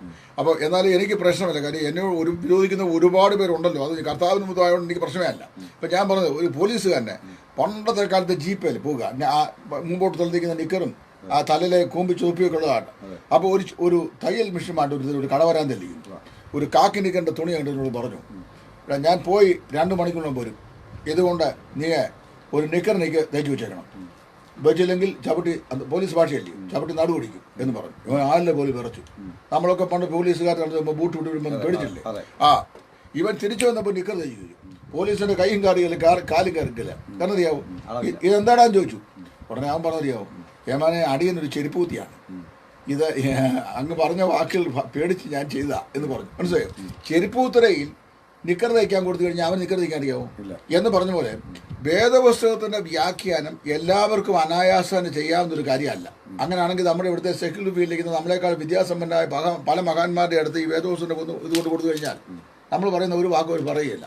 പിന്നെ കുറഞ്ഞപക്ഷം ഇതേ കാര്യങ്ങൾ പഠിക്കുന്നു അല്ലെങ്കിൽ കുറേ പറയുന്നു എന്ന് പറയുന്നത് വളരെ അപ്രീഷിയേറ്റ് ചെയ്യാവുന്ന കാര്യമാണ്. പക്ഷേ വേറെ കാര്യമുണ്ട്, നമ്മൾ വേദപുസ്തകത്തിന്റെ കോണ്ടക്സ്റ്റിനോട് പശ്ചാത്തലത്തോട് നീതി പുലർത്തണ്ടേ? വേണം. ഏതെങ്കിലും ഒരു സഭയ്ക്ക് വേണ്ടിയോ ഏതെങ്കിലും പ്രസ്ഥാനത്തിന് വേണ്ടിയോ ഇന്ന് വരെ ഞാൻ വേദപുസ്തകത്തെ ഒരു വാക്യവും വ്യാഖ്യാനിച്ചിട്ടില്ല. ഞാൻ വ്യാഖ്യാനിക്കാൻ ശ്രമിക്കാറുമില്ല. ഇനി അതിനകത്ത് ഏറ്റവും വലിയ രസമാണ്, ഇപ്പം ഞാൻ ഏർപ്പെട്ട സംവാദങ്ങളിലൊക്കെ ഇപ്പോൾ എന്നെ ഒരു അരമണിക്കൂർ മുമ്പ് കണ്ണൂരിൽ നിന്ന് സെൻട്രൽ പോലീസ് റിസർവ് പോലീസിൻ്റെ ഒരു ഉയർന്ന ഉദ്യോഗസ്ഥൻ വിളിച്ചു. അതായത് നമ്മുടെ ഡിബേറ്റ് ഒക്കെ കേൾക്കുന്ന ആൾക്കാരെ ഇപ്പോൾ എന്നെ വിളിച്ച് പറഞ്ഞു, ഫാസ്റ്റ് കൊടുത്തിട്ടു, നിങ്ങൾ നമ്മളുടെ രക്ഷയുടെ ഭദ്രത മറ്റേ കൃപാവരങ്ങളെ സംബന്ധിച്ചുള്ള ഒക്കെ ഞാൻ കേട്ടിട്ടുണ്ട്. എന്നാൽ എനിക്ക് നിങ്ങളെ രണ്ടുപേരെയും കുറിച്ച് പറയാനുള്ള ഒരു മാന്യത അത് പറയാൻ ഞാൻ വിളിക്കുക. കാര്യം നമ്മുടെ ഈ ബ്ലോഗ് കണ്ടു, അതെ പക്ഷേ ഇപ്പം അതേ കേൾക്കുന്നുണ്ടാവും, ഒരു പക്ഷേ കേൾക്കണമെന്ന് ഞാൻ പറയുന്നുണ്ട്. അപ്പം ഞാൻ പറഞ്ഞു വന്നത്, അദ്ദേഹം കണ്ണൂർ സ്വദേശിയാണ്, ഇപ്പം ഈ തെലങ്കാനയിലെ ഇപ്പോൾ ജോലി ചെയ്യുന്നത്. അപ്പം ഞാൻ അതുകൊണ്ട് പറഞ്ഞു, എനിക്ക് നിങ്ങളോട് രണ്ടുപേരും ഉണ്ടായിരുന്ന ഒരു താല്പര്യവും നിങ്ങളുടെ ഡിബേറ്റ് ശ്രദ്ധിക്കാൻ ഞാൻ മനസ്സ് വയ്ക്കുകയും ചെയ്തതിൻ്റെ കാരണം, നിങ്ങൾ സഭ്യതയുടെ വരമ്പ് വിട്ട് സാധാരണ നിലയിൽ ഒരു കാര്യവും പറയാറില്ല. 2, നിങ്ങൾ അടിസ്ഥാനപരമായി നിന്ന് വചനത്തിൽ നിന്ന് ഇതിനെ എക്സ്പോസ് ചെയ്യുന്നു. അപ്പം ഞാൻ പറഞ്ഞത് കേൾക്കുന്ന ജനമാണ് നമ്മൾ എങ്ങനെ എക്സ്പോസ് ചെയ്യുന്നു എന്ന് തീരുമാനിക്കുന്നത്. അത് മനസ്സിലാക്കണം. അപ്പം കേൾക്കുന്ന ജനമാണ് നമ്മളെ വിധി എഴുതേണ്ടത്. അപ്പം അങ്ങനെ വരുമ്പോൾ 82-ാം സങ്കീർത്തനത്തിൽ ഇന്നലെ ഒരു പ്രിയ സുഹൃത്ത്, ഞാൻ ആരുടെയും പേര് പറയാൻ ആഗ്രഹിക്കുന്ന കാര്യം 2-3 കാരണമുണ്ടാവും. ഒന്ന്, സോഷ്യൽ മീഡിയ വളരെ സ്ട്രിഞ്ചൻ്റ് ആയിട്ടുള്ള പരിശോധന കൂടി ഒബ്സർവേഷനിൽ കടന്നു പോകുന്നൊരു കാലഘട്ടം. 2, നമ്മൾ എന്തെങ്കിലും ഒരു വാക്ക് പറഞ്ഞാൽ അതിനറ്റത്ത് കയറി പിടിച്ച് പിന്നെ പ്രശ്നം ഉണ്ടാക്കാൻ വേണ്ടി നടക്കുന്ന ആൾക്കാരുണ്ട്. അതുകൊണ്ട് തികഞ്ഞ അവബോധത്തോട് ഞാൻ പറയട്ടെ, 82-ാം സങ്കീർത്തനത്തിൻ്റെ വ്യാഖ്യാനം ഇന്നലെ ഒരാൾ എഴുതിയിട്ടപ്പോൾ ഞാൻ ഒരു വാക്ക് എഴുതി. ഞാൻ പറഞ്ഞു, ഈ വ്യാഖ്യാനത്തിന് ഒരു തെസിസ് സബ്മിറ്റ് ചെയ്ത ഒരു ഡോക്ടറേറ്റ് തന്നെ കിട്ടണം എന്ന് ഞാൻ പറഞ്ഞു. കിട്ടണം എന്ന് ഞാൻ പറഞ്ഞു. ഞാനുള്ള അറിവുണ്ടെന്ന് പറഞ്ഞു. അപ്പോൾ അതേ ഞാൻ പ്രതിവചിച്ചത് കുറച്ച് താണ നിലയിലാണ്. എനിക്ക് ആ താണ നിലയിൽ പ്രതിവചിച്ച് അറിയാൻ വയ്യ. അതേ അടിക്കുന്നത് പരിശുദ്ധാത്മാവ് എന്താണെന്ന് പോലും അറിയാൻ വയ്യാത്ത അച്ചായനോട് ഇതേക്കുറിച്ച് പറഞ്ഞിട്ട് കാര്യമില്ല. പോട്ടെ, ഞാൻ അതിനെ ആ നിലയിൽ മാത്രം അതിനെ അറിയിക്കുന്ന അറിവോട് ഞാൻ തള്ളിക്കളയും. അതെനിക്ക് വിഷയമല്ല. ഞാൻ പറഞ്ഞു വന്നത്, ഈ 82-ാം സങ്കീർത്തന വ്യാഖ്യാനം ഇത് ദൈവദൂതന്മാരെ കുറിച്ച് തന്നെയാണെന്നും സ്വർഗത്തിലെ മാലാകമാരെ കുറിച്ച് തന്നെയാണെന്നും ആ മാലാകമാരുടെ സംഘത്തിലാണ് ഇവിടെ ഏല് നിൽക്കുന്നതെന്നാണ് അത് എഴുതിയിട്ടത്. പക്ഷേ ഇത് ഈ സ്വർഗത്തിലെ ദൂതന്മാരെ കുറിച്ച് അല്ല എന്നുള്ളതിന് ഏറ്റവും വലിയ തെളിവല്ലേ നിങ്ങൾ ശേഷം മനുഷ്യരെ പോലെ മരിക്കും നിശ്ചയം എന്ന് പറയുന്നത്. ഇനി രണ്ടാമത്തെ വിഷയം, നമ്മൾ 2-ാം ഭാഗത്തേക്ക് വരണം. അതായത് ദൂതന്മാർക്കും അർത്ഥതയുണ്ടെന്നാണല്ലോ മറ്റൊരു വീഡിയോയിൽ നമ്മൾ കണ്ടത്. വേദപുസ്തകത്തിലെ പാസ്റ്റർ ഇത്രയും കാലം ഈ 66 പുസ്തകം, ഉൽപ്പത്തി പുസ്തകം 1-ാം അധ്യായം, വെളിപ്പാട് പുസ്തകം 22 വരെ വായിച്ചിട്ട് ഏതെങ്കിലും ഭാഗത്ത് ദൂതൻ മരണമുള്ളതായിട്ട് രേഖപ്പെടുത്തുള്ളൂ. അതെ, വലിയൊരു തമാശ ഉള്ളത്, നമ്മൾ ഈ 36-ലെ സംഭവം പറയും, 1-ൽ ഉൽപ്പത്തി പുസ്തകം പറയുമ്പോഴൊരു രസകരമായ കാര്യം, അത് ഈ 2 കൂട്ടര് ശക്തരാ. ഏതാ ഈ മനുഷ്യരാന്ന് വധിക്കുന്നവരും ദൂതൻ വന്ന് അപ്പൊ ഇത് പറയുമ്പോൾ നമ്മുടെ ക്ലാസ്സിൽ പഠിച്ചൊരു കക്ഷി വെച്ച്, ഇങ്ങനെയാണെങ്കിൽ ദൂതനെ വിശ്വസിച്ച് അങ്ങനെ സ്ത്രീകളെ പൊട്ടേഷൻ ഏൽപ്പിച്ചിട്ട് പോലും. അല്ല, അത് തന്നെയല്ല, അതിനകത്ത് വേറൊരു യുക്തിയുണ്ട്. എന്ന് പറഞ്ഞാൽ ദൂതൻ മരിച്ചു പോയി കഴിഞ്ഞാല് ഈ മരണം പേടിച്ച് കിടക്കുന്ന ദൂതനെ നമ്മളെ എങ്ങനെ പ്രൊട്ടക്ട് ചെയ്യാൻ? ദൂതൻ മരിക്കുക എന്ന് പറഞ്ഞു കഴിഞ്ഞാൽ വേറെ കോംപ്ലിക്കേഷൻ പലതുണ്ട്, നമുക്ക് വരാം. അവര് തിരുത്തി ശരിക്കും. അല്ല, അത് തിരുത്തി എന്ന് പറഞ്ഞാൽ ശരിയായിട്ടില്ല. തിരുത്തി അടുത്ത കുളത്തില ചാടി. ഇല്ല, അത് പറയാം, അങ്ങനെ തിരുത്തി ചാടിപ്പാനൊക്കെ ഇല്ല. പക്ഷെ അവര് തിരുത്തി, കേട്ടവർക്ക് മനസ്സിലാകണ്ടേ? ഇല്ല, ആദ്യത്തെ വീഡിയോ തിരുത്തിയിട്ടില്ല. ഞാൻ ചോദിച്ചത്, ഇത് കേട്ട ജനങ്ങൾക്ക് മനസ്സിലാകണ്ടേ എന്നാണ്? അവര് തിരുത്തിയെങ്കിൽ തന്നെ ദൂതൻ മരിക്കുമെങ്കിൽ ഈ 7 പുരുഷന്മാർക്ക് ഭാര്യയായിരുന്ന ഒരു സ്ത്രീയെ കുറിച്ച് കർത്താവ് പറഞ്ഞിട്ടുണ്ടല്ലോ. അതാരാ കൊണ്ടുവന്നേ? ദൂതൻ, ആത്മാവ്, നിത്യത ഇതില്ലെന്ന് വിശ്വസിക്കുന്ന സദൂക്യൻ. യഹൂദന്മാരുടെ കൂടുതലെ സാധുക്യരാണ് വന്ന് അവനെ പരീക്ഷിച്ചുകൊണ്ട് ചോദിച്ചു കഴിയുന്നത്. ഇവര് ഈ 7 പേർക്ക് ഭാര്യയായിരുന്നു. പുനരുത്ഥാനത്തിൽ, അതായത് പുനരുത്ഥാനം ഇല്ലെന്നാണ് ഇവർ വിശ്വസിക്കുന്നത്. പുനരുത്ഥാനത്തിൽ ഇവൾ ആർക്ക് ഭാര്യയാകും? നല്ല കുഴയ്ക്കുന്നൊരു ചോദ്യമാണ്. അതായത് ഇപ്പം ഈ വണ്ണസുകാര് ട്രിനിറ്റിക്കെതിരെ പറഞ്ഞുകൊണ്ടിരിക്കുന്ന പോലെ ചോദ്യമാണ്. അപ്പൊ ചോദിച്ചപ്പം കർത്താവ് പറഞ്ഞ മറുപടി ശ്രദ്ധിക്കണം. പുനരുത്ഥാനത്തിൽ അവർ വിവാഹം കഴിക്കുന്നില്ല, വിവാഹത്തിന് കൊടുക്കപ്പെടുന്നതും ഇല്ല. അവർ എല്ലാവരും ദൈവദൂത തുല്യര് ആയിരിക്കും. അപ്പൊ ദൂതന് മരണമുണ്ടെന്ന് വന്നു കഴിഞ്ഞാൽ പുനരുത്ഥാനത്തിലും പുനരുത്ഥാനം ചെയ്യപ്പെടുന്നവർക്ക് എന്തുകൊണ്ട്? മരണമുണ്ട്. അപ്പൊ വാസ്തവത്തിൽ പുനരുത്ഥാനം ചെയ്യപ്പെടുന്ന വിശ്വാസിക്കും എന്തില്ല? മരണമുണ്ടെന്ന് പറയുമ്പോൾ നിത്യവിനില്ല. രണ്ട്, ഈ മരണമെന്ന വാക്കിനെ നിർവചിക്കുന്നതിൽ ഒരു വലിയ ഒരു പ്രതിസന്ധി ഇവർക്കുണ്ടായെന്ന് ഞാൻ മനസ്സിലാക്കുന്നു. കാര്യം മരണമെന്ന് പറയുമ്പോൾ ഇപ്പൊ ഇന്നലെ എഴുതിയിട്ട പാർട്ടിയും അതുപോലെ തന്നെ വീഡിയോയിൽ പറഞ്ഞ സഹോദരനും ഈ മരണത്തിന് നൽകിയ നിർവചനം ഒന്ന് പറഞ്ഞേക്കുന്നത് വെളിപ്പാട് പത്രോസിന്റെ 2-ാം ലേഖനം 2-ാം അധ്യായത്തിന്റെ 4-ാം വാക്യം, അത് പാപം ചെയ്ത ദൂതന്മാരെ ആ ദൈവം അന്ധതമസ്സന്റെ ചങ്ങലയിട്ട് നിത്യ ശിക്ഷാവിധിക്കായി സൂക്ഷിപ്പാൻ ഏൽപ്പിച്ചു എന്ന് പറഞ്ഞു. യൂദാ ലേഖനത്തിലുണ്ടല്ലോ ഒരു വാക്യഭാഗം അതുകൊണ്ട്. അപ്പൊ ഇത് പറഞ്ഞു വന്നു കഴിഞ്ഞപ്പോൾ അവർ പറഞ്ഞതിനെ കൊണ്ട് കോറിലേറ്റ് ചെയ്തത് വെളിപ്പാട് പുസ്തകം 20-ാം അധ്യായത്തിന്റെ 14 വാക്യങ്ങളാണ്. അതായത് മരണത്തെയും പാതാളത്തെയും തീപ്പൊയ്യിൽ തലയിട്ടു. 2 പത്രോസ് 2-ന്റെ 4-ാം വാക്യത്തിലും യൂദാ ലേഖനത്തിലും പറയപ്പെട്ടിരിക്കുന്ന ഈ പാപം ചെയ്ത ദൂതന്മാരെ ആദരിയാതെ അന്ധതമസ്സന്റെ ചങ്ങലയിട്ട് നിത്യശിക്ഷാവിധിക്കായി സൂക്ഷിക്കാൻ ഏൽപ്പിച്ചിട്ടുള്ളൂ. അവരെ തെളിയിടുന്നത് ഇനി അങ്ങോട്ടാണ്, ഈ തീപ്പൊയ്യിലാണ്. ഈ തീപ്പൊയ്യ 2-ാം മരണം എന്ന് പറഞ്ഞിട്ടുണ്ട്. അതുകൊണ്ട് എന്ത് ചെയ്തു? അവർക്ക് മരണമുണ്ട് എന്നാ പറഞ്ഞു വന്ന വിഷയം. ഇനി നമ്മൾ മരണത്തെക്കുറിച്ച് തന്നെ ചിന്തിക്കാം. What is death? അത് ഭാഷ പറയാണ്ട്. ഈ മരണം എന്ന് പറഞ്ഞാൽ എന്താ ഒന്ന് പറഞ്ഞാണ്ട് ആവേശികമായിട്ടേ പറയാൻ പറ്റുള്ളൂ. പറഞ്ഞു ജീവനില്ലാത്ത അവസ്ഥ. അതെ. അപ്പൊ എന്ന് പറഞ്ഞു കഴിഞ്ഞാൽ നിർജീവാവസ്ഥയാണ് ഈ മരണം എന്ന് പറയുന്നത്. അപ്പം മരണം എന്ന വാക്കുകൊണ്ട് മരണത്തിന്റെ 2 ആസ്പെക്റ്റാണ് ഉള്ളത്. 2 മീനിങ് ആണല്ലോ. ഒന്ന്, പ്രൈമറി മീനിങ് എന്ന് പറയുന്നത് നിർജീവാവസ്ഥയാണ്. എന്ത് ചെയ്യുന്നത്? ലിറ്ററൽ ഡെത്താണ്. നിർജീവാവസ്ഥ മരണം. ഇപ്പം നമ്മുടെ ശരീരത്തിന് ജീവൻ ബഹിർമിച്ച് കഴിയുമ്പോൾ വിലങ്ങും തലങ്ങുമായി കിടക്കുന്ന ഈ ശരീരം കണ്ടു പറയും മരണം സംഭവിച്ചിരിക്കുന്നു എന്ന് പറഞ്ഞു കഴിഞ്ഞാൽ ആ ശരീരം എന്തായി? നിർജീവമായി. ഇനി അതിനെ ജീവനിലേക്ക് കൊണ്ടുവരാൻ സാധിക്കില്ല. എന്നാൽ വെളിപ്പാട് പുസ്തകം 20-ാം അധ്യായത്തിന്റെ 14 വാക്കിൽ പറയപ്പെടുന്ന മരണവും ഈ പറയപ്പെടുന്ന നിർജീവാവസ്ഥ തമ്മിൽ വ്യത്യാസമുണ്ട്. വെളിപ്പാട് പുസ്തകം 20-ാം അധ്യായത്തിന്റെ 14 വാക്കിൽ പറയപ്പെടുന്ന മരണത്തെ ഈ നിർജീവാവസ്ഥയിൽ ആയിരിക്കുന്ന അവസ്ഥയല്ല, ജീവാവസ്ഥയിൽ തന്നെ പീഡനങ്ങളും ദണ്ഡനങ്ങളും പിന്നെ തീയുടെ ജ്വാലയും അനുഭവിച്ച് വേദനിപ്പിക്കപ്പെടാൻ കഴിയുന്ന ഒരു അവസ്ഥയിൽ നിത്യതയോടെ തുടരുന്ന ഒരു കണ്ടീഷനാണ് അല്ലേ? അപ്പൊ വാസ്തവത്തിൽ ദൈവം ഒരു കണ്ടീഷനാണെന്ന് പറഞ്ഞവരോട് ഞാൻ പറയാണ്, മരണം എന്താണ്? ഒരു കണ്ടീഷനാണ്. ഞാൻ കേട്ടില്ല. അപ്പം ദൈവം ഒരു കണ്ടീഷനാണെന്ന് പറയുന്ന ആളോട് പറയാനുള്ളത് മരണം ഒരു കണ്ടീഷനാണ്. കാര്യം it's A state in which the soul of men are in eternal torment. നിത്യമാകുന്ന ദണ്ഡനങ്ങൾക്ക് മനുഷ്യന്റെ ആത്മാവ് ഇങ്ങനെ വിധേയപ്പെട്ട് പൊക്കോണ്ടിരിക്കുന്ന അവസ്ഥയാണ്. അപ്പൊ അവിടെ അവർ എന്ത് ചെയ്തില്ല? വാസ്തവത്തിൽ മരിക്കുന്നില്ല. ഉണ്ടോ? ഇല്ല. അവര് ഈ വേദന സഹിക്കുക ചെയ്യുന്നത്. അതിന്റെ കൊടുത്തിരിക്കുന്ന ക്യാപ്ഷൻ, അതിന് കൊടുത്ത ആ കണ്ടീഷൻ കൊടുത്തിരിക്കുന്ന പിന്നെ ക്യാപ്ഷനാണ് രണ്ടാം മരണം എന്ന് പറയുന്നത്. അപ്പൊ ദൂതന്മാരെ 2-ാം മരണമാകുന്ന അതായത് തള്ളിയിട്ട് തുടങ്ങിയാൽ അവർ നിർജീവാവസ്ഥയിൽ പോയി നല്ല അർത്ഥം. അല്ല, അവര് 2-ാം മരണം ഉണ്ടെങ്കിൽ 1-ാം മരണം എന്നായിരുന്നു പറയേണ്ടി വരും. ദൂതന് മരണമില്ലല്ലോ. വേദപുസ്തകത്തിൽ ദൂതന് മരണമെന്ന് എവിടെ എഴുതിയിട്ടുണ്ടോ? ദൂതന്മാർക്ക് മരണം. കാര്യം ഈ ദൂതന്മാർക്ക് തന്നെയല്ല, മനുഷ്യാത്മാവിനും മരണമില്ല. അത് മനസ്സിലാക്കണം. ഞാൻ അതിനെക്കുറിച്ച് പകൽ ചിന്തിച്ചു. കാര്യം മരണമില്ലാത്ത 3 അവസ്ഥകളുണ്ട്. ഒന്ന്, ദൈവത്തിന് എന്തില്ല? മരണമില്ല. ദൈവത്തിന്റെ ജീവന്റെ ഭാഗമാണ് മനുഷ്യൻ അല്ലേ? മനുഷ്യനിലേക്ക് ജീവശ്വാസം പൊതി അവൻ ജീവനുള്ള ദേഹി ആയിത്തീർന്നു. അപ്പൊ അതുകൊണ്ടാണ് നമ്മൾ ഈ തിരുവട്ടാർ കൃഷ്ണൻകുട്ടിയെ പോലുള്ള ദൈവദാസന്മാരെ, പിന്നെ അതിനു മുമ്പുള്ള നമ്മുടെ ഇവിടെ ആർഷ്യഭാരത്ത് ഋഷീശ്വരന്മാരായി ഉന്നതന്മാരായി പണ്ഡിത്യമുള്ള പല ആളുകളും പറയുമ്പോഴേക്കും ആത്മാവ് അവിനാശി നൈനം ദിനം ശസ്ത്രാണി നൈനം ദഹതി പാപക എന്ന് പറഞ്ഞാൽ ആത്മാവിനെ അസ്ത്രം കൊണ്ട് മുറിക്കാൻ കഴിയില്ല, അത് അഗ്നിയിൽ ദഹിച്ച് അമരികയില്ല എന്നൊക്കെ വേദങ്ങൾ എഴുതിച്ചിട്ടില്ലേ, ഉപദേശങ്ങളിൽ എഴുതിച്ചിട്ടില്ലേ? അപ്പൊ നൈനം ദിനം ശസ്ത്രാണി നൈനം ദഹതി പാപക എന്ന് പറഞ്ഞാൽ ഇതിനെ അസ്ത്രം കൊണ്ട് മുറിപ്പെടുത്താൻ കഴിയില്ല, ഇതിനെ തീയിൽ എരിഞ്ഞ് അമരാൻ കഴിയില്ല എന്ന് ഒരിക്കലും കഴിയുന്ന അവിനാശിയാണെന്ന്. അപ്പൊ അവിനാശിയാകുന്ന ആത്മാവെന്ന് പറയുന്നത് ഈശ്വരന്റെ സത്തയാണെന്നാണല്ലോ എല്ലാ മതസ്ഥരും വിശ്വസിക്കുന്നത്. അപ്പൊ അതുകൊണ്ടല്ലയോ ഈ എന്നിൽ ഈശ്വരാംശമുണ്ട്, അഹം ബ്രഹ്മശ്രീ എന്ന് പറയുന്ന ആശയമൊക്കെ അങ്ങനല്ലോ പിന്നെ ഇവർ ക്രോഡീകരിച്ചുകൊണ്ടെന്ന് ഇവിടുത്തെ ഭാരതീയ മതതത്വശാസ്ത്രത്തെ. ഇപ്പൊ ഞാൻ പറഞ്ഞു വന്ന വിഷയം ഞാൻ ചോദിച്ചു കഴിഞ്ഞാൽ, അപ്പം മനുഷ്യന്റെ ആത്മാവിനും തത്വത്തിൽ എന്തില്ല? നിർജീവാവസ്ഥ ഇല്ല. അത് ഇറ്റേണൽ ടോർമെന്റില്ല. പാപം ചെയ്തുകൊണ്ട് ആത്മാവ് നിത്യ അത് ആയിരിക്കുന്നത്. 2, പിന്നെ ദൈവദൂതന്മാർക്കും എന്തില്ല? നിർജീവാവസ്ഥ ഇല്ല. ദൈവത്തിനും ഇതില്ല, നിർജീവാവസ്ഥ ഇല്ല. അപ്പൊ ഈ അതിനകത്ത് പറഞ്ഞ വിഷയം ചോദിച്ചാൽ അനീലിയേഷൻ സാധിക്കാത്ത ആത്മസത്തകളാണ് ഈ പറഞ്ഞ 3. അത് അങ്ങനെയാണെങ്കിൽ ഇപ്പം മനുഷ്യനെ പാപം ചെയ്തപ്പോൾ അല്ലെങ്കിൽ ദൂതൻ പാപം ചെയ്തപ്പോൾ ദൈവത്തിന് എന്തെയായിരുന്നു? അവനെ അനിലേറ്റ് ചെയ്യാൻ മതി, കാര്യം ഹീ ഈസ് നോ മോർ. അങ്ങനെ ഇല്ലല്ലോ. പക്ഷെ ദൂതനെ അനിലേറ്റ് ചെയ്യാനായിട്ട് സാധിക്കില്ല, മനുഷ്യാത്മാവിനെ അനിലേറ്റ് ചെയ്യാനായിട്ട് സാധിക്കില്ല. ദൈവം സ്വയം അനിലേറ്റ് ചെയ്യപ്പെടുന്നവനും അല്ല. കാരണം മനുഷ്യനെ ദൂതനെയും കഴിയാതെ ചെയ്യാന്ന് വെച്ചാൽ മനുഷ്യന്റെ പ്രാണൻ ദൈവത്തിന്റെ സ്വാംശീകരണവും ദൂതൻ ദൈവത്തിന്റെ ജീവൻ സൃഷ്ടിക്കപ്പെട്ടതുമാണ്. അതുകൊണ്ടാണ് സാധിക്കാത്തത്. അപ്പോൾ ദൂതന് മരണമുണ്ട് എന്ന് പറഞ്ഞു കഴിഞ്ഞാൽ ഇങ്ങനെ അപകടം പിടിച്ച ഉപദേശം പറഞ്ഞ് സോഷ്യൽ നെറ്റ്വർക്കിനകത്ത് ഇട്ടേച്ച് അത് പിൻവലിച്ചു അല്ലെങ്കിൽ അത് കറക്റ്റ് ചെയ്ത് പറഞ്ഞു കേട്ട ജനങ്ങളുടെ കൺഫ്യൂഷൻ മനസ്സിലാക്കണ്ടേ. ഇന്നലെ എന്നോട് പല ആൾ ചോദിച്ചു ഈ ദൂതന്റെ പറഞ്ഞപ്പോൾ എനിക്ക് ഇന്നലെ ശബ്ദം പോയി. ശബ്ദം പോട്ടെ, അതായത് ഇന്നലെ ആളുകൾ ചോദിച്ചിട്ടുണ്ട് ES സാറിന് ശബ്ദം തിരിച്ചു കിട്ടിയെന്ന് ചോദിച്ചിട്ടുണ്ട്. ശബ്ദം തിരിച്ചു കിട്ടി, ഒരു അതിശയോക്തിയും വേണ്ട. കാര്യം ഞാൻ ശുശ്രൂഷയ്ക്ക് പോയതാണ്. എനിക്ക് എൻ്റെ തൊണ്ടയ്ക്ക് പിടിക്കുന്ന ഒരു ഒരു ഒരു ഒരു ഒരു ശക്തി എന്നെ ഇങ്ങനെ ബലാത്കാരം ചെയ്തെന്ന് എനിക്ക് തോന്നി. ഞാൻ തിരിച്ച് വീട്ടിൽ വന്നപ്പോൾ ഓക്കെ ആയി. അപ്പം ഞാൻ അവിടെ ഇന്ന് ഞാനിവിടെ ഇന്ന് വരാൻ കഴിയുമ്പോൾ സംശയിച്ചു, പക്ഷേ ദൈവം സാധിപ്പിച്ചു. ആ ശബ്ദം മടക്കി ദൈവം തന്നു.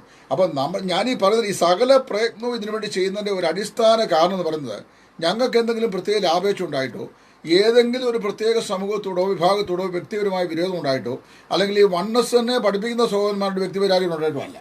അവരോടൊന്നും ഇപ്പം എന്നെ സംബന്ധിച്ച് പറഞ്ഞാൽ ഏറ്റവും വലിയ ദുരുപദേശം പഠിപ്പിക്കുന്ന ആൾക്കാരോടും വ്യക്തിപരമായി എനിക്ക് വിരോധമില്ല. എന്നാൽ അവരുടെ ഉപദേശത്തോടൊന്നുണ്ട് വിയോജിപ്പുണ്ട്. ആ വിയോജിപ്പ് പറഞ്ഞാൽ ശക്തമാക്കുന്ന വിദ്വേഷത്തിലൂടെയാണ് മറുപടി വരുന്നത്, വചനത്തിന്റെ അടിസ്ഥാനത്തിലാണ്. അതുകൊണ്ട് പറയാതിരിക്കാൻ സാധിക്കില്ല. അപ്പോൾ ദൂതന്മാർക്ക് ഒരിക്കലും മരണമില്ല. ദൂതന്മാർക്ക് മരണമുണ്ടെങ്കിൽ പുനരുത്ഥാനത്തിൽ നമ്മൾ രൂപാന്തരം പ്രാപിച്ചിരുന്ന വിശുദ്ധന്മാർ പുനരുത്ഥാനം ചെയ്യുന്നതിന് അർത്ഥമില്ല. കാര്യം അവർ വീണ്ടും മരിക്കും, ഇല്ലേ? അപ്പോൾ അവർ മരണത്തിന് വിധേയപ്പെട്ടതായിരിക്കും. അപ്പോൾ ദൂതമരണ സിദ്ധാന്തം എന്ന് പറയുന്നത് കേവലം മനുഷ്യന്റെ മനസ്സിൽ കാണുന്ന ഒരു ദിവാസ്വപ്നം അല്ലെങ്കിൽ ഒരു സാങ്കല്പിക തത്വം എന്നുള്ളതിനപ്പുറത്ത് വേദാധാരം ആ ചിന്താഗതിക്ക് ഇല്ല എന്ന് മനസ്സിലാക്കണം. പറഞ്ഞോട്ടെ. ഇതിലെ ഒരു ചോദ്യം ജയമോനെ, നിങ്ങളുടെ ചോദ്യത്തിന് മറുപടി പറയാം. ആദ്യം പറഞ്ഞ ട്രാൻസ്ലേഷനിൽ മാലാഖമാർ എന്നല്ലേ അവർ മനുഷ്യരെ പോലെ മരിക്കും എന്ന് പറയും. അത് ഈ മാലാഖ എന്ന് പറയുന്നത് ദൂതന്റെ ചെറിയ ഭാഷയാണ്. അതെ, അത് മനുഷ്യന്റെ ദൂതനും ദൈവദൂതനും രാജാവിന്റെ ദൂതനും എല്ലാം ഉപയോഗിച്ചിരിക്കുന്ന പൊതുവായിട്ടുള്ള വേടാണ്. അത് ജയമോൻ ചോദിച്ചതിൽ തെറ്റില്ല. കാരണം മാലാഖ എന്ന് പറയുമ്പോൾ നമുക്ക് പെട്ടെന്ന് ഉണ്ടാകുന്ന ഒരു ചിന്ത ഈ ചിറകൊക്കെ വിടർത്തി പള്ളിയുടെ മുമ്പിൽ പണിത് വെച്ചിരിക്കുന്ന ഒരു രൂപമാണ്.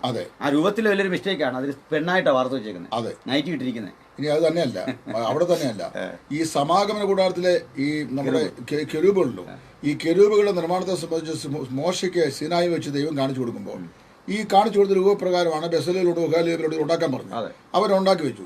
അപ്പം നമ്മൾ ഈ ദൂതന്മാർ എന്ന് പറയുന്ന ഒരു വാക്ക് മനസ്സിൽ കിട്ടിയ അപ്പോൾ നമ്മുടെ മനസ്സിൽ ബാല്യം മുതൽ കടന്നു വരുന്നത് ചിറകുകളോടെ ഇങ്ങനെ നിൽക്കുന്ന ഒരു ഒരു അശരീരിയായ രൂപി, മനസ്സിലായോ?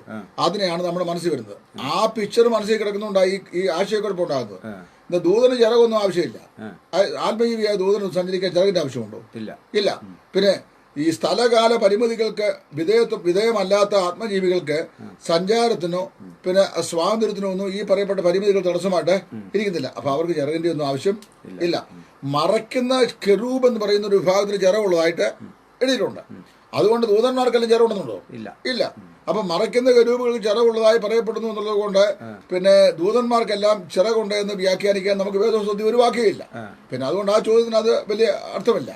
പിന്നെ മാലാഖമാർ എന്ന് പറയുന്നത് അതിന്റെ സുറിയാനി ഭാഷയാണ്. ഏഞ്ചൽ എന്ന് പറയുന്നത് ഇംഗ്ലീഷിലാണ്.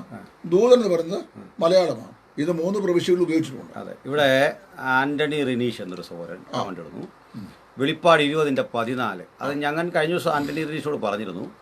മരണത്തെയും പാതാളത്തെയും തീപ്പൊയ്കിൽ തള്ളിയിട്ടു, ഈ തീപ്പൊയ്ക രണ്ടാമത്തെ മരണം. ജീവപുസ്തകത്തിൽ പേരെഴുതി കാണാത്ത ഏവനെയും തീപ്പൊയ്കിൽ തള്ളിയിടും. അത് അവരൊരു നിലപാട് മാറ്റത്തിന്റെ കൂടി ഭാഗമാണ്. ഇല്ല, ആ നിലപാട് മാറ്റമല്ല. അവിടെ പറഞ്ഞ മരണം നമ്മൾ മനസ്സിലാക്കണം. വീണ്ടും ഞാൻ ആവർത്തിക്കുന്നു, മരണം എന്നതിന്റെ സെക്കൻഡറി മീനിങ് സെപ്പറേഷൻ ഉള്ളൂ, വേർപാട്. അതായത് മരണത്തെയും പാതാളത്തെയും ദീപകിൽ തള്ളിയിട്ടെന്ന് പറഞ്ഞു കഴിഞ്ഞാൽ പാതാളം നിറയത്തെ സൂചിപ്പിക്കുന്നു. മരണം എന്ന് പറയുന്നത് വേർപാട്. അതായത് the soul of men are eternally separated from the living God. ജീവനുള്ള ദൈവത്തിൽ നിന്ന് മനുഷ്യന്റെ ആത്മാവ് നിത്യമായി വേർപെട്ട് എന്ത് ചെയ്യുന്നു? ഒരു പ്രത്യേക ദണ്ഡ സ്ഥലത്തേക്ക് പോകുന്നു. അതെ, അതിനെ സൂചിപ്പിക്കാൻ ഉപയോഗിക്കുന്ന പദപ്രയോഗമാണ് ഈ മരണം എന്ന് പറയുന്നത്. അല്ല, ഈ മരണം എന്നതിന്റെ പ്രൈമറി മീനിങ് അവിടെ ആപ്ലിക്കബിൾ അല്ല. പ്രൈമറി മീനിങ് നിർജീവിത്വമാണ്. അതെ, അതിന് ഒരു അഡീഷൻ ഉള്ളത്, ഇങ്ങനെ നിങ്ങൾ ധരിച്ചാൽ അതിൽ വരുന്നൊരു അപകടം കൂടെ ഞങ്ങൾ ചൂണ്ടിക്കാണിക്കാം. അത് ഈ ഏലിൻ്റെ സഭയിൽ ഈ ഫോളൻ ഏഞ്ചൽസിന് നിൽക്കാൻ പറ്റുമോ? പാതാളത്തിലേക്ക് പോകുന്ന, പാതാളത്തിൽ ചെന്ന് ഇങ്ങനെ നിത്യദണ്ഡന തീപ്പൊയ്യിൽ കിടക്കുന്ന ആ ദൂതഗണങ്ങൾക്ക് ഏലിൻ്റെ സഭയിലെ സ്ഥാനം എന്താണ്? അവരോട് ദൈവം പറയുമോ നിങ്ങൾ ന്യായമായിട്ട് വിധിക്ക്, നിങ്ങൾ ഡീസൻ്റായിട്ട് പോകുക എന്ന് പറഞ്ഞാൽ ആ ദൂത് കേട്ടിട്ട് അവർക്ക് തിരിച്ചു വരാൻ പറ്റുമോ? ഈ ചോദ്യമല്ല നിങ്ങൾക്ക് നേരെ വീണ്ടും ഉരുത്തിരിക. ഈ ദൈവസേനയിൽ പ്രവേശമുള്ളതായി, അതായത് പ്രവേശമുള്ളതായി വിശുദ്ധ വേദപുസ്തകം കൊണ്ട്, അതും ഇയ്യോബിന്റെ പുസ്തകം കൊണ്ട് മാത്രം, ഇയ്യോബിന്റെ പുസ്തകം കൊണ്ട് മാത്രവും വെളിപ്പാട് പുസ്തകത്തിന്റെ ഭാഗം കൊണ്ടും വെളിപ്പാട് പുസ്തകത്തിന്റെ ഭാഗം കൊണ്ടും സ്ഥിരീകരിക്കപ്പെടാൻ കഴിയുന്ന ഒരൊറ്റ വ്യക്തി പിശാചി മാത്രമാണ്. കാര്യം ദൈവസേനയിൽ പ്രവേശിക്കാനുള്ള അനുമതി അവന് കൊടുത്തിട്ടുണ്ട്. വിദൂര ഭാവിയിൽ മിഖായേൽ അവനെ സമ്പൂർണ്ണമായി പരാജയപ്പെടുത്തി താഴേക്ക് എറിയുന്നവരെ അങ്ങോട്ടുള്ള ആക്സസ് ദൈവം അനുവദിച്ചിട്ടുണ്ട്. അതുകൊണ്ടാണല്ലോ അവൻ ദൈവസേനയിൽ ചെന്ന് നിൽക്കുന്നു പറയുന്നത്.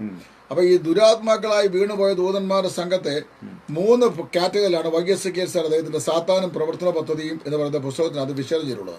അതായത് നമ്മുടെ ഇവിടുത്തെ മിലിറ്ററിക്ക്, അതായത് ഇവിടുത്തെ സൈന്യ സമൂഹത്തിന് നേവി, ആർമി, എയർഫോഴ്സ് എന്നിങ്ങനെ 3 പ്രവിശ്യകളിലായിട്ടുള്ള ഫോഴ്സസ് ഉണ്ട്. കരസേന, വായുസേന, ജലസേന എന്ന് പറഞ്ഞ പോലെ ഈ വീണുപോയ ദൂതന്മാർക്കും 3 പ്രവിശ്യകളുണ്ട്. ഒരുപറ്റം ആളുകളെ അന്ധതമസിന്റെ ചങ്ങലയിട്ട് നിത്യബന്ധനത്തിൽ ബന്ധിച്ചു വെച്ചിരിക്കുകയാണ്. അവർക്ക് ഫ്രീ ആയിട്ട് മൂവ് ചെയ്യാനും യാതൊരു സ്വാതന്ത്ര്യവും ഇല്ല. അത് ഞാൻ മനസ്സിലാക്കുന്നത് ദൂതന്മാരിൽ പാപം ചെയ്തവരിൽ കഠിനമായ പാപം ചെയ്തവരും കാണും. ആ പാപത്തിന്റെ ഇന്റൻസിറ്റി എന്താണെന്നും വേദോസിൽ എഴുതിയിട്ടില്ല. മത്സരിച്ചു എന്നുള്ള വിഷയമാണ് മെയിൻ എഴുതിയിരിക്കുന്നത്. അപ്പം അവരെ സ്വതന്ത്രരായി വിടാൻ കഴിയാത്ത നിലയിൽ ബന്ധിച്ചു വെച്ചേക്കുന്ന ഒരു കൂട്ടം ആൾക്കാരുണ്ട്. അവരെ ബന്ധനത്തിലായി ഇന്നും. എന്നാൽ അതേ സമയത്തിന് സ്വതന്ത്രരായി വിഹരിക്കുന്ന ആൾക്കാരുമുണ്ട്. സ്വതന്ത്രരായി വിഹരിക്കുന്ന ആൾക്കാർ കൂട്ടത്തിൽപ്പെട്ടതാണ് വായു, ജലം, കര, ഈ 3 മണ്ഡലങ്ങളുള്ളത്. കരയിൽ ജീവിക്കുന്ന ഡീമൻസ്, അതായത് വീണുപോയ ദൂതന്മാരിൽ ഒരു കൂട്ടം ആൾക്കാരാണ് ഡീമൻസായി വരുന്നത്. ആ ഡീമൻസിലൊന്നാണ് ലെഗിയോൻ.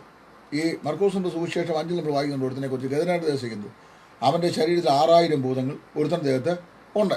അങ്ങനെ നിരവധി ഭൂതങ്ങൾ വ്യാപിച്ച ആൾക്കാരുണ്ട്. അപ്പൊ കര, അതുപോലെ തന്നെ ചതുരോഗം പിടിച്ച ഒരുത്തിനെ വലിച്ച് ഏഴച്ച് നിലത്തിട്ട് ഉരുട്ടി കളയുന്നു എന്ന് പറഞ്ഞൊരു സ്ത്രീ വന്ന് പരാതി പറഞ്ഞില്ലേ കർത്താവിനോട്. അപ്പൊ അത് ഈ കരയ്ക്കുള്ളതാണ്. അതേ സമയത്ത് വെള്ളത്തിന്മേൽ അധികാരമുള്ള, വെള്ളത്തിൽ വ്യാപരിക്കുന്ന, വെള്ളത്തിൽ വിഹരിക്കുന്ന ഭൂതാത്മാക്കളുണ്ട്. അത് ജലത്തോട് ബന്ധപ്പെട്ടതാണ്. വായുമണ്ഡലത്തിലുണ്ട്. അത് 2 വാക്യങ്ങൾ കൊണ്ട്, 2 ഭാഗത്തെ വാക്യങ്ങൾ കൊണ്ട് അത്രയും സ്പഷ്ടമായി രേഖപ്പെടും. ഒന്ന് എഫേസ്യർ 6-ാം അധ്യായത്തിൽ നമുക്ക് പോരാട്ടമുള്ളത് ജഡരക്തങ്ങളോടല്ല എന്ന് പറഞ്ഞാൽ ഈ അന്ധകാരത്തിന്റെ അധിപതിയോടും സ്വർലോകങ്ങളിലെ ദുഷ്ടാത്മസേന, സ്വർലോകങ്ങൾ എന്ന് പറയുന്നത് വായുമണ്ഡലം എന്നാണ് അതിന്റെ ശരിയായ തർജ്ജമ. ഐറ ഈ വായുമണ്ഡലം എന്ന് പറയുന്നത് പിശാചിന്റെ ആധിപത്യമുള്ള സ്ഥലമാണ്. ഇത് കേൾക്കുമ്പോൾ യാക്കോബക്കാരും ഓർത്തഡോക്സുകാരും എന്നെ വിരോധിക്കരുത്. പണ്ടത്തെ അവരുടെ തക്സായിക്കകത്ത് ആകാശത്തുള്ള ഞങ്ങളുടെ ബാവായി എന്നൊരു ചൊല്ലുണ്ടായിരുന്നു. ഇപ്പം അതില്ല. അറിയോ? കുറേ കാലം കഴിഞ്ഞ് കഴിയുമ്പോൾ നമ്മുടെ ഇവിടുത്തെ ഇവരുടെ ഈ മെത്രോപൊളിത്തന്മാരെല്ലാം നല്ല ഹൈ എഡ്യൂക്കേഷൻ ആൾക്കാരാണ്. ഇവർ ഇടശ്ശിയിലൊക്കെ പോയി നന്നായിട്ട് PhD രീതിയിലൊക്കെ എടുത്ത ആൾക്കാരെ ഒസ്താദ് ദിവസമൊക്കെ. അപ്പോൾ അവർ വന്നു കഴിഞ്ഞപ്പോൾ ഈ ആകാശമുള്ള ബാവ ആരാണെന്ന് എഫേസിലെ 2-ാം അധ്യായത്തിൻ്റെ 3 വാക്യത്തിൽ മനസ്സിലായി. ഇപ്പോൾ ഈ അനുസരണക്കേണ്ട മക്കൾ ഇപ്പോൾ ആകാശമുള്ള അധികാരത്തിനും അനുസരണക്കേണ്ട മക്കൾ ഇപ്പോൾ വ്യാപിക്കുന്നവന്റെ ആത്മാവിനെയും ആയവനെ അനുസരിച്ച് നടന്നു എന്ന് പറയുമ്പോൾ, അപ്പോൾ ഈ ആകാശത്തിന്റെ അധിപതി എന്ന് പറയുന്നത് പിശാചാണ്. അപ്പോൾ ആകാശത്തിന്റെ അധിപതിയായ പിശാചിന് വായുമണ്ഡലത്തിൽ അവന്റെ സേനാ വിന്യാസത്തിന് വേണ്ടി ആവശ്യമുള്ള ഈ ആളുകളുണ്ട്. അതായത് ഒരു സ്ഥലത്ത് നിന്ന് വേറെ സ്ഥലത്തേക്ക് കമ്മ്യൂണിക്കേഷൻ വായുമാർഗവും ജലമാർഗവും കരമാർഗവും എത്തിക്കാൻ കഴിയുന്ന സൈന്യങ്ങൾ ഈ പിശാചിന്റെ ഗണത്തിനകത്ത് ഉണ്ട്. അവരെ ഗണഗണമായി വേദോത്സവം തിരിച്ചു പല സ്ഥലങ്ങളിലും പറഞ്ഞിട്ടും അവരുടെ സർവീസുകളെ കുറിച്ചും പറഞ്ഞിട്ടുണ്ട്. അങ്ങനെ പറയുമ്പോൾ ഈ പറയപ്പെടുന്ന ഈ ദുഷ്ടാത്മാക്കൾക്ക് ഒരെണ്ണത്തിന് പോലും, അതായത് സ്വതന്ത്രമായി വിഹരിക്കപ്പെട്ടിരിക്കുന്ന ദുഷ്ടാത്മാക്കൾ ഒരെണ്ണത്തിന് പോലും ദൈവസേനയിൽ ഈ ഏലിന്റെ സഭയിൽ ചെന്ന് നിൽക്കാൻ അധികാരമുള്ളതായിട്ടും അവകാശമുള്ളതായിട്ടും വേദപുസ്തകത്തിലെവിടെയും നമ്മൾ കാണപ്പെടുന്നില്ല. പിന്നെ അങ്ങനെ ഈ ഏലിന്റെ സഭ എന്ന് പറയുന്ന സഭയിൽ നിൽക്കുന്ന ഈ ദൂതന്മാർ ആ ദൂതന്മാരാകുന്നത് ഒരിക്കലും സാധിക്കില്ല. ഇപ്പൊ 82-ാം സങ്കീർത്തനത്തെ സാധാരണ ഒരു സൺഡേ സ്കൂൾ വിദ്യാർത്ഥി വായിച്ചാൽ പോലും അല്ലെ പഠിച്ചാൽ പോലും അവിടെ പറയപ്പെടുന്ന ഭൂമിയിലെ രാജാക്കന്മാര്, അധിപതിമാര്, ചക്രവർത്തിമാര്, നാടുവാഴികളാണെന്നുള്ളത് എത്രയും തെളിവായി മനസ്സിലാക്കാൻ കഴിയും. അവരുടെ മേലാണ് അധികാരമുള്ള സർവാധികാരിയാകുന്ന ദൈവം. ഇത് തെളിയിക്കാൻ യാക്കോബിലെ എന്തോ വാക്യമുണ്ട്. അവിടെ പറയുന്നത് യജമാന്മാരെ സ്വർഗത്തിൽ നിങ്ങൾക്കൊരു യജമാനുണ്ട് എന്നറിഞ്ഞ് നിങ്ങൾ ദാസന്മാരുടെ ചെയ്യണം, വളരെ കനിവോടും കൃപയും കൂടെ ഇരിക്കണം എന്ന് പറയുമ്പോൾ ഈ യജമാന്മാരുടെ മേലൊരു സൂപ്പർ യജമാനുണ്ട്. ആ യജമാൻ ദൈവമാണെന്നും ആ യജമാൻ നിങ്ങളെ ഈ ദാസന്മാർ നിമിത്തം ഒരിക്കലും എന്ത് ചെയ്യും? ന്യായം വിധിക്കുമെന്നും അതുകൊണ്ട് നിങ്ങളുടെ വയലുകളെ ഉഴുന്നവന്റെ കൂലി കൊടുക്കണമെന്നും നിങ്ങൾ അവരോട് ദൈവയോടും കരുണയോടെ പെരുമാറണമെന്നും എല്ലാം വളരെ വ്യക്തമായിരിക്കുന്ന ഈ ആശയത്തിലാണ്. ആ ആശയം തന്നെ ഈ 82-ാം സംഖ്യയിൽ ആസാ പറയുന്നത്. ഇതിനപ്പുറത്ത് വേറെ ഒരാശയമില്ല. കാര്യം ഇതിനപ്പുറത്തൊരു ആശയം സൃഷ്ടിക്കാൻ പറ്റും. ഇപ്പോൾ ഓരോരുത്തർ അവരവരുടെ ആശയങ്ങൾ സൃഷ്ടിച്ച് അതാ ഇതെന്ന് പറഞ്ഞിട്ട് വല്ല അടിച്ചുകൊണ്ടു. വേദപുസ്തകം വ്യാഖ്യാനിക്കുമ്പോൾ വേദപുസ്തകത്തിലെ നമ്മൾ ഏത് വേദഭാഗം, ഈ വേദഭാഗം എന്നല്ല, ഏത് ഉപദേശത്തിന്റെ വേദഭാഗം സ്ഥാപിക്കുമ്പോഴും നമ്മൾ അതിൻ്റെ തൊട്ടും മുമ്പും പിൻപുമുള്ള വാക്യങ്ങളും അതിൻ്റെ പശ്ചാത്തലവും വളരെ വസ്തുനിഷ്ഠമായി പരിധി നോക്കി അതിനോട് ബന്ധപ്പെട്ട് കിടക്കുന്ന ഇതര പ്രവിശ്യകളിലെ വാക്യങ്ങളെ കൂടെ നിബന്ധിപ്പിച്ചാണ് നമ്മളൊരു ഉപദേശം സ്ഥാപിക്കുന്നത്, അല്ലേ? അല്ലാതെ നമുക്ക് വേദവസ്തുവിൽ എവിടെയെങ്കിലും നമ്മളിപ്പോൾ ഈ ഉപദേശ സ്ഥാപനം എഴുതി വെച്ചേക്കുന്നുള്ളൂ ഇന്ന പോലെ. ഇപ്പം ഞാനിപ്പം അന്യഭാഷയെക്കുറിച്ച് ഏറ്റവും കൂടുതൽ പെന്തക്കോസ്തുകളിൽ ഈ തർക്കിച്ചുള്ള മനുഷ്യനായി ഇപ്പം ഞാൻ. അപ്പോൾ അത് നിങ്ങൾക്കറിയാം. പക്ഷേ കഴിഞ്ഞ ദിവസം എന്നോട് ഒരാൾ ചോദ്യം ചോദിച്ചു, വേറൊരു ചോദ്യം ചോദിച്ചപ്പോൾ ഞാൻ ചോദ്യം ചോദിച്ചാൽ ഞാൻ ചോദിച്ചു, അന്യഭാഷ ഇന്നയാണ്ട് ഇത്ര മാസം ഇത്ര തീയതി നിന്ന് പോകും എന്ന് വേദവസ്തുവിൽ എവിടെയെങ്കിലും എഴുതിയിട്ടുണ്ടോ? ഇല്ല. ഇതൊരിക്കൽ പാസ് അല്ല കൊടുത്തോട്ടോ എന്നോട് ചോദിച്ചാണ്. അപ്പം ഞാൻ പറഞ്ഞില്ല. പിന്നെ നിന്നുപോയി എന്ന് വാദിക്കുന്ന എന്നെ പോലെയുള്ള ആൾക്കാരും നിന്നിട്ടില്ല എന്ന് വാദിക്കുന്ന നിങ്ങളും വേദപുസ്തകത്തിൻ്റെ പാസേജിനെ നിങ്ങൾ വ്യത്യസ്തമായ തലങ്ങളിൽ വ്യാഖ്യാനിച്ചിട്ടാണ് ഇത് രണ്ടും വ്യാഖ്യാനവശൂടാ പറയുന്നത്. മനസ്സിലായോ? അല്ലാതെ പിന്നെ പൗലോസ് പറഞ്ഞ ഞാനിപ്പോൾ ഈ ലേഖനം നിങ്ങൾക്ക് എഴുതുന്നു, ഇന്നയാണ്ട് ഇത്ര മാസം ഇത്ര തീയതി ഇന്ന നാഴി ഈ സാധനം നിന്ന് പോകും, ഇവിടെ അടിയുടെ ആവശ്യമില്ലുണ്ടോ?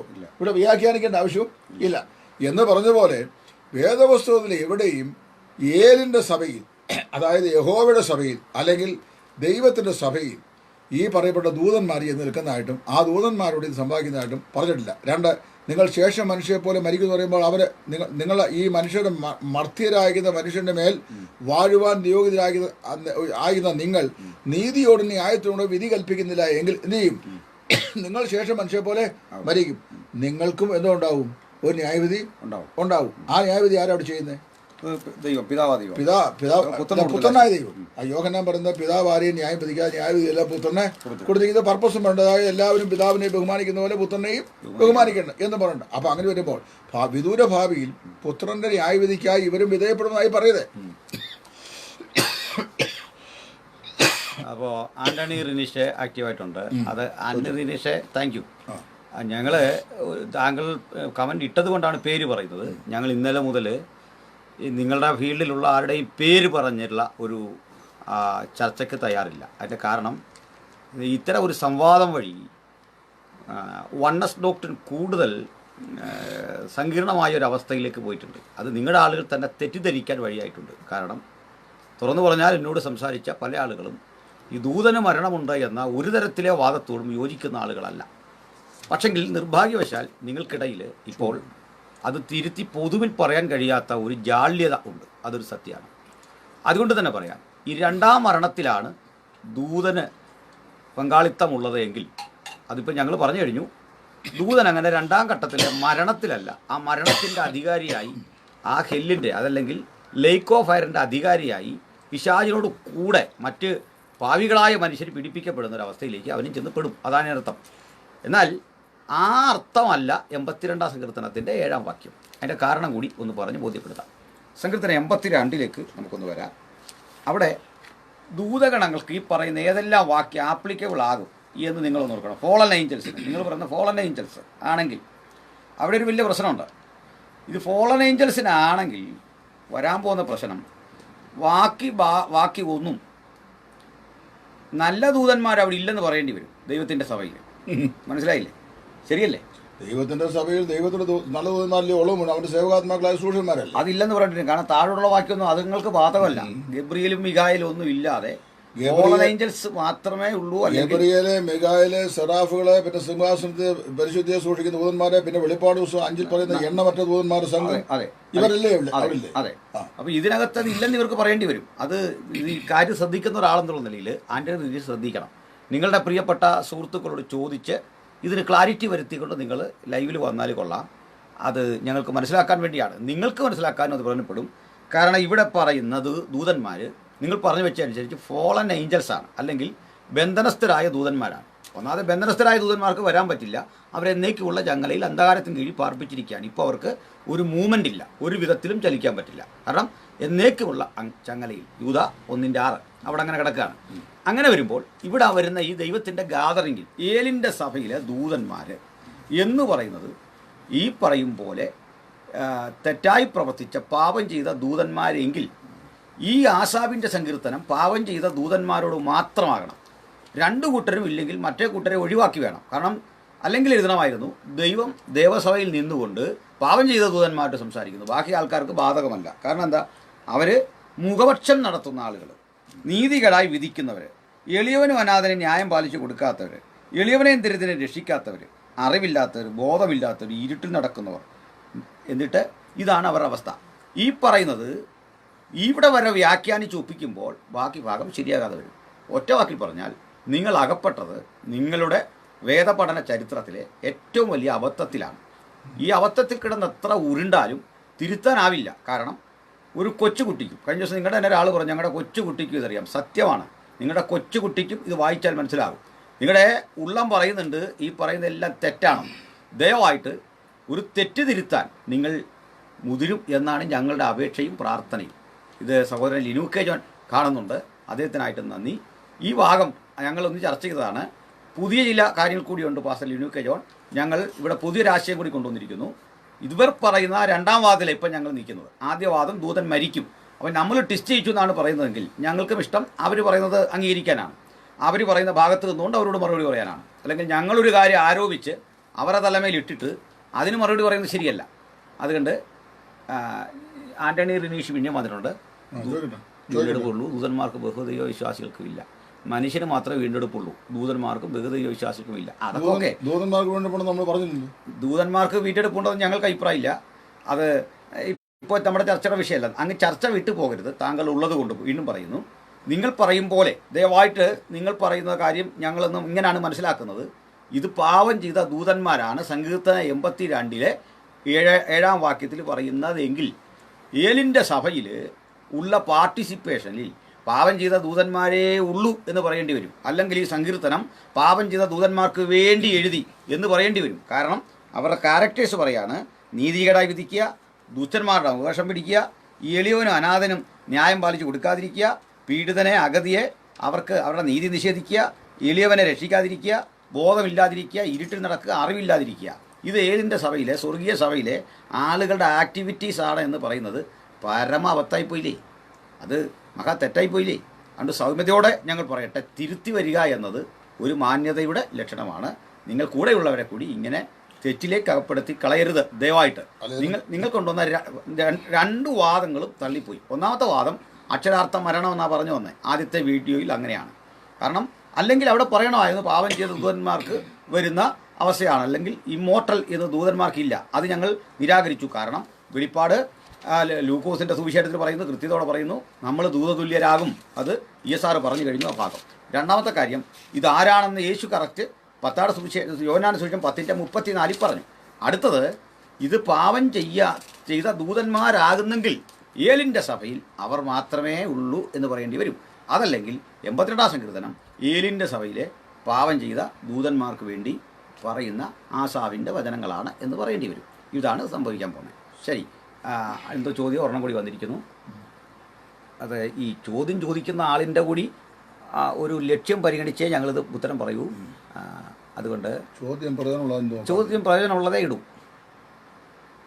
അപ്പോൾ ദുഷ്ടദൂതനും കൂടി വേണ്ടിയാണോ യേശു മരിച്ചത്? നമ്മൾ അങ്ങനെ അല്ല, മനുഷ്യന് വേണ്ടി മാത്രമല്ല. ഇപ്പൊ പാസ്റ്റർ പറഞ്ഞോട് ചേർന്ന് ഞാൻ ഒരു വാക്കോട് വായിക്കട്ടെ. അതായത് ഇവര് ഈ പറയപ്പെടുന്ന 82-ാം സംഘത്തിലെ ദൂതന്മാര് പാപം ചെയ്ത ദൂതന്മാരുമല്ല, പാപം ചെയ്യാത്ത ദൂതന്മാരുമല്ല.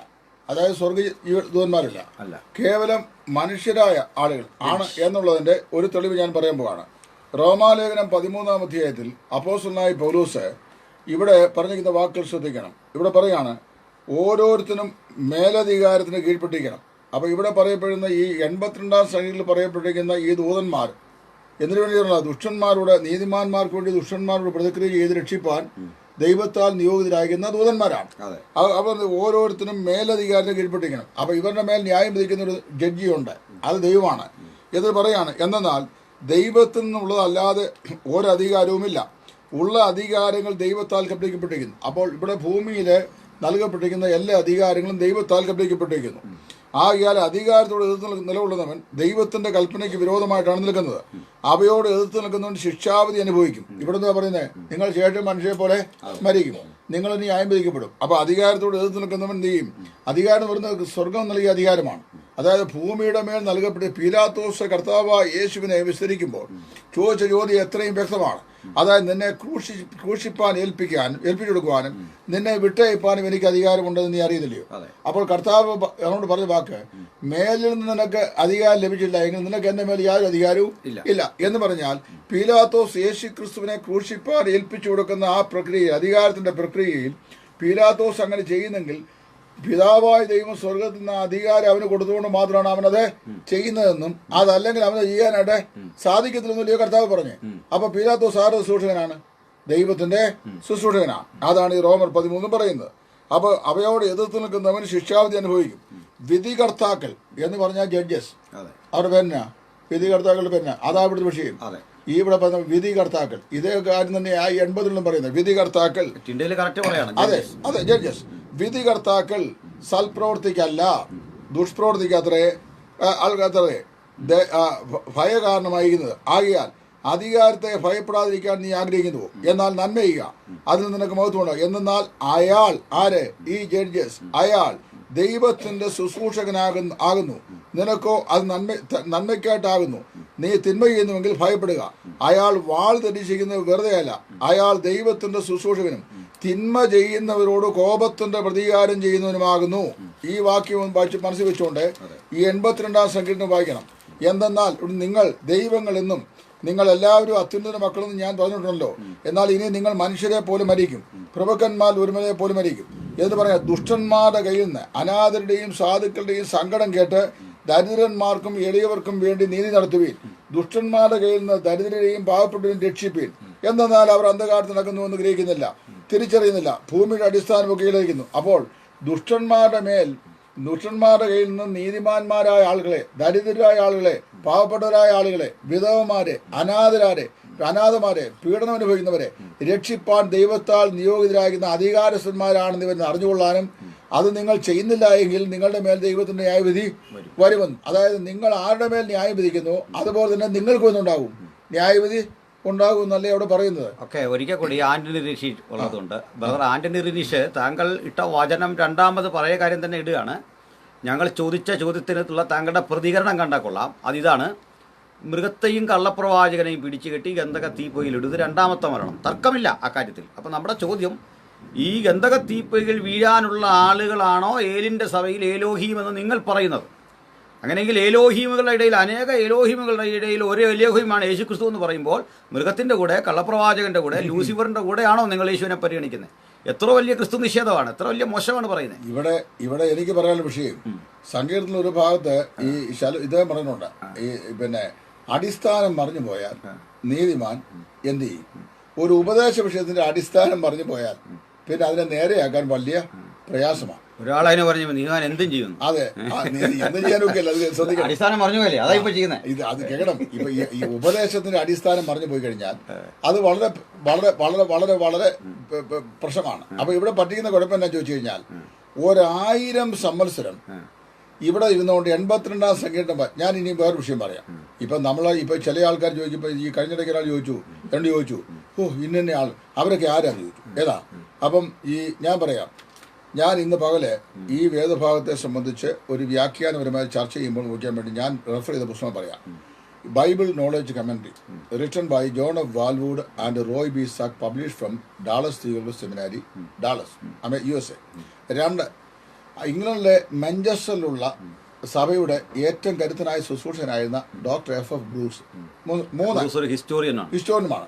ഇനി 3 ഡോക്ടർ H. ഐൻസ്റ്റൈൻ, കനഡിയനാണ്, വലിയ പ്രശസ്തനായ. അദ്ദേഹത്തെ ഒന്നും സാധാരണ അദ്ദേഹത്തിന്റെ ഒന്നും അതിർവരം എത്തിച്ചേരാൻ നമുക്ക് ഒരു യോഗ്യതയില്ല. അപ്പം ഡോക്ടർ H. ഐൻസ്റ്റൈൻ. 4, ഈ സങ്കീർത്തനങ്ങൾക്ക് 20 വർഷത്തിന്റെ പ്രയത്നം കൊണ്ട് ചരിത്രത്തിൽ ആർക്കും എഴുതാൻ കഴിയാത്ത പ്രയത്നം ചെയ്ത 7 വോളിയൂംസ് ഉള്ള പുസ്തകം എഴുതിയ ട്രഷറി ഓഫ് ഡേവിഡ് മഹാനായ ചാൾസ് സ്പർജൻ, അതായത് ഇംഗ്ലീഷ് ലോകത്തിന്റെ ചരിത്രത്തിലെ ഏറ്റവും വലിയ പ്രസംഗയുടെ പ്രഭുമായിരുന്ന ചാൾസ് ഹേഡൻ സ്പർജൻ. ഇനി അടുത്തത് അല്പം വിപരീതോപദേശം അല്ലെങ്കിൽ തെറ്റായ വ്യാഖ്യാനം പറയുന്ന ആളാണെങ്കിലും ഇദ്ദേഹം സ്കോഫീൽഡ് റെഫറൻസ് ബൈബിള്, മനസ്സിലായോ? ഇങ്ങനെ ഞാൻ ഇന്ന് പകൽക്കാലം എഴുതുന്നുണ്ട്. റോയ് ബി സക്കിന്റെ ബേക്കൺ സീരീസിൽ ഡോക്ടർ ബേക്കൺ, ഇങ്ങനെ നിരവധി ആളുകളുടെ താളുകൾ ഇന്ന് പകൽക്കാലം ഞാൻ മറിച്ചു നോക്കി.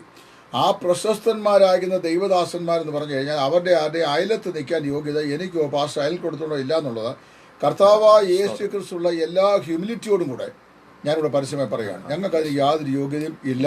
ഞങ്ങൾ അതിൻ്റെ ഒന്നും അതിർവരമ്പിൽ എത്തിയിട്ടില്ല. ഞങ്ങളുടെ ശിക്ഷണമുള്ള ആയുസുകൊണ്ട് എത്താൻ കഴിയുമെന്ന് ഞങ്ങൾ വിശ്വസിക്കുന്നുമില്ല. കാരണം ചെയ്യാവും, ഞങ്ങൾക്ക് അങ്ങനെ ഒരു പശ്ചാത്തലം കിട്ടിയവരല്ല. നേരെ മറിച്ചൊരു പക്ഷേ എഫ് ബ്രൂസിൻ്റെയോ ജോൺ എഫ് വാൽവോൻ്റെയോ റോയ് ബി സക്കിൻ്റെയോ പിന്നെ ഡോക്ടർ എച്ച് എൻസ്റ്റൻ്റെയോ ഒക്കെ ഒരു ലോകത്ത് അവരിൽ ഒരാളെ പോലെ ജനിക്കാൻ ഭാഗ്യം ലഭിക്കുക ഞങ്ങൾക്കെങ്കിൽ ഞങ്ങളുടെ പക്ഷെങ്കിൽ അവരോളം എത്തിയില്ലെങ്കിലും അവർ അടുത്തൊക്കെ നേരെ മനസ്സിലായോ.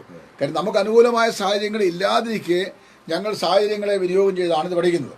അപ്പോൾ അത്രയും ദൈവദാസന്മാർ വേദപുസ്തകത്തിൻ്റെ അടിസ്ഥാന ഭാഷയായിരുന്ന എബ്രായ ഭാഷയും ഗ്രീക്ക് ഭാഷയും സിറിയാനി ഭാഷയും സമസ്ത മേഖലകളും സമഗ്രമായ പരിവേഷണം ചെയ്ത് ഏറ്റവും കൃതകൃത്യമായി വ്യാഖ്യാനിച്ചു വയ്ക്കുന്ന വ്യാഖ്യാന വശങ്ങളെ പോലും വകവെക്കാതെ ഞാൻ പറയുന്നതാണ് ശരി എന്ന് ഒരു വെല്ലുവിളി പറയാനുള്ള ബൗദ്ധ്യതയൊന്നും എന്നെ സംബന്ധിച്ച് എനിക്കില്ല. അതുകൊണ്ട് I am inducted to these scholars for their profound exposition in expounding this passage. അതായത് ഈ വേദപുസ്തക ഭാഗം അവർ വ്യാഖ്യാനിച്ചിരുന്നത് ഞങ്ങളൊക്കെ അവരോട് കടംപെട്ടിരിക്കുകയാണ്. ഇപ്പോൾ ഇത് വായിച്ചു കഴിയുമ്പോൾ ഇപ്പോൾ ഞാൻ പറയും, ഞാനിവിടെ ഈ വാദഭാഗം വായിച്ചു, ഇതൊന്നും ഈ വ്യാഖ്യാതാക്കളുടെ ഒന്നും ഒരു ഭാഗം വായിക്കുന്നതിന് മുമ്പേ ഞാൻ 4 ആവർത്തി 82 സങ്കീർത്തനം വായിച്ചിട്ട് അതിൻ്റെ ഓരോ വാക്യങ്ങളും ഇപ്പോൾ സങ്കീർത്തനങ്ങളിലെ ഓരോ വാക്യങ്ങളും ഈ പല്ലവി അനുപല്ലവി ക്രമത്തിലാണല്ലോ എഴുതപ്പെട്ടിരിക്കുന്നത്. സമാന്തര ലൈനുകളാണല്ലോ. അതായത് മുകളിലത്തെ ലൈനിൻ്റെ ആശയം ദൃഢീകരിക്കുന്നത് സെക്കൻഡാമത്തെ സിന്തറ്റിക് പാരലിസം, അതായത് ഈ രണ്ടാമത്തെ ലൈനിലാണ്. അപ്പോൾ അങ്ങനെ ഞാൻ വായിച്ചു നോക്കിയപ്പോൾ വാസ്തവത്തിൽ ഈ പറയപ്പെട്ട വ്യാഖ്യാതാക്കളെ ആരെയും നമ്മൾ അന്വേഷിക്കാതെ ഇത് ഈ പറയപ്പെടുന്ന ഭൂമിയിലെ ന്യായാധിപന്മാരാണ് അല്ലെങ്കിൽ ന്യായകർത്താക്കളാണ് എന്ന് മനസ്സിലാക്കാൻ എത്രയും തെളിവായി ലളിതമായിട്ടാണ് പരിശുദ്ധാത്മാവിദാസാർ കൂടി വെച്ചിരിക്കുന്നത്. പിന്നെ സംശയം ഉന്നയിക്കുകയും തെറ്റായി വ്യാഖ്യാനിക്കുകയും ചെയ്ത സ്ഥിതിക്കാണ് ഞങ്ങൾക്ക് റെഫറൻസ് ആവശ്യമായിട്ട് വന്നത്. അതുകൊണ്ട് ഞങ്ങൾ അത് തപ്പിയത് മാത്രമേ ഉള്ളൂ. അല്ല, വേറെ ഒന്നും കൂടി ഒരു ചോദ്യം അവരോടുള്ള പറയാം. ഇതിനിടയ്ക്ക് ഒരു മാത്യുവിൻ്റെ ചോദ്യം ചോദ്യം നമ്മുടെ കോണ്ടസ്റ്റോട് യോജിച്ച് നിന്നില്ലെങ്കിൽ അത് നമുക്ക് ഇപ്പോൾ പറയാൻ നേരം കിട്ടത്തില്ല. അതായത് 6:1 ജനസീസും ഇതും കൂടെ ബന്ധമുണ്ടോ? ഒരു ബന്ധമില്ല. പറയാം. അതായത് ചോദിച്ചല്ലോ, ഈ ഉൽപ്പത്തി പുസ്തകം 6-ാം അധ്യായത്തിലെ സംഭവം ദൂതന്മാരുമായി ബന്ധപ്പെട്ട സംഭവമാണെന്ന് വ്യാഖ്യാനിക്കാൻ ഒരു ഫ്രേസ് പോലും അവിടെ ഇല്ല. കാരണം ചെയ്യാവും, ഫ്രേസിൽ എന്ന് പറഞ്ഞു കഴിഞ്ഞാൽ പാസ്റ്റർ എന്ന് വായിച്ച മലയാളം ബൈബിളാണ്, നമ്മുടെ സാധാരണ മലയാളം ബൈബിൾ വായിച്ചു ഉൽപ്പത്തി പുസ്തകം 6-ാം അധ്യായത്തിൻ്റെ ആദ്യത്തെ വാക്യം വായിച്ചു. ഇത് ഈ വേർപാടുകാരിൽ പോലുമുള്ള വ്യാഖ്യാതാക്കൾ ചില ആൾക്കാർക്ക് തെറ്റിദ്ധരിക്കുന്ന ഒരു ഭാഗമായത്. അതുകൊണ്ട് നമുക്കത് കറക്റ്റ് ചെയ്ത് പോകണം. അദ്ദേഹം ചോദിച്ച ന്യായമായ ഒരു ഉത്തരം കൊടുക്കാം. ഉൽപ്പത്തി പുസ്തകം വായിച്ചായിട്ട് അല്ല 6-ാം അധ്യായത്തിൽ യൂദാറുമായിട്ട് ബന്ധമുണ്ടോ? ഇല്ല, ഞാൻ ചോദിക്കാം. 6-ാം അധ്യായത്തിൽ 1 വാക്യം വായിച്ചു. മനുഷ്യൻ ഭൂമിയിൽ പെരുകി തുടങ്ങി. ശ്രദ്ധിക്കണം, മനുഷ്യൻ ഭൂമിയിൽ പെരുകി തുടങ്ങി. അവർക്ക് പുത്രിമാർ ജനിച്ചപ്പോൾ ദൈവത്തിന്റെ പുത്രന്മാർ മനുഷ്യരുടെ പുത്രിമാരെ സൗന്ദര്യമുള്ളത് കണ്ട് തങ്ങൾക്ക് ബോധിച്ചവരെ ഭാര്യമായി എടുത്തു. എന്ത് ചെയ്തു? ഭാര്യമാരായി എടുത്തു. എന്നിട്ട് മനുഷ്യരിൽ എന്റെ ആത്മാവ് സദാകാലം ബാധിച്ചുകൊണ്ടിരിക്കുകയില്ല എന്ന് പറഞ്ഞു. ഇവിടുത്തെ ഏറ്റവും വലിയ പ്രശ്നം ദൈവത്തിന്റെ പുത്രന്മാർ മനുഷ്യരുടെ പുത്രിമാരെ ഭാര്യമാരായി എടുത്തു എന്നുള്ളതാണ്. ഭാര്യമാരായി എടുത്തവിടെ ആകാശത്തേക്ക് കൊണ്ടുപോയ കാര്യമില്ല പറഞ്ഞു. ഭാര്യമാരെ എടുത്ത് കുടുംബമായിട്ട് ജീവിച്ച കാര്യമാണ് പറയുന്നത്. ഇനി അടുത്ത വാക്കിൽ വന്ന ആ കാലത്ത് ദേശത്ത് മല്ലന്മാരുണ്ടായിരുന്നു, അത് ഇവരുടെ സന്ധികളാണെന്ന് അവിടെ ഇട്ടിട്ടില്ല. അത് ഹിസ്റ്ററികളുടെ സീക്വൻസ് പറഞ്ഞു വരിക. ഒരു കാര്യം പറഞ്ഞു, അന്നത്തെ ദൈവത്തിൻ്റെ പുത്രന്മാർ മനുഷ്യപുത്രിമാരെ സൗന്ദര്യമുള്ളത് കണ്ട് ഭാര്യമാരായിട്ട് എടുത്തു. അവിടെ ദൈവപുത്രന്മാർ എന്ന് പറഞ്ഞ ദൂതന്മാരെന്ന് സ്ഥാപിക്കാൻ ഒരു വാക്യം പോലും വേദപുസ്തകത്തിലില്ല, ഒറ്റ വാക്യം പോലും. അവിടെ പറയപ്പെടുന്ന ആശയം ഈ കായിൻ്റെയും ശേത്തിൻ്റെയും വംശാവലിയിൽപ്പെട്ട 2 വ്യത്യസ്തമായ ലൈനേജുകളാണ്. അതായത് ഈ ആദാമിൻ്റെ മകനായിരുന്ന ശേത്തിൻ്റെ മകൻ ഏനോഷിൻ്റെ കാലത്ത് യഹോവയുടെ നാമത്തിലുള്ള ആരാധന സമാരംഭിച്ചുവെന്ന് ഉൽപ്പത്തി പുസ്തകം 4-ാം അധ്യായത്തിലുണ്ട്. 4-ാം അധ്യായത്തിൽ കായീൻ ഹാബേലിനെ കൊന്നതിന് ശേഷം വംശാവലി 2 ശാഖയിലാണ് വരുന്നത്. ഒന്ന് ശേത്തിൻ്റെ വംശാവലിയിലും മറ്റേത് കായീൻ്റെ വംശാവലിയിലും. കായീൻ്റെ വംശാവലി കായീൻ്റെ സംസ്കാരത്തിൻ്റെ ഒരു പഠനവും പണിത് അതങ്ങനെ പോകുന്നു. ശേത്തിൻ്റെ വംശാവലി യഹോവയുടെ നാമത്തിലുള്ള ആരാധനയുമായി അങ്ങനെ പോകുന്നു. കുറേ കഴിഞ്ഞപ്പോൾ എന്ത് ചെയ്യുന്നു? ഈ പറയപ്പെട്ട 2 വംശാവലികൾ തമ്മിലുള്ള ഇന്റർമിംഗ്ലിംഗ്, ഒരു മിക്സഡ് ജനറേഷനെ ഉണ്ടാക്കുക എന്നുള്ളതാണ് സാത്താൻ്റെ പരിപാടി. അതായത് ഈ മനുഷ്യൻ്റെ വീണ്ടെടുപ്പുകാരനാകുന്ന രക്ഷിതാവ് ജനിക്കേണ്ടത് ഈ ശേത്തിൻ്റെ വംശാവലിയിലാണ്. അപ്പോൾ ശേത്തിൻ്റെ വംശാവലിയിൽ അവൻ വിശുദ്ധ വംശാവലി ജനിക്കാതിരിക്കാൻ മനുഷ്യകുലങ്ങളെ തമ്മിൽ പരസ്പരം മെസ്സപ്പ് ചെയ്തിട്ട് ഒരു സമ്മിശ്ര കുലം ഉണ്ടാക്കാനുള്ള ശ്രമം സാത്താൻ ചെയ്തതിൻ്റെ പരിണതഫലമാണ് ഈ 6-ാം അധ്യായം പറയുന്നത്. അല്ല അവിടെ നിന്നും ദൂതന്മാർ സ്വർഗത്തിൽ നിന്ന് വന്ന് ഇവിടെ ആരെയും സ്ത്രീകളെ വിവാഹം കഴിച്ച ആവശ്യമില്ല. ഇനി 2ാമത്തെ വിഷയം മുമ്പേ ഭാഷ പറഞ്ഞതാണ്. അങ്ങനൊരു സംവിധാനം ഉണ്ടെങ്കിൽ കഴിഞ്ഞ 6000 വർഷക്കാലത്തെ ചരിത്രം, അതായത് ഉൽപ്പത്തി പുസ്തകം 6 ആകുമ്പോഴത്തേക്ക് ഏകദേശം 2000 വർഷം കഴിഞ്ഞു. അത് കഴിഞ്ഞാൽ ശേഷിച്ച വംശാവലി ചരിത്ര പ്രകാരം ഡോക്ടർ അഷർ തയ്യാറാക്കിയിട്ടുള്ള മാനവ സാംസ്കാരിക ചരിത്രപ്രകാരം ശേഷിക്കുന്ന 4000 വർഷക്കാലത്തെ ചരിത്രത്തിൽ ഒരിടത്ത് പോലും ഏതെങ്കിലും ഒരു ദൂതൻ ഭൂമിയുടെ ഏതെങ്കിലും ഒരു രാജ്യത്ത് ഏതെങ്കിലും ഒരു വില്ലേജിൽ അല്ലെങ്കിൽ ഏതെങ്കിലും പട്ടണത്തിൽ വന്ന് ഒരു സ്ത്രീയെ വിവാഹം കഴിച്ച് അല്ലെങ്കിൽ സ്ത്രീയെ ഭാര്യയെ എടുത്ത് ഈ ഭൂമിയിൽ താമസിച്ച സന്താനങ്ങളെ ജനിപ്പിച്ചതായിട്ട് ഒരു രേഖയും ഒരു ചരിത്രവും വേദോസ്തത്തിലുമില്ല, ചരിത്രത്തിലും ഇല്ല. ഇത് രണ്ടാമത്തെ വിഷയം. അങ്ങനെ വന്നാൽ നമ്മുടെ ആരുടെയും ഭാര്യമാരെ വീട്ടിൽ ഒറ്റയ്ക്കാക്കി വെച്ച് നമുക്ക് ആർക്കും എങ്ങും പോകാൻ പറ്റില്ല. കാര്യം നമ്മൾ പോകുന്ന പോക്ക് നോക്കി ആര് വരും? ദൂതൻ വരികയും ആളിനെ സ്വാധീനിക്കുകയും ചെയ്യും. അങ്ങനെ ഒരു സംവിധാനമില്ല. ഇനി വേണേൽ ചില പറയുമായിരിക്കും, കൊരിന്ത്യലേഖനത്തിൽ അപ്പോസ്തലനായ പൗലോസ് വാക്യം പറഞ്ഞിട്ടുണ്ട്, സ്ത്രീകൾക്ക് ദൂതന്മാർ നിമിത്തം അധീനതാ ലക്ഷ്യമുള്ളത് കൊണ്ട് അവർ ചെയ്യട്ടെ, തലയിൽ മൂടുപടം ഇരട്ടെ. അത് വേറെ വിഷയമാണ്. അത് ഈ വിഷയവുമായി ബന്ധപ്പെട്ട വിഷയം അല്ല. ഇതുമായിട്ട് ഈ പുലബന്ധം പോലും ഇല്ല, യാതൊരു ബന്ധവുമില്ല. അതുകൊണ്ട് ഉൽപ്പത്തി പുസ്തകം 6-ാം അധ്യായവും യൂദായുടെ ലേഖനത്തിൽ പറയപ്പെടുന്ന വാക്യവും കൊരിന്ത്യലേഖനത്തിൽ അപ്പോസ്തലനായ പൗലോസ് ദൂതന്മാരുടെ അധീനതാലക്ഷ്യമായി പറയുന്ന വിഷയവും തമ്മിൽ മൂന്ന് വ്യത്യസ്ത ചിന്തകളാണ്. ഇത് കൂടെ ഒരു കാര്യം കൂടി, ESRനോട് ചോദ്യമാണ് അത് മറുപടി പറഞ്ഞത്. നിങ്ങൾ ഈ ചോദ്യം ചോദിക്കുമ്പോൾ ഞങ്ങൾ ആരെങ്കിലും പറയേണ്ടതാണെങ്കിൽ പൊതുവിലിടുക, ഞാൻ പറയേണ്ടത് എന്നോട്, ESR വേണ്ട അദ്ദേഹത്തോട്. ഇപ്പോൾ എന്നോട് വന്നേക്കുന്നൊരു ചോദ്യമുണ്ട്, അത് രണ്ടാമത്തെ മരണം നിത്യനരകത്തിൽ ഇടുന്നതല്ലേ? അത് തീർച്ചയായിട്ടും അതിലൊന്നും അഭിപ്രായ വ്യത്യാസമില്ല. അത് പ്രശ്നം ഞങ്ങളെ സംബന്ധിച്ചോളം ഈ മരണം എത്ര ഉണ്ടെന്നോ അതൊന്നും ഇവിടെ തർക്ക വിഷയമല്ല. ദൈവം അമർത്യത കൊടുക്കുന്നതോ ദൈവം അമർത്യനാണ് എന്നതിലോ ഒന്നും ഒരു തർക്കമില്ല. നമ്മുടെ ചോദ്യം 82-ാം സങ്കീർത്തനത്തിൽ പറയുന്ന മലക്കുകൾ അല്ലെങ്കിൽ ഏലോഹിമുകൾ സ്വർഗീയ ദൂതന്മാരാണ് എന്ന് പറയുന്നത്, ഫോളൻ ഏഞ്ചൽസ് ആണ് എന്ന് പറയുന്നത് വളരെ തെറ്റാണ്. അപ്പോൾ ആ തെറ്റിനെ ന്യായീകരിച്ചുകൊണ്ട് ഇപ്പോൾ തരുന്ന ഭാഗങ്ങളൊന്നും ശരിയല്ല. കാരണം വേറൊന്ന് ഞാൻ പറഞ്ഞു, 82-ാം സങ്കീർത്തനത്തിൽ ഫോളൻ ഏഞ്ചൽസിൻ്റെ പുറകെ പോയിട്ട് അവരോട് പറയേണ്ട ഒരു സങ്കീർത്തനം എഴുതേണ്ട കാര്യം ആസാഫിനില്ല. സാറ് പറഞ്ഞ പോലെ ആസാഫ് ഒരു ദേശീയ പ്രശ്നങ്ങളിൽ ദുഃഖിക്കുന്ന, അമർഷം രേഖപ്പെടുത്തുന്ന, തിന്മയ്ക്കെതിരെ പോരാടുന്ന ഒരു പ്രവാചക ദൗത്യം ചെയ്ത എഴുത്തുകാരനാണ്. ദുഷ്ടന്മാരുടെ സൗഖ്യം കണ്ടിട്ട് അഹങ്കാരികളുടെ അസൂയ തോന്നി.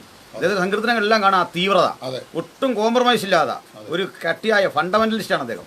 അപ്പോൾ അദ്ദേഹം ആ സങ്കീർത്തനത്തിലും പറയുന്നത് ഭൂമിയിൽ നടക്കുന്ന നീതി നിഷേധം, ദൈവനാമത്തിൽ നടക്കുന്ന നീതി നിഷേധം, ആ നീതി നിഷേധത്തിൽ ദൈവത്തിൻ്റെ സഭയിൽ നിന്ന് ദൈവം ന്യായം വിധിക്കുന്നു. അവിടെ പറയുന്നത് ദൈവത്തിൻ്റെ സഭയാണ്.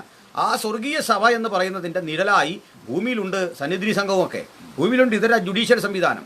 ആ ജുഡീഷ്യൽ ആക്ടിവിസം തെറ്റിപ്പോകുമ്പോൾ അതിനുള്ള ന്യായവിധിയാണ് ആസാഫ് പ്രസംഗിക്കുന്നത്. അതുകൊണ്ട് അതിലേക്ക് ശ്രദ്ധിക്കുക. അതാണ് നിങ്ങൾ കാര്യക്ഷമതയോടെ പഠിക്കേണ്ട ഒരു ഭാഗം എന്ന് പറയുന്നത്. അപ്പോൾ അടുത്ത കാര്യം, ഈ രണ്ടാമത്തെ മരണമാണ് ദൂതന്മാർക്കുള്ളതെങ്കിൽ, അതായത് ഫോളൻ ഏഞ്ചൽസിനുള്ളതെങ്കിൽ സ്വർഗീയ സഭയിൽ ഇവർ മാത്രമേ ഉള്ളൂ എന്ന് നിങ്ങൾ പറയേണ്ടി വരും ഈ പുസ്തകത്തിൻ്റെ അടിസ്ഥാനത്തിൽ. അല്ലെങ്കിൽ ഈ സങ്കീർത്തനം അവർക്ക് വേണ്ടി മാത്രം എഴുതിയാണെന്ന് പറയേണ്ടി വരും. ചുരുക്കത്തിൽ എങ്ങനെയൊക്കെ പറഞ്ഞാലും നിങ്ങൾ പറയുന്ന ആ ഭാഗം, നിങ്ങൾ പറഞ്ഞ ഇവാഞ്ചലിസ്റ്റ് അനു പറഞ്ഞ കാര്യമല്ല, ഈ വണ്ണ സുഹൃത്തുക്കൾ പറയുന്ന സദൂക്യ ഉപദേശം ഒരു നവസദൂക്യ ഉപദേശമാണിത്. ഞാൻ മനസ്സിലാക്കുന്നിടത്തോളം ഇവരുടെ ആരെങ്കിലും പുകൾപ്പെട്ട ചിന്തകന്മാർ ഇങ്ങനെ പറഞ്ഞിട്ടുണ്ടോ എന്ന് എനിക്കറിയില്ല. ഇവരുടെ സ്കോളേഴ്സ് ആരെങ്കിലും പറഞ്ഞിട്ടുണ്ടെങ്കിൽ അതൊന്ന് ഉദ്ധരിച്ചാൽ കൊള്ളാം. ഇവരുടെ തന്നെ സ്കോളേഴ്സ് ഉണ്ടല്ലോ, ആ സ്കോളേഴ്സ് ആരെങ്കിലും സങ്കീർത്തനത്തിന് ഇത്തരം ഒരു പഠനം നടത്തിയിട്ടുണ്ടെങ്കിൽ ദയവായിട്ട് അതുകൂടി നിങ്ങൾക്ക് ഈ ഞങ്ങൾ എഫ് ബ്രൂസിൻ്റെ കാര്യം പറഞ്ഞ പോലെ, ഞങ്ങൾ സ്കോഫീൽഡിൻ്റെ കാര്യം പറഞ്ഞ പോലെ, ഞങ്ങൾ അയർസൈഡിൻ്റെ കാര്യം പറഞ്ഞ പോലെ, ജോൺ എഫ് ബാഗ്ലൂഡിൻ്റെ കാര്യം പറഞ്ഞ പോലെ ആരെങ്കിലും ഒരു ചിന്തകൻ അങ്ങനെ നിങ്ങളെ സപ്പോർട്ട് ചെയ്യുന്നുണ്ടെങ്കിൽ അതുകൂടി എന്ന് പറയാം.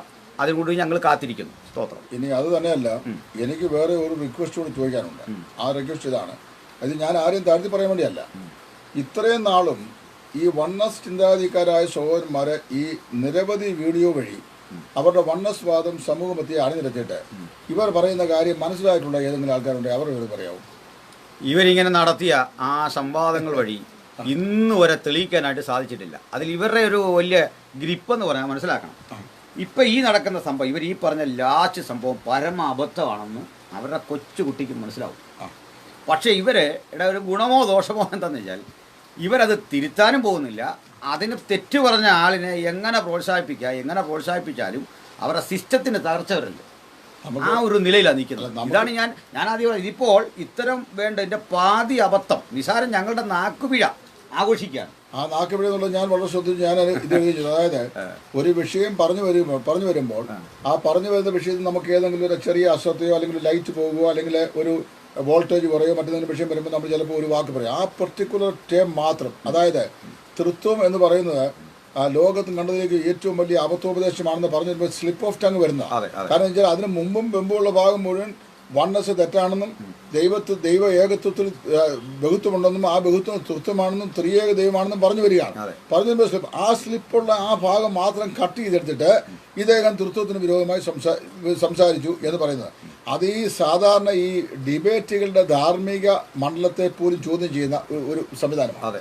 അത് ഒരിക്കലും നമ്മൾ ചെയ്യാൻ പാടില്ല. ഏതെങ്കിലും ഇപ്പം തന്നെ ഇന്നലെ ഞാൻ തൃശ്ശൂർ കൺവെൻഷൻ പ്രസംഗിക്കാൻ പോയപ്പോൾ എൻ്റെ തൊണ്ടയ്ക്ക് ഒരു പ്രശ്നമുണ്ടായി. ഈ തൊണ്ടയ്ക്കുണ്ടായ പ്രശ്നം പറഞ്ഞതറിയാവും. ഞാൻ ആശ്ചര്യമായി എൻ്റെ തൊണ്ടയ്ക്ക് ഏതോ ഒരു അദൃശ്യ ശക്തി പിടിച്ചിട്ട് എൻ്റെ നാവിൽ നിന്ന് ഒരു വാക്ക് പോലും പറയാൻ കഴിയാത്ത നിലയിൽ അന്തരീക്ഷം സംജാതമായിട്ട് എനിക്ക് അങ്ങനെ സംഭവിച്ചു. അതായത് എനിക്ക് ഫസ്റ്റ് ഡേ യാതൊരു കുഴപ്പമില്ല, ഞാൻ പ്രൊഫൗണ്ട്ലി ദൈവം സംസാരിച്ചു. സെക്കൻഡ് ഡേ വന്നു കഴിയുമ്പോൾ ഞാൻ എടുത്ത വിഷയം പറയാം. Efesians 2:1-7 വാക്കിനടുത്ത്, അതായത് അന്ധകാര ശക്തികളുടെ ബന്ധനത്തിൽ നിന്നുള്ള സ്വർഗീയ വിടുതൽ എന്നായിരുന്നു എൻ്റെ സബ്ജക്റ്റിൻ്റെ വിഷയം. അത് സംസാരിക്കാൻ എന്നെ എന്ത് ചെയ്തില്ല, അന്ധകാര ശക്തി അനുവദിച്ചില്ല. അതിനവിടെ പശ്ചാത്തലമുണ്ട്. എനിക്കറിയാം, യോഗ സംഘടിപ്പിച്ച സഹോദരന്മാർക്ക് അറിയാം. ഞാൻ അത് എഴുതിയിട്ടു. അതിലിപ്പോൾ ഉടനെ കുറേ സഹോദരന്മാർ രംഗത്ത് വന്നു. അത് വേർപാടുകാരായ സഹോദരന്മാരെ അനുഭവത്തെ വിശ്വസിക്കുന്നില്ല. പിന്നെ ഇവിടെ അതുകൊണ്ട് ES പറഞ്ഞ ഈ കാര്യത്തെ സംബന്ധിച്ച് ഇപ്പോൾ ES ഇത് സംഭവിക്കുന്നു. ഞാനിവിടെ പറഞ്ഞത് എന്താ മനസ്സിലാക്കണം. ഞാൻ പറഞ്ഞത് അന്ധകാര ശക്തികളുടെ ബന്ധനമോ അന്ധകാര ശക്തികൾ നമ്മുടെ ശുശ്രൂഷകളെ അഫലമാക്കുന്നതോ അല്ലെങ്കിൽ നമ്മളെ ലക്ഷ്യത്തിൽ നിന്ന് ഡൈവേർട്ട് ചെയ്യാനോ അല്ലെങ്കിൽ അതിന് കാലവിളംബം വരുത്താനോ ലക്ഷ്യത്തിലെത്തിക്കാതെ നമ്മളെ ഇടയ്ക്ക് വെച്ച് തടസ്സപ്പെടുത്താനോ ഒക്കെ ഈ ലോകത്തിൽ വെച്ച് പിശാചിന് സാധിക്കുമെന്ന് വിശ്വസിക്കുന്ന ആളാണ് ഞാൻ. അതിനെ പ്രാർത്ഥന കൊണ്ട് അതിജീവിക്കാൻ കഴിയുമെന്നും വിശ്വസിക്കുന്ന ആളാണ് ഞാൻ. അത് ഞാൻ പറഞ്ഞത് തെറ്റാണോ? പക്ഷെ അതിനെ ഞാൻ എഴുതിയിട്ട പ്രസ്താവനയെ ദുർവ്യാഖ്യാനം ചെയ്തിട്ട് ഞാൻ ചിന്തിക്കാത്ത കാര്യം പറയുന്ന പോലാണ് ഇപ്പോഴേ ഈ വണ്ണസ് സംബന്ധമായ കാര്യങ്ങളെക്കുറിച്ച് പറയുന്നത്. അപ്പോൾ അതുകൊണ്ട് ഇവിടെ വളരെ വ്യക്തമായി നമ്മൾ തെളിയിക്കേണ്ട വിഷയം, ഒരു പ്രസ്ഥാനത്തിന് വേണ്ടി നമ്മൾ വേദവസ്ത്രം വ്യാഖ്യാനിക്കാതിരിക്കുക. ഞാനൊരു പരമസത്യത്തോട് പറയാം, ഞാൻ 40 വർഷമായി ഒരു വേർപാടുകാരനാണ്. നിങ്ങൾക്ക് എല്ലാവർക്കും ഇത് അറിയാം, വേർപാടുകാരൻ. പിന്നെ എൻ്റെ ഭാഗത്തൊരു വിഷയമുണ്ട്. അതായത് ഞാൻ ഈ തീവ്രവാദത്തിൽ വിശ്വസിക്കുന്ന ആളല്ല. എന്ന് പറഞ്ഞാൽ രക്ഷിക്കപ്പെട്ട ദൈവമക്കളെ ആദരിക്കുകയും അവരെ സ്നേഹിക്കുകയും അവരിൽ ഏതെങ്കിലും ഉപദേശവിഷയമോ പ്രശ്നങ്ങളോ ഒക്കെ വിഷയമുണ്ടെങ്കിൽ അത് സ്നേഹത്തിൽ പറഞ്ഞ് സമ്പാദിക്കുകയും ചെയ്യുന്നതല്ലാതെ അതിൻ്റെ അപ്പുറത്ത് അവരോട് ശത്രുതാ മനോഭാവവും വ്യക്തിപേരാക്കി വെച്ച് പുലർത്തുന്നൊരു സ്വഭാവ പ്രകൃതി എനിക്കില്ല. അതില്ലെന്നുള്ളത് എന്നെ അറിയാവുന്ന സകല ആൾക്കാർക്കും അറിയാം, എന്നെ അറിയാവുന്ന മുഴുവൻ ബന്ധുക്കോസുകാർക്കും അറിയാം. അപ്പം ഞാൻ പറഞ്ഞതെന്നു ചോദിച്ചു കഴിഞ്ഞാൽ, ആ ഒരു നിലപാട് ഞാൻ സൂക്ഷിക്കുന്നതുകൊണ്ട് എന്നെ എതിർക്കുന്ന ആൾക്കാരുമുണ്ട്. അതായത് ഞാൻ തീവ്രവാദിയാകണം എന്നുണ്ട്. എനിക്ക് ഈ തീവ്രവാദ സ്വഭാവവും മൈൻഡ് പാകുന്ന പരിപാടിയൊന്നും എനിക്ക് ഞാൻ ചെയ്യാറുമില്ല. അപ്പം ഞാൻ പറഞ്ഞത്, തിരുത്തപ്പെടേണ്ട ഒരു ഉപദേശ വിഷയത്തെക്കുറിച്ച് പറഞ്ഞ് കൺവിൻസിംഗ്ലി അത് പറഞ്ഞാൽ തിരുത്താൻ ഞാൻ തയ്യാറാണ്. പക്ഷേ വണ്ണസിൻ്റെ ഉപദേശം ഞാൻ അംഗീകരിക്കാതിരിക്കുകയും ഞാൻ അതിനെ നഖശികാന്തി എതിർക്കുന്നതിന് കാരണം വെച്ചാൽ അത് വേദപുസ്തകത്തിലെ വെളിപ്പെടുത്തപ്പെട്ട ദൈവത്തിന് വിപരീതമായ വ്യാഖ്യാനം. അതുകൊണ്ടാണ്. കാര്യം വേദപുസ്തകത്തിൽ പ്രൊജക്റ്റ് ചെയ്യപ്പെട്ടിരുന്ന ദൈവം ത്രിയേകനാ. വേദപുസ്തകത്തിൽ പറയപ്പെടുന്ന ദൈവം ത്രിയേകനാ. മുമ്പേ പാസ് ഓർപ്പിച്ച പോലെ ആസാഫിൻ്റെ സങ്കീർത്തനങ്ങളെല്ലാം നിങ്ങൾ വായിക്കണം. ആസാഫിൻ്റെ സങ്കീർത്തനങ്ങളുടെ എല്ലാം കാതലായ പ്രമേയം എന്ന് പറഞ്ഞു കഴിഞ്ഞാൽ നാഷണൽ ഗ്രീവൻസാണ്, ദേശീയമായി. ഇപ്പം തന്നെ ഞാൻ ചോദിക്കട്ടെ, നമ്മുടെ ഒരു വിങ് കമാൻഡറെ നമ്മുടെ പ്ലെയിനെ അത് അപകടത്തിലാക്കിയിട്ട് വെടിവെച്ചിട്ടിട്ട് പാകിസ്ഥാനെ മണ്ണിൽ ചെന്ന് വീണു. ആ വിങ് കമാൻഡർ തമിഴ്നാട്ടുകാരാണ്. അദ്ദേഹത്തിൻ്റെ യാതൊരു പശ്ചാത്തലം എനിക്കറിയാൻ പറ്റില്ല. ഞാനൊരു സുവിശേഷ വേലക്കാരനാണ്. പക്ഷേ ആ രംഗം വന്നു കഴിഞ്ഞപ്പോൾ ഞാൻ ഫേസ്ബുക്കിനകത്ത് എനിക്ക് ഒരു 100-ലധികം കമൻറ്റുകൾ എഴുതി. ഞാൻ പറഞ്ഞു, ഞങ്ങളുടെ വിങ് കമാൻഡറുടെ ഒരു സ്കിന്നിന് പോലും ഒരു പോറലേൽക്കാതെ ഞങ്ങൾക്ക് മടക്കി തരണം. ഞങ്ങളുടെ വിങ് കമാൻഡറെ പറഞ്ഞു കഴിഞ്ഞാൽ അത് ദേശീയ സ്നേഹമാണ്, ദേശഭക്തിയാണ്. അപ്പോൾ ഇവിടെ നമ്മളെ ആര് ഭരിക്കുന്നു, BJP ഭരിക്കുന്നോ, ഇടതുപക്ഷം ഭരിക്കുന്നോ, കോൺഗ്രസ് ഭരിക്കുന്നുള്ള വിഷയം ദേശഭക്തിക്ക് രാഷ്ട്രത്തിലെ ആര് ഭരിക്കുന്നുള്ള വിഷയമല്ല. മനസ്സിലായോ? ദേശത്തുള്ള കൂറാണ്, ദേശത്തുള്ള വിധേയത്വമാണ്. അപ്പോൾ ഇവിടെ ആര് ഭരിച്ചാലും നമ്മുടെ ഇന്ത്യൻ മിലിറ്ററിയുടെ ഒരു ഉന്നത ഉദ്യോഗസ്ഥൻ, ഒരു പടയാളി, അദ്ദേഹത്തെ ശത്രുവിൻ്റെ വാളത്തിൽ ചെന്നിട്ട് ടോർച്ചർ എന്ന് പറഞ്ഞു കഴിഞ്ഞാൽ രാജ്യസ്നേഹിയായിരിക്കുന്ന പൗരന് ഒരിക്കലും അത് സഹിക്കുകയില്ല. അപ്പോൾ എൻ്റെ പ്രതികരണം എന്ത് ചെയ്തു, ഞാൻ എഴുതിയിട്ടു. അത് ഞാൻ പറഞ്ഞാൽ അത് നിങ്ങൾ ഓരോരുത്തരും അങ്ങനെ എഴുതിയിട്ടുണ്ട്. നിങ്ങൾ ഓരോരുത്തരുടെയും വികാരം അങ്ങനെയാണെന്ന് ഞാൻ വിശ്വസിക്കുന്നു. എന്ന് പറഞ്ഞതുപോലെ നമ്മൾ ദൈവവചനം പഠിക്കുമ്പോൾ ദൈവവചനത്തിൽ നമുക്കുള്ള ഏറ്റവും വലിയ കൂറെന്ന് പറയുന്ന കർത്താവിനോടാണ്. വേറെ ആരോടും നമുക്കൊരു കൂറ്. ഞാൻ ചോദിക്കട്ടെ, ഇപ്പോൾ കൂറിനകത്ത് ഒരല്പം വിട്ടുവീഴ്ചയ്ക്ക് ഞാൻ തയ്യാറായി കഴിഞ്ഞാൽ എനിക്ക് നിശ്ചയമായും ആഴ്ചയുടെ 30 ദിവസങ്ങളും 7 ദിവസങ്ങളും ഇവിടെ ശുശ്രൂഷ അവസരങ്ങൾ ധാരാളമായി കിട്ടും. പല സംശയമുണ്ടോ? അവസരം കിട്ടും. പക്ഷേ ഞാൻ അത് തയ്യാറായി. കാര്യം എനിക്കൊരു കൂറുണ്ട്, എൻ്റെ ഡോക്ടറൽ സ്റ്റാൻഡ്. പക്ഷേ ആ ഡോക്ടറൽ സ്റ്റാൻഡിനെ തെറ്റാണെന്ന് ഒരാൾ ബോധ്യപ്പെടുത്തിയാൽ തിരുത്താൻ ഞാൻ തയ്യാറാണ്. പക്ഷേ ആ തെറ്റിനെ ബോധ്യപ്പെടുത്തണം. ഇവിടെ സംഭവിച്ചതെന്നു ചോദിച്ചു കഴിഞ്ഞാൽ, ഒരു സഹോദരന് അല്ലെങ്കിൽ ആ ഒരു സഹോദരൻ്റെ വേറൊരു സഹോദരനെ എനിക്ക് ഏറ്റവും സങ്കടമായി തോന്നിയ വിഷയം ഞാൻ ചോദിച്ചു കഴിഞ്ഞാൽ, അതേ ഓരോ പ്രാവശ്യവും ഓരോ വീഡിയോ ഇടും. അതായത് ത്രിയേക ഉപദേശം തെറ്റാണെന്ന് തിരിച്ചറിഞ്ഞ ഒരാളുകൂടെ സ്നാനപ്പെടുന്നു. ആരാ എൻ്റെ സഹോദര ഈ തിരിച്ചറിഞ്ഞ ആൾ? ആ തിരിച്ചറിഞ്ഞ ആളിൻ്റെ മേൽവിലാസവും അദ്ദേഹത്തിൻ്റെ ഫോൺ നമ്പറും തരാമോ? ഞാൻ എൻ്റെ സ്വന്തം എക്സ്പെൻസ് പെട്രോൾ അടിച്ച് ഞാനും പാസ് അനിൽ കൊടുത്തോട്ടും കൂടി ഞങ്ങളുടെ 2 ദിവസത്തെ പ്രോഗ്രാം ഓഫ് ചെയ്തേച്ച് ആ സഹോദരനെ അങ്ങോട്ട് ചെന്ന് കണ്ട് ഞങ്ങളെ കൂടെ അത് പഠിക്കാതെ കൊണ്ട് ഞങ്ങൾ തയ്യാറാണ് ഒന്ന് പോകാനായിട്ട്. ഇതിനകത്ത് വേറെ സംഭവം. ഇതിപ്പോൾ ഞാൻ ഇവരെ മനസ്സിലാക്കുന്ന ഒരു രീതി, ഇവര് ഒരു അതിരുവിട്ട അഗ്രസീവാണ് അവരുടെ വീക്ഷണങ്ങൾ. നമുക്കെല്ലാം ഉണ്ടൊരു അഗ്രസീവ്നെസ്, പക്ഷേ ഇത് അതിരുവിടുകയാണ്. ഇല്ല, അഗ്രസീവ്നെസ് ഒരിക്കലും ഈ ഡിസ്ട്രക്റ്റീവ് ആയിരിക്കും. അതെ അതെ, യെസ് യെസ്, അത് വരരുത്. അതെ. അപ്പോൾ ഇതിൽ വേറൊരു വിഷയമുള്ളത്, ഈ സ്നാനം തുരുതുരാ നടക്കുന്നു. ഞാനിതേക്കുറിച്ചെല്ലാം വളരെ കാര്യമായിട്ട് പഠിച്ചു. ഇത് സ്നാനപ്പെട്ട ഒരാൾ കൊച്ചിൻ പെൻഡക്കോസ്റ്റൽ കൗൺസിൽ അസോസിയേഷൻ, അങ്ങനെ ഒരു സംഘടനയുണ്ട്. ഒരു ഇതാണ് ഈ എക്യുമെനിക്കലാണ്, പെന്തക്കോസ്റ്റൽ എക്യുമെനിക്കലാണ്. ഞാൻ അവരുടെ വേദിയിൽ പ്രസംഗിക്കാൻ പോകുന്നു. അപ്പോൾ അങ്ങനെ ഒരു യോഗത്തിൽ സംബന്ധിച്ച ഒരു സഹോദരൻ കഴിഞ്ഞ ദിവസം ഫോട്ടോ കണ്ടപ്പോൾ എനിക്ക് മനസ്സിലാകുന്ന ആളിനെ ഈ സ്ഥാനപ്പെട്ടു. അദ്ദേഹം പറഞ്ഞിരുന്ന ചർച്ചക്കൂടിൻ്റെ ആളാണെന്നാണ്. പക്ഷേ ഈ ചർച്ചക്കൂട് മുളക്കുഴയിലോ പാക്കിലോ കല്ലുമലിലൊന്നും ഉള്ളതല്ല. ഇത് അവർ മാത്രമേ ഉള്ളൂ. ചെറിയ ചർച്ചിന് ചർച്ചക്കൂടെന്ന് പേരിട്ടതാണ് ഒരു സംഘടനയ്ക്ക്. അപ്പോൾ ഇവർ ഉപദേശത്തിൻ്റെ ഓരോ കാച്ചാലും ഉലയുന്ന ആ വചനം പോലെ ഇതിൽ ഉറപ്പില്ലാത്തവരോ മറ്റ് പ്രലോഭനങ്ങളാൽ പോയവരാണ്. ഇതിലൊരു സന്തോഷ വാർത്ത എന്ന് പറഞ്ഞാൽ സാറ് എല്ലാവരും അറിയുന്നൊരു കാര്യമാണ്. ഒരു വർഷമായിട്ട് നമ്മുടെ ഈ ഡിബേറ്റ് കണ്ടിട്ട് ഒരു സഹോദരൻ ഒരു ദിവസം രാവിലെ ഇവിടെ വന്നു. അപ്പോൾ അദ്ദേഹം ഇങ്ങനെ സംസാരിച്ച് വരുന്ന വഴിക്ക് ഇതേക്കുറിച്ചൊക്കെ ചോദിച്ചപ്പോൾ എൻ്റെ രീതി കണ്ടപ്പോൾ മനസ്സിലായി, നമ്മൾ വൈരാഗ്യം കൊണ്ട് പറയുന്ന അല്ല, നമുക്ക് ആരോട് വൈരാഗ്യം തന്നല്ല. ഇവരുടെ ഇതെല്ലാം പറഞ്ഞു കേട്ടപ്പോഴേക്ക് ഇവർക്ക് ഇത് പഠിക്കണം, ഒരു ക്ലാസ് വീട്ടിൽ വന്നെടുക്കാവോ. അപ്പോൾ ഒരു വണ്ണസുകാരൻ്റെ ഞാൻ തുറന്നു. അപ്പം ഞാനത് അത്ര കണ്ട ആ ക്ഷണം സ്വീകരിച്ചില്ല. അപ്പോൾ ഞാൻ പറഞ്ഞു, ഒന്നും എനിക്ക് നേരമില്ല അങ്ങനെ വന്നെടുക്കാൻ, എൻ്റെ വീട്ടിൽ വന്ന് ആഴ്ച തോറും വരാൻ. അതെല്ലാം പറഞ്ഞു കഴിഞ്ഞ് ഇതിൻ്റെ മുഴുവൻ ഇതും പുള്ളി IBT ജോയിൻ ചെയ്തു. നമ്മൾ ഒരുമിച്ചുള്ള ഡിബേറ്റുകൾ എല്ലാം കണ്ടിട്ട് അദ്ദേഹത്തിൻ്റെ മകൻ ദിവസം രാവിലെ വിളിച്ചിട്ട് പറഞ്ഞു, ഞങ്ങൾക്ക് ഈ വസ്തുത ബോധ്യപ്പെട്ടു, അതുകൊണ്ട് ഇത്ര നാളും ഞങ്ങൾ ചെയ്തൊരു ആത്മവഞ്ചനയായിരുന്നു, അറിയില്ല. അപ്പോൾ അതുകൊണ്ട് തെറ്റി തിരുത്തി പോകണം ഇനിയുള്ള കാലം, ഞങ്ങൾ ചർച്ചിൽ വരിക. ഈ കേട്ട മനുഷ്യൻ നമ്മുടെ ബെറിയൻ ബൈബിൾ കോളേജിലെ ഡോക്ടർ ഷെല്ലിയുടെ ശിഷ്യനായി പഠിച്ച് നമ്മുടെ GS നായർക്കൊപ്പം സഹപാഠിയായിരുന്നുണ്ട്. അത്രയും ആ വിധത്തിൽ നോളജുള്ള ആളാണ്. സാധാരണ നിലയിൽ ബെറിയനിൽ വേദവസ്വം പഠിച്ച ഒരാളെ ഉപദേശപരമായി തെറ്റിപ്പോകാൻ സാധ്യത വളരെ വിരളമാണ്. അതെ, അദ്ദേഹം ഈ ഭാഗത്തേക്ക് വരികയാണ്. അപ്പം ഞാൻ 9 പേരിപ്പോൾ ഈ ഡിബേറ്റുകൾ മുഖാന്തരം, ഒരു പക്ഷേ ഏറ്റവും വലിയൊരു ഗുണമുണ്ടായത് അതുകൊണ്ടാണ്. ഞങ്ങളുടെ സഭയുടെ വിവിധ ഭാഗങ്ങളിൽ കൂടുന്നുണ്ട് 9. അതിൽ 3 പേര് പാസ്റ്റർമാരാണ്. 3 പാസ്റ്റേഴ്സും അവരുടെ കുടുംബാംഗങ്ങളും, 9 അല്ല കണക്ക് പറഞ്ഞാൽ അത്രയും പേര് ഇപ്പോൾ റെഗുലറായിട്ട് ആരാധന കൂടുന്നുണ്ട്. പക്ഷെ ഞാനിത് ആദ്യം പബ്ലിഷ് ചെയ്തില്ല. പക്ഷേ ഈ സാധനം വന്നപ്പോൾ ഇവിടെ ഇങ്ങനെ ഉണ്ടാ എന്നൊന്ന് ബോധ്യപ്പെടുത്താൻ വേണ്ടി ചെയ്തു. അപ്പോൾ ഇവരിട്ടു അത് സഭാസംബന്ധമായ തർക്കമാണ്, അതാണ് ഇതാണെന്നൊക്കെ പറഞ്ഞു. ലാസ്റ്റ് ഒന്നുകൂടെ കേൾക്കേണ്ടതുണ്ട്. ഈ സഭാസംബന്ധമായ തർക്കമാണെങ്കിൽ തൊട്ടടുത്ത് സമാന സ്വഭാവമുള്ള വണ്ണസ് ഉണ്ട്, 2-3 ഇവരെ മുറ്റത്തുണ്ട്. അത്രയും ഇട്ടിട്ട ഒരാൾ എത്രയും വണ്ണസിനെ ആക്രമിക്കുന്ന ഇവിടെ വരിക, ആരാനിക്ക് വരിക. ഉപദേശ വ്യത്യാസം ബ്രദറുകാർക്കുണ്ടെ നേരെ ബാപ്റ്റിസ്റ്റിൽ പോയാൽ പോരെ. ബ്രദറുകാർക്ക് സഭയിൽ പ്രശ്നം ഉണ്ടെങ്കിൽ, സഭയിലൊരു പ്രശ്നമുണ്ട്, ബാപ്റ്റിസ്റ്റും ചർച്ചോക്രേഷ്യം ഒക്കെ കിടക്കാം അവിടെ. അല്ലെ ചർച്ചോക്രേഷ്യാൻ്റെ ബ്രദർ വന്നാൽ മതി. അതെ, ബ്രദറുകാർക്ക് സാധാരണ നിലയിൽ അവിടെ നിൽക്കാൻ കഴിയത്തില്ലെങ്കിൽ പിന്നെ അതിനോട് ഏറ്റവും ഐഡന്റിറ്റി ആയിട്ടുള്ളത് ബാപ്റ്റിസ്റ്റാണ്. അതെ, അല്ലെ ചർച്ചോക്രേഷ്യം ഉണ്ട്, അവിടെ പോയാൽ മതി. ഇത് നേരെ പോകുന്നത് ട്രിനിറ്റി വിട്ട് നേരെ വണ്ണസ് വിട്ട് ട്രിനിറ്റിയുടെ ഭാഗമാണ്. അപ്പോൾ അടുത്തത് ലാസ്റ്റ് ഘട്ടം ഇവരുടെ കഴിഞ്ഞ ആഴ്ചയിൽ സഭായത്തിന് അദ്ദേഹം ഉണ്ടായിരുന്നു. അദ്ദേഹത്തെ വന്ന് കണ്ടിട്ട് പറയുന്നു, ഇങ്ങനെ അവിടെ ശവക്കോട്ടയില്ല, അങ്ങനെയാണ് ഇങ്ങനെയാണ്, നിങ്ങൾ തിരിച്ചു വരണം, ഇവിടെ ഇന്ന കാര്യങ്ങൾ തരാം, തിരിച്ചു വരണം. അപ്പോൾ ഈ വിധത്തിലേക്കായിപ്പോയി. ഇങ്ങനെയാണ് ഈ സാധനങ്ങളെല്ലാം നടക്കുന്നത്. ഇപ്പോൾ സാറ് സൂചിപ്പിച്ച ഒരാളുണ്ട് ഇവിടെ, സ്നാനം മാത്രമല്ല, ഈ ഇന്നലെ എനിക്കും കിട്ടിയ ഒരു മെസ്സേജ്, അതിൽ ഈ ദൂതന്മാരുടെ മരണവും അതുപോലെ തന്നെ ആത്മാവില്ലാത്ത ESനോട് പറഞ്ഞിട്ട് കാര്യമില്ല എന്നൊക്കെ പറയുന്ന ഒരു സംഭവം എനിക്കും കിട്ടി, ഒരു ക്ലിപ്പ്. അപ്പോൾ ഇത് ഒരു സഹോദരൻ അയച്ചു വന്നു. അപ്പോൾ ഞാൻ പറഞ്ഞു, ഇന്നത്തെ ലൈവിൽ ഞങ്ങളിതിന് കൃത്യമായിട്ട് പറഞ്ഞിരിക്കും. ഈ സഹോദരൻ്റെ ഒരു പ്രശ്നം എന്ന് പറഞ്ഞാൽ ഇദ്ദേഹം തീർത്തും ട്രിനിറ്റിയെ തള്ളത്തില്ല. എന്നാ വണ്ണസാണോ അതുമല്ല. ഇതിനകത്തുള്ള പ്രശ്നം അറിയാവും. ഒന്നാമത് ഞാൻ സത്യമായി പറയുകയാണ്, ഞാൻ ഈ സോഷ്യൽ മീഡിയയിൽ ഒരുപാട് കാര്യങ്ങൾ എഴുതുന്ന വീഡിയോകളിലും ശ്രദ്ധിക്കുന്ന ആളല്ല. കാരണം എന്ന് വെച്ചാൽ എനിക്ക് എൻ്റേതായ ഒരു അണ്ടർസ്റ്റാൻഡിംഗ് ഉണ്ട് പല കാര്യങ്ങളിലും.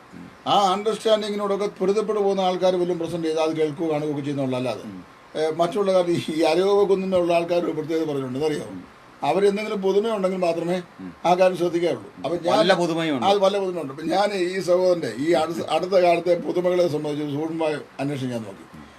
അതിനകത്ത് ഞാൻ ഞാൻ കണ്ടൊരു വിഷയം ചോദിച്ചാൽ എനിക്ക് ആദ്യം അദ്ദേഹത്തെക്കുറിച്ച് വളരെ താല്പര്യമായിട്ട് തന്നെയൊക്കെ ഞാൻ പോയി അദ്ദേഹം ആവേശപരമായിട്ട് രംഗത്ത് വന്നു. പക്ഷേ വിപരീത ഉപദേശം ഒരാൾ പറഞ്ഞു കഴിഞ്ഞാൽ ആ വിപരീത ഉപദേശം പറയുന്ന ആളോട് വ്യക്തിപരമായ വിരോധമില്ല, ഉപദേശത്തെ നമ്മൾ എതിർക്കുന്നു. അത് കർത്താവിനുള്ള നമ്മുടെ കമ്മിറ്റ്മെന്റ് അനുസരിച്ച് ചെയ്യുന്നതാണ്. അപ്പം ഇദ്ദേഹം ഈ സമീപകാലത്താണ് ഈ തൃത്വത്തിലേക്കുള്ള ഈ തൃത്വം വിട്ടുള്ള ഇദ്ദേഹത്തിന്റെ വണ്ണസിലേക്കുള്ള ചായ്വ് കണ്ടത്. പക്ഷേ നമ്മൾ ന്യായമായ ഒരു ചോദ്യം ചോദിച്ചാൽ ആ ന്യായമായ ചോദ്യത്തിന് വേദപുസ്തകം കൊണ്ട് മറുപടി പറയാൻ ശ്രമിക്കാതെ വ്യക്തിപരമായി അദ്ദേഹം നമ്മളെ അപലപിച്ചെഴുതുന്ന ഒരു രീതി, അത് അതിൻ്റെ ഒരു തെളിവാണ്. ഇതിനെഴുതി ദൈവാത്മാവ് എന്താണെന്ന് പോലും അറിയാൻ വയ്യാത്ത അച്ചായനോട്. അപ്പോൾ അങ്ങനെ പെന്തക്കോസ്തുകാരിൽ സാമാന്യ വിവരമുള്ള സഹോദരന്മാരാരും, അത് എന്നെ രൂക്ഷമായി വിമർശിച്ചുള്ള ചില സഹോദരന്മാരുണ്ട് പെന്തക്കോസ്തിൽ, ഞാൻ അവരുടെ ആരുടെയും പേരോട് പറയാൻ ആഗ്രഹിക്കുന്നില്ല. അവർ പോലും എന്നെ ആ നിലയിൽ പറഞ്ഞില്ല. കാരണം അറിയാവും, ഞാൻ ആരാണെന്ന് അവർക്കറിയാം, ഞാൻ എന്ത് പറയുന്നെന്നും അവർക്ക് അറിയാം. അപ്പൊ ഇദ്ദേഹത്തിന്റെ രീതി മനസ്സിലാക്കി, ഇതേ ഒരു അഡമന്റ് നേച്ചർ, അതായത് താൻ പറയുന്ന കാര്യങ്ങൾ തെറ്റാണോ ശരിയാണോ വചനപ്രകാരം എന്നൊരു സൂക്ഷ്മമായി എത്തിനോട്ടിലേക്ക് പോകാൻ പോലും മനസ്സിലാതെ എതിരാളി പറയുന്ന കാര്യങ്ങളിൽ എങ്ങനെ അദ്ദേഹത്തെ അപലപിച്ച് തരം താഴ്ത്തുക എന്ന് പറയുന്ന ഒരു ബാഡ് സൈക്കോളജി, അത് അപ്ലൈ ചെയ്യുന്ന ഒരു രീതിയായിട്ട് കണ്ടുള്ളൂ. പക്ഷെ അങ്ങനെ വല്ലതും പറഞ്ഞു കഴിഞ്ഞാൽ ഈ കാര്യം ഇവിടെ നടക്കൂ. എടാ ഇത് അതുപോലെ ഒരു കാര്യമുണ്ട്, ഇവരുടെ വേറൊരു ശൈലിയാണ്. അപ്പോൾ ഈ നമ്മൾ ഇന്നലെ ഞാനൊരു പോസ്റ്റ് ഇട്ടു, ആ പോസ്റ്റിൻ്റെ താഴെ ഒരാളിട്ടത് മാനത്തോടിരിക്കുന്ന മനുഷ്യൻ വിവേകഹീനനായി നശിച്ചു പോകുന്ന ആ പോസ്റ്റാ കാരണം. അപ്പം പോസ്റ്റിൽ ആരും ആക്ഷേപിച്ചിട്ടില്ല.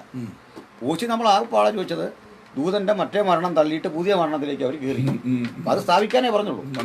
അടുത്തത് സാറിന് ഒരുപക്ഷെ അനുഭവം കാണും, കുറേ പറഞ്ഞു വരുന്നില്ല, ഇവരെ പറയും ഇതുവരെ നിങ്ങളോടൊരു ബഹുമാനം ഉണ്ടായിരുന്നു, അത് പോയി. ശൈലിയാണ്. അല്ല, ഇപ്പൊ ഇവരെ ഈ ബഹുമാനം മേടിക്കുന്നതിലും തെരുവിൽ നിന്ന് ഈ ചീമോട്ടൊക്കെ ഏറുള്ളതൊന്നും തുല്യ. എന്നോട് പല പ്രാവശ്യം പറഞ്ഞു ഇതുവരെ സാറിനുണ്ടായിരുന്ന ബഹുമാനം എന്ത് ചെയ്തു, ഇത് നഷ്ടപ്പെട്ടു. കാരണം നമ്മൾ ട്രിനിറ്റി വിശ്വസിക്കുന്നു. ഞാൻ ഒരു മനുഷ്യനുള്ള ബഹുമാനം നഷ്ടപ്പെടാൻ സ്ഥായിയായി വേദപുസ്തകപ്രകാരം പറയുന്ന ചില വിഷയങ്ങളുണ്ട്. അത് ഞാനൊന്ന് പറയാം. അതായത് ഒരുവൻ ലൈറ്റിട്ട് കുഴപ്പമില്ല, ഒരുവൻ അവന്റെ ഈ മറ്റുള്ള ആളുകൾ അവന്റെ ഈ ബഹുമാനം നഷ്ടപ്പെടാനുള്ള ഒരു കാരണം സദൃശ്യവാക്യത്തിൽ ശലോമോൻ പറഞ്ഞിട്ടുണ്ട്. അത് പറയുന്നത് വ്യഭിചാരിയുടെ നിന്ന ഒരിക്കലും നീങ്ങിപ്പോകുകയില്ല എന്ന് പറഞ്ഞാൽ അവിടെ ഇംഗ്ലീഷ് കുറെ കൂടെ വ്യക്തം, the scar of the adulteress shall not be removed എന്നാണ്. അത് അതിന്റെ പാഠം അവിടെ കാണുന്നത്. അപ്പൊ വ്യഭിചാരിയാണെങ്കിൽ ആ ബഹുമാനം നഷ്ടപ്പെടും. 2, സാമ്പത്തിക ക്രമക്കേട് പബ്ലിക്കിന് മുമ്പാകെ അയോഗ്യമായി കാണിച്ച ഒരാളാണെങ്കിൽ അദ്ദേഹത്തിന് സമൂഹത്തുള്ള ആ ബന്ധം അതങ്ങ് ഈ ബഹുമാനം നഷ്ടപ്പെട്ടു പോകും.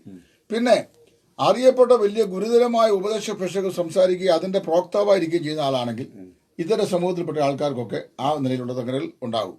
നമ്മളൊരു ന്യായം പറയുമ്പോൾ ഉടനെ ബഹുമാനം നഷ്ടപ്പെടുന്ന എങ്ങനെയാ? നമ്മളൊരു ആശയം പറഞ്ഞാൽ ആ ആശയത്തെ കൗണ്ടർ ചെയ്യാൻ പഠിക്കണം. അതാണ് ഒരു ഇതിന്റെ ഈ ഡിബേറ്റിന്റെ സയൻസിന്റെ അടിസ്ഥാനത്തിൽ. ഇപ്പൊ നിങ്ങളുടെ വിഷയം പറഞ്ഞു, ഉദാഹരണം, നിങ്ങൾ വിശ്വസിക്കുന്ന അനുസരിച്ച് രക്ഷ നഷ്ടപ്പെടും എന്ന് നിങ്ങൾ വിശ്വസിക്കുന്നു. ഉദാഹരണം, നമ്മൾ ചർച്ചയുള്ള വിഷയമാണ്. ഞാൻ വിശ്വസിക്കുന്ന അനുസരിച്ച് രക്ഷ നഷ്ടപ്പെടുകയില്ലെന്ന് ഞാൻ വിശ്വസിക്കുന്നു. എത്ര മണിക്കൂറുകൾ ഞാൻ നിങ്ങളോട് ഞാൻ പറയും, എത്ര മണിക്കൂറുകൾ ഞാൻ നിങ്ങളുടെ അടുത്ത് സംസാരിച്ചാലും ഞാൻ നിങ്ങളെ അപലപിച്ച് സംസാരിക്കില്ല. കാരണം അറിയാമോ, that is your view, you are presenting it.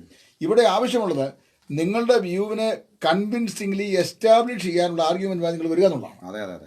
എന്റെ ഭാഗമാകാൻ നിങ്ങൾ പ്രതീക്ഷിക്കുന്നത്, അതിൽ അന്യോന്യം കുറ്റപ്പെട്ട വല്ല കാര്യമുണ്ടോ? അപ്പൊ അവിടെ ചെയ്യേണ്ട ഈ വിഷയത്തിലും വണ്ണസിന്റെ വിഷയത്തിലും ചെയ്യേണ്ടത് ഞാൻ ചോദിച്ചു കഴിഞ്ഞാൽ, once people have to convincingly come out how to convince the audience of the doctor. അവരുടെ ഉപദേശത്തെ കേൾവിക്കാർക്ക് എങ്ങനെ മനോബോധ്യത ഉണ്ടാകത്തക്ക നിലയിൽ അവതരിപ്പിക്കാൻ കഴിയുമെന്നാണ് അവർ ചിന്തിക്കേണ്ടത്. അത് ചെയ്യാതെ പോയതിനെ നിങ്ങളെ ബഹുമാനം കുറഞ്ഞു, നിങ്ങൾ അങ്ങനെയാണ്, നിങ്ങൾ ഇങ്ങനെയാണ്. പിന്നെ ആ കൂട്ടത്തിൽ വേറൊരു പുള്ളിയുണ്ട്, വാ പിടിച്ചു കഴിഞ്ഞാൽ ഈ ശാപും പ്രാക്കും തെറിയ പറയൂ. അല്ല, രണ്ടും ടൈപ്പാണ്. ഒരു പനക്കനുണ്ട്, പുള്ളി തെറിയ. വേറൊരു പാർട്ടിയുണ്ട്, അറിയാം, അത് പ്രാകുക, ശപിക്കുക, ഇങ്ങനെയൊക്കെ ചെയ്യുക. അപ്പൊ ഞാൻ പറഞ്ഞു ഇതൊക്കെ രസകരമായ കാര്യം. ഈ ഒരു യിൽ തുടങ്ങുന്ന ഒരു ചീത്ത പറഞ്ഞിട്ട് ഈ തൂക്കുമരം എന്നർത്ഥം വരുന്നൊരു പദമാണ്. അത് ഒരു വിഗ്രഹാർത്ഥം വഴി കായിൽ തുടങ്ങുന്ന ചീത്ത എന്ന് പറയാൻ ഞാൻ പറയാം. ഞാൻ ഒരിക്കല് ഈ പേര് പറയുന്നതിലേക്ക് യാതൊരു ബുദ്ധിമുട്ടുമില്ല. ഈ വളരെയധികം സുവിശേഷത്തിന് വേണ്ടി ഈ ത്യാഗം സഹിച്ച അല്ലെങ്കിൽ വേദന സഹിച്ച ഒരുപാട് സുവിശേഷ നിമിത്തം നഷ്ടം സഹിച്ച ആളാണ് നമ്മുടെ ഈ ബഹുമാനപ്പെട്ട പള്ളം പറയും സാർ. അറിയാമല്ലോ, ഭാഷകാരൻ. അദ്ദേഹം, ഞാൻ ഒരു സത്യം പറയാം, വേർപാട് സമൂഹത്തിൽ അദ്ദേഹം ഒറ്റപ്പെട്ടു പോയി. അദ്ദേഹത്തെ എന്നും സ്നേഹിച്ചൊരു ദിവസവും ഞാൻ കാര്യം അദ്ദേഹത്തിന്റെ കഴിവുകൾ എനിക്കറിയാം. അദ്ദേഹം, ഞാനിവിടെ മതം പറയുമ്പോൾ എന്നോട് ക്ഷമിക്കണം, അദ്ദേഹം ഹൈന്ദവ മതത്തിലെ ഈഴ വിഭാഗത്തിൽപ്പെട്ട ഒരു വിഭാഗത്തിനാണ് രക്ഷിക്കപ്പെട്ട് വിശ്വാസത്തിലേക്ക് ശരി. വരുന്നത്. സമർത്ഥനായ ഒരു കവിയാണ്, മികവുറ്റ ഒരു വാഗ്മിയാണ്, അഗാധമായ വേദപാണ്ഡിത്യമുള്ള ആളാണ്. ഒരിക്കൽ ഞങ്ങളൊരു സ്ഥലത്ത് നിൽക്കുമ്പോൾ ഈ കാകൂട്ടി എന്നുള്ള വിഷയം പറഞ്ഞുകൊണ്ടാണ് ഞാനീ പറഞ്ഞത്. അപ്പം അദ്ദേഹത്തിനെ തന്നെ വിട്ടുപോകുന്ന സമൂഹത്തിൽപ്പെട്ട ബന്ധു ഒരു സ്ഥലത്ത് നിന്ന് നിൽക്കുമ്പോൾ ഒരാൾ പറഞ്ഞു, ഞാൻ ആ വാക്ക് നിങ്ങളെന്നോട് ക്ഷമിക്കണം, കാര്യം അത് ഞാൻ ആവർത്തിക്കുന്ന എൻ്റെ വാക്കല്ല, ഇത് പബ്ലിക് പറഞ്ഞ വാക്കാണ്. അപ്പം തന്തയില്ല എന്ന് പറഞ്ഞിട്ട് കൂട്ടി ഒരു മോനെ എന്നാണ് വിളിച്ചത് കേട്ടോ. എന്ന് വിളിച്ചു കഴിഞ്ഞപ്പോൾ ഈ സാറ് എന്തോ എന്ന് വിളി കേട്ടു കേട്ടോ, എന്തോ എന്ന് വിളി കേട്ടു. ഇദ്ദേഹത്തെ പരസ്യമായി വിളിച്ചതാണ്. പരസ്യയോഗ വേദിയിൽ വെച്ച് ഞങ്ങൾ കുറേ പേരുണ്ട്. ഇന്ന് നിത്യത്തിൽ വിഷമിക്കുന്ന ജോയി പാമ്പാടി, ഞങ്ങൾ പല സഹോദരന്മാരുണ്ട്.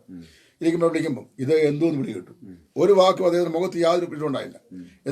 എന്നിട്ട് അദ്ദേഹം ശാന്തമായി അറിയാവോ, നിങ്ങളിപ്പോൾ കേട്ടല്ലോ എന്നെ ഇവർ വിളിച്ച വാക്ക്. അതായത് തന്തയില്ലാതെ ഭൂമിയിൽ ജനിച്ച് കഴിവിൽ കയറി മരിച്ചവന്റെ മകനെ എന്നാ വിളിച്ചത്. യേശു ക്രിസ്തുവിന്റെ മോനെ എന്നാ എന്നെ വിളിച്ചത് കേട്ടോ. കാര്യം അതായത് കർത്താവായ യേശു ഭൂമിയിൽ വന്ന എങ്ങനെയാണ്? അവന് മാതാവില്ല, പിതാവില്ല എന്ന് പറഞ്ഞാൽ പിതൃത്വമില്ലല്ലോ. ഈ ഭൂമിയിൽ മനുഷ്യ പിതാവില്ലല്ലോ. അപ്പൊ പിതാവില്ലാതെ ഭൂമിയിൽ ജനിച്ചിട്ട് എന്ത് ചെയ്തു? നമ്മുടെ പാപങ്ങൾക്ക് വേണ്ടി കഴിവിന്മേൽ കയറി ഇങ്ങനെ വേണം വ്യാഖ്യാനിക്കും. അതെ, അപ്പൊ കഴിവിൽ കയറിയവന്റെ മോനെ എന്ന് പറഞ്ഞു കഴിഞ്ഞാൽ ആ ക്രൂശിൽ മരിച്ചവന്റെ അതെ, അപ്പൊ ക്രൂശിൽ മരിച്ചവന്റെ മോനെ എന്ന് പറഞ്ഞാൽ കർത്താവായ യേശുവിന്റെ മോനെ എന്നെ വിളിച്ചത്. അങ്ങനെ വ്യാഖ്യാനിച്ചാൽ മതി, അപ്പൊ അത് പ്രശ്നം വരികയില്ല. അപ്പം അതുകൊണ്ട് ഒരു പ്രശ്നം ഉണ്ടാവുകയില്ല. പിന്നെ വേറെ വിഷയമുണ്ട്. ഈ ചർച്ചകളിൽ സഭ്യത ഉപയോഗിക്കാൻ കഴിയണമെങ്കിൽ വിദ്യാഭ്യാസത്തിനും സാംസ്കാരികക്കും അതിന് നല്ല പങ്കുണ്ടെന്ന് ഞാൻ വിശ്വസിക്കുന്നു. മനസ്സിലായോ? വിദ്യാഭ്യാസം, സാംസ്കാരികത. പണ്ട് നമ്മൾ പറഞ്ഞു വലിയ വിവാദമാക്കി കഴിഞ്ഞു. ഇല്ല, അതിനെ വിവാദമാക്കുന്നത് പണ്ട് നമ്മൾ പറഞ്ഞു ഓർക്കുന്നില്ലേ? എനിക്ക് ഓർമ്മയുണ്ട്. അപ്പൊ എനിക്ക് ഓർമ്മയുണ്ട്. ഞാൻ പറഞ്ഞറിയോ, ഈ സാംസ്കാരികത എന്ന് പറഞ്ഞ പണം കൊണ്ടോ അല്ലെങ്കിൽ മറ്റെന്തെങ്കിലുമൊക്കെ കൊണ്ടുണ്ടാകുന്ന സംഗതിയല്ല. അതിന് ഒരുപാട് ഭാഗങ്ങളുണ്ട്. മനസ്സിലായോ? ഇപ്പൊ ഇന്നലെ തന്നെ നമ്മുടെ സഹോദരൻ റോയ് പതാൽ ഒരു വിഷയം ചെയ്തിട്ടു. അതായത് സുവിശേഷനോ പാസ്റ്ററോ ആകാൻ വിദ്യാഭ്യാസ യോഗ്യത ആവശ്യമായിട്ടിരിക്കുന്നില്ല. അത് ഒരു പൊതുവായ തത്വമാണ്. ശരിയാ, ഞാനും അത് അംഗീകരിക്കുന്നു. ഒരു പ്രാവശ്യവും ശുശ്രൂഷനോ ആകാനൊന്നും വിദ്യാഭ്യാസ യോഗ്യത അടിസ്ഥാനത്തിലല്ല കർത്താവിന്റെ സൂക്ഷിച്ചിരിക്കുന്നത്. പക്ഷേ വിദ്യാഭ്യാസ യോഗ്യത ഒരു മാൻഡേറ്ററിയാ അല്ലേ? ഇപ്പൊ ഞാൻ ചോദിച്ചോട്ടെ, ഇപ്പൊ ഞാൻ ഒരു വിദ്യാഭ്യാസത്തിന് ഒരു ഗുണം ഞാൻ ഭാഷയോട് പറയാം. ഇപ്പോ ഞാൻ ഒരു സ്ഥലത്ത് നിൽക്കുമ്പോൾ, ഇത് സദയം എന്നോട് ക്ഷമിക്കണം, ഈ കാര്യം പറയുന്നില്ല, കേൾവിക്കാർ എന്നോട് ക്ഷമിക്കണം, ഞാൻ വളരെ ഹ്യൂമിലിറ്റി പറയാം. ഒരു മാന്യനായ ഗവൺമെന്റ് ഉദ്യോഗസ്ഥൻ അദ്ദേഹത്തിന്റെ അടുക്കല് ഒരു സാധാരണക്കാരനായ സുവിശേഷകൻ ഒരു ട്രാക്ട് കൊണ്ടു കൊടുത്ത് ഇതോട് സംസാരിച്ചപ്പം ഈ ട്രാക്ട് ഇങ്ങനെ വെച്ചിട്ട് സംസാരിക്കുമ്പം ഇങ്ങനെ കാണിച്ചു, വേണ്ട എന്ന് പറഞ്ഞു. ഞാൻ ഇത് കഴിഞ്ഞ് ഇദ്ദേഹത്തിൻ്റെ ഇടയ്ക്ക് വേറൊരു ആവശ്യം വേണ്ടി ചെന്നു. ഞാൻ വേറൊരു ആവശ്യം വേണ്ടി ചെന്ന് കഴിഞ്ഞപ്പോൾ അതേ ഒരു അഡ്വക്കേറ്റാണ്, വേറെ സാറങ്ങല്ല, അഡ്വക്കേറ്റാണ്. ഞാൻ അദ്ദേഹത്തിൻ്റെ ഇടയ്ക്ക് ഒരു 3 മിനിറ്റ് ഞാൻ സംസാരിച്ചു. 1 മണിക്കൂർ സമയം ഞാൻ സംസാരിച്ച വിഷയം അദ്ദേഹം ശ്രമിച്ചു. എന്താ കാരണം അറിയാവോ? അതിനകത്തൊരു സൈക്കോളജി ഉണ്ട്. അതായത് നമ്മളോട് സംസാരിക്കുന്ന ആളുകൾ സംസാരിക്കുന്ന വിഷയത്തിൻ്റെ ഗാംഭീര്യത അനുസരിച്ച് സംസാരിക്കാൻ കഴിവുള്ളവനും അതിന് പ്രാപ്തനുമാണെന്നുള്ള ഒരു ബോധ്യത എതിർ ഭാഗത്തിരിക്കുന്നതിൻ്റെ മനസ്സിനകത്ത് നമ്മൾ ഉണ്ടാകണം. അതിനൊരു പ്രത്യേക ബഹുമാനമുണ്ട്. ചോദിച്ചോട്ടെ, അത് എഴുതട്ടോ അമേരിക്കയിൽ നിന്ന്. അതെ, അവന് മാതാവില്ല പിതാവില്ല എന്ന് US പറയുമ്പോൾ അതല്ലേ ക്ലാസിക്കൽ വണ്ണസ്വാദം? അല്ല, അവര് മാതാവില്ല പിതാവില്ല എന്ന് പറയുമ്പോൾ ദൈവമാതാവെന്ന് മറിയെക്കുറിച്ച് വേദപുസ്തകത്തിൽ ഞാൻ വായിച്ചിട്ടില്ല. ഭാഷ ഷിബു വീഡിയോക്കിൽ വ്യാഖ്യാനിച്ചിട്ടുണ്ടോ എന്ന് എനിക്കറിയാൻ പറ്റും. ഞാൻ അതിലേക്ക് പ്രവേശിക്കാൻ ആഗ്രഹിക്കുന്നില്ല. യേശുവിനെ യേശുവിന്റെ അമ്മയെന്നും പരിശുദ്ധ മാതാവെന്നും അമലോത്ഫല മാതാവെന്നും പിന്നെ മർത്തശ്മുനി എന്നും ഒക്കെയുള്ള പേരുകൾ കൊടുത്ത് റോമൻ കത്തോലിക്കൽ ഈ മറിയയ്ക്ക് പരിവേഷണം നൽകിയിട്ടുണ്ട്. യേശു ഒരിക്കലും യേശുവിന്റെ മാതാവ് എന്ന നിലയിൽ പറയുകയോ ആദരിക്കുകയോ ചെയ്തായിട്ട് വായിക്കുന്നില്ല. യേശു എന്ന് പറയുന്ന മനുഷ്യരൂപം ഉൽപ്പാദമാകുവാൻ പിതാവായ ദൈവം തിരഞ്ഞെടുത്ത വിശുദ്ധ കന്യക എന്ന് മാത്രമേ അനേകർ വായിക്കുന്നുള്ളൂ. പിതാവില്ല എന്നുള്ളത് ശരിയല്ലേ? കാര്യം അവന്റെ പ്രതിരൂപമായി അല്ലെങ്കിൽ ദൈവപുത്രന്റെ തുല്യനായി അവൻ എന്തേക്കും പുരോഗതിയായിക്കെന്ന് പറഞ്ഞ മെൽക്കീസേദെക്കിനോട് പറയുമ്പോൾ അവന് മാതാവില്ല, പിതാവില്ല, ജീവാരംഭമില്ല, ജീവാവസാനമില്ല. അവൻ ദൈവപുത്രന്റെ തുല്യനായി എന്നേക്കും ദൈവത്തിന്റെ പുരോഗതിയായി. ദൈവപുത്രന്റെ തുല്യൻ സമം ദൈവപുത്രൻ മാത്രം, വേറെ ആരും ഇല്ല. ഇൻകമ്പയറബിൾ എന്നതിന്റെ അർത്ഥം. അത് അദ്ദേഹത്തിന് ഈ വിഷയം അറിയാം. എന്നാൽ നമ്മൾ ഇതിനിടയ്ക്കൊന്ന് ചെറിയ ഒരു ഉണർവിനോട് ചോദിച്ചത് വളരെ സന്തോഷം. കർത്താവായ യേശു ക്രിസ്തുവിന് പിതാവുണ്ട്. അത് സ്വർഗത്തിലെ പിതാവാണ്. അത് അവന്റെ നിത്യപിതാവാണ്. നിത്യനായ പുത്രന്റെ നിത്യനായ പിതാവ് നിത്യതയിൽ വസിക്കുന്നവനാണ്. പുത്രൻ്റെ പുത്രത്വത്തിനും പിതാവിൻ്റെ പിതൃത്വത്തിനും ആരംഭമില്ല, അവസാനമില്ല. അത് നിത്യത്വമുള്ളതാകിയാൽ അവന് മാനുഷിക പിതാവില്ല, പിന്നെ അവന് മാതാവും ഇല്ല. അത് വേദപുസ്തകത്തിന്റെ ഉപദേശമല്ലേ? ഓക്കെ. ദെൻ ഒരു കാര്യം കൂടി ഇവിടെ മനുഷ്യൻ ചോദ്യമല്ല, മർത്തസ്വനി മക്കവായ കലാപകാലത്ത് രസാക്ഷി ഒരു ശ്രീരത്നമാണ്. അതായിക്കോട്ടെ, മർത്തശുമുനി ആരും ആയിക്കോട്ടെ, നമുക്ക് മറിയയ്ക്ക് കൊടുത്തിരിക്കുന്ന വൈവിധ്യങ്ങളായ പരിവേഷങ്ങളാണ് ഞാനിവിടെ പറഞ്ഞു വന്നത്. ഞങ്ങൾക്ക് മറിയോട് വിരോധമൊന്നുമില്ല. മറിയ യേശുവിൻ്റെ മാനുഷിക മാതാവായിട്ട് ഞങ്ങളെല്ലാം ബഹുമാനിക്കുന്നു. ആ സ്ത്രീ ഇങ്ങോട്ട് വന്നു കഴിഞ്ഞാൽ ഞാനും ഒന്ന് എഴുന്നേൽക്കും. എന്തിനാ ചോദിച്ചാൽ കർത്താവിൻ്റെ ലോകത്തിന് സംഭാവന ചെയ്ത ഒരു സ്ത്രീ രത്നം എന്ന നിലയിൽ അവരുള്ള ഒരു റെസ്പെക്റ്റ് ഉണ്ട് എന്നുള്ളതല്ലാതെ അവരോടുള്ള ആരാധനയില്ല. അതവിടെ നിൽക്കട്ടെ, നമ്മുടെ വിഷയം അതല്ലല്ലോ. നമ്മുടെ വിഷയം ഇപ്പോൾ ഇതാണ്. 82 സങ്കീർത്തനത്തിൽ പറയുന്ന എലോഹീമുകൾ, ഏലിൻ്റെ സഭയിൽ നിൽക്കുന്ന എലോഹീമുകൾ എങ്ങനെയാണ് ദൂതന്മാരെന്ന വ്യാഖ്യാനം ഒത്തുവരുന്നത്? അത് ഫോളൻ ഏഞ്ചലാണ്. ദൂതന്മാരും അല്ല, ഫോളൻ ഏഞ്ചൽസ് ആണ്. ഫോളൻ ഏഞ്ചൽസ് ആണെങ്കിൽ ആ സങ്കീർത്തനത്തിലെ ഇതര വാക്യങ്ങൾ യോജിക്കില്ല. ഒരു വാക്യവും യോജിക്കില്ല. ദൂതന് മരണമുണ്ടെന്ന വാദം ഫോളൻ ഏഞ്ചൽസിനുള്ള ലേക്ക് ഓഫ് ഫയറിലെ വാസം എന്ന പ്രയോഗത്തിലാണ്. അപ്പോൾ അതും യോജിക്കുന്നില്ല. ഇതാണ് അവിടെ മരണമെന്ന് തന്നെ ഇറ്റേണൽ സെപ്പറേഷൻ നടത്തിയുള്ളൂ, വേർപാട് നടത്തിയുള്ളൂ. അതായത് ദൈവത്തിന്റെ നിത്യമാകുന്ന സാന്നിധ്യവും ജീവനും വിട്ട് അവർ ആകുന്ന ശിക്ഷാവധി ആയിരുന്നു എന്നുള്ളതേ ഉള്ളൂ, അല്ലെ വേറെ അർത്ഥമൊന്നുമില്ല.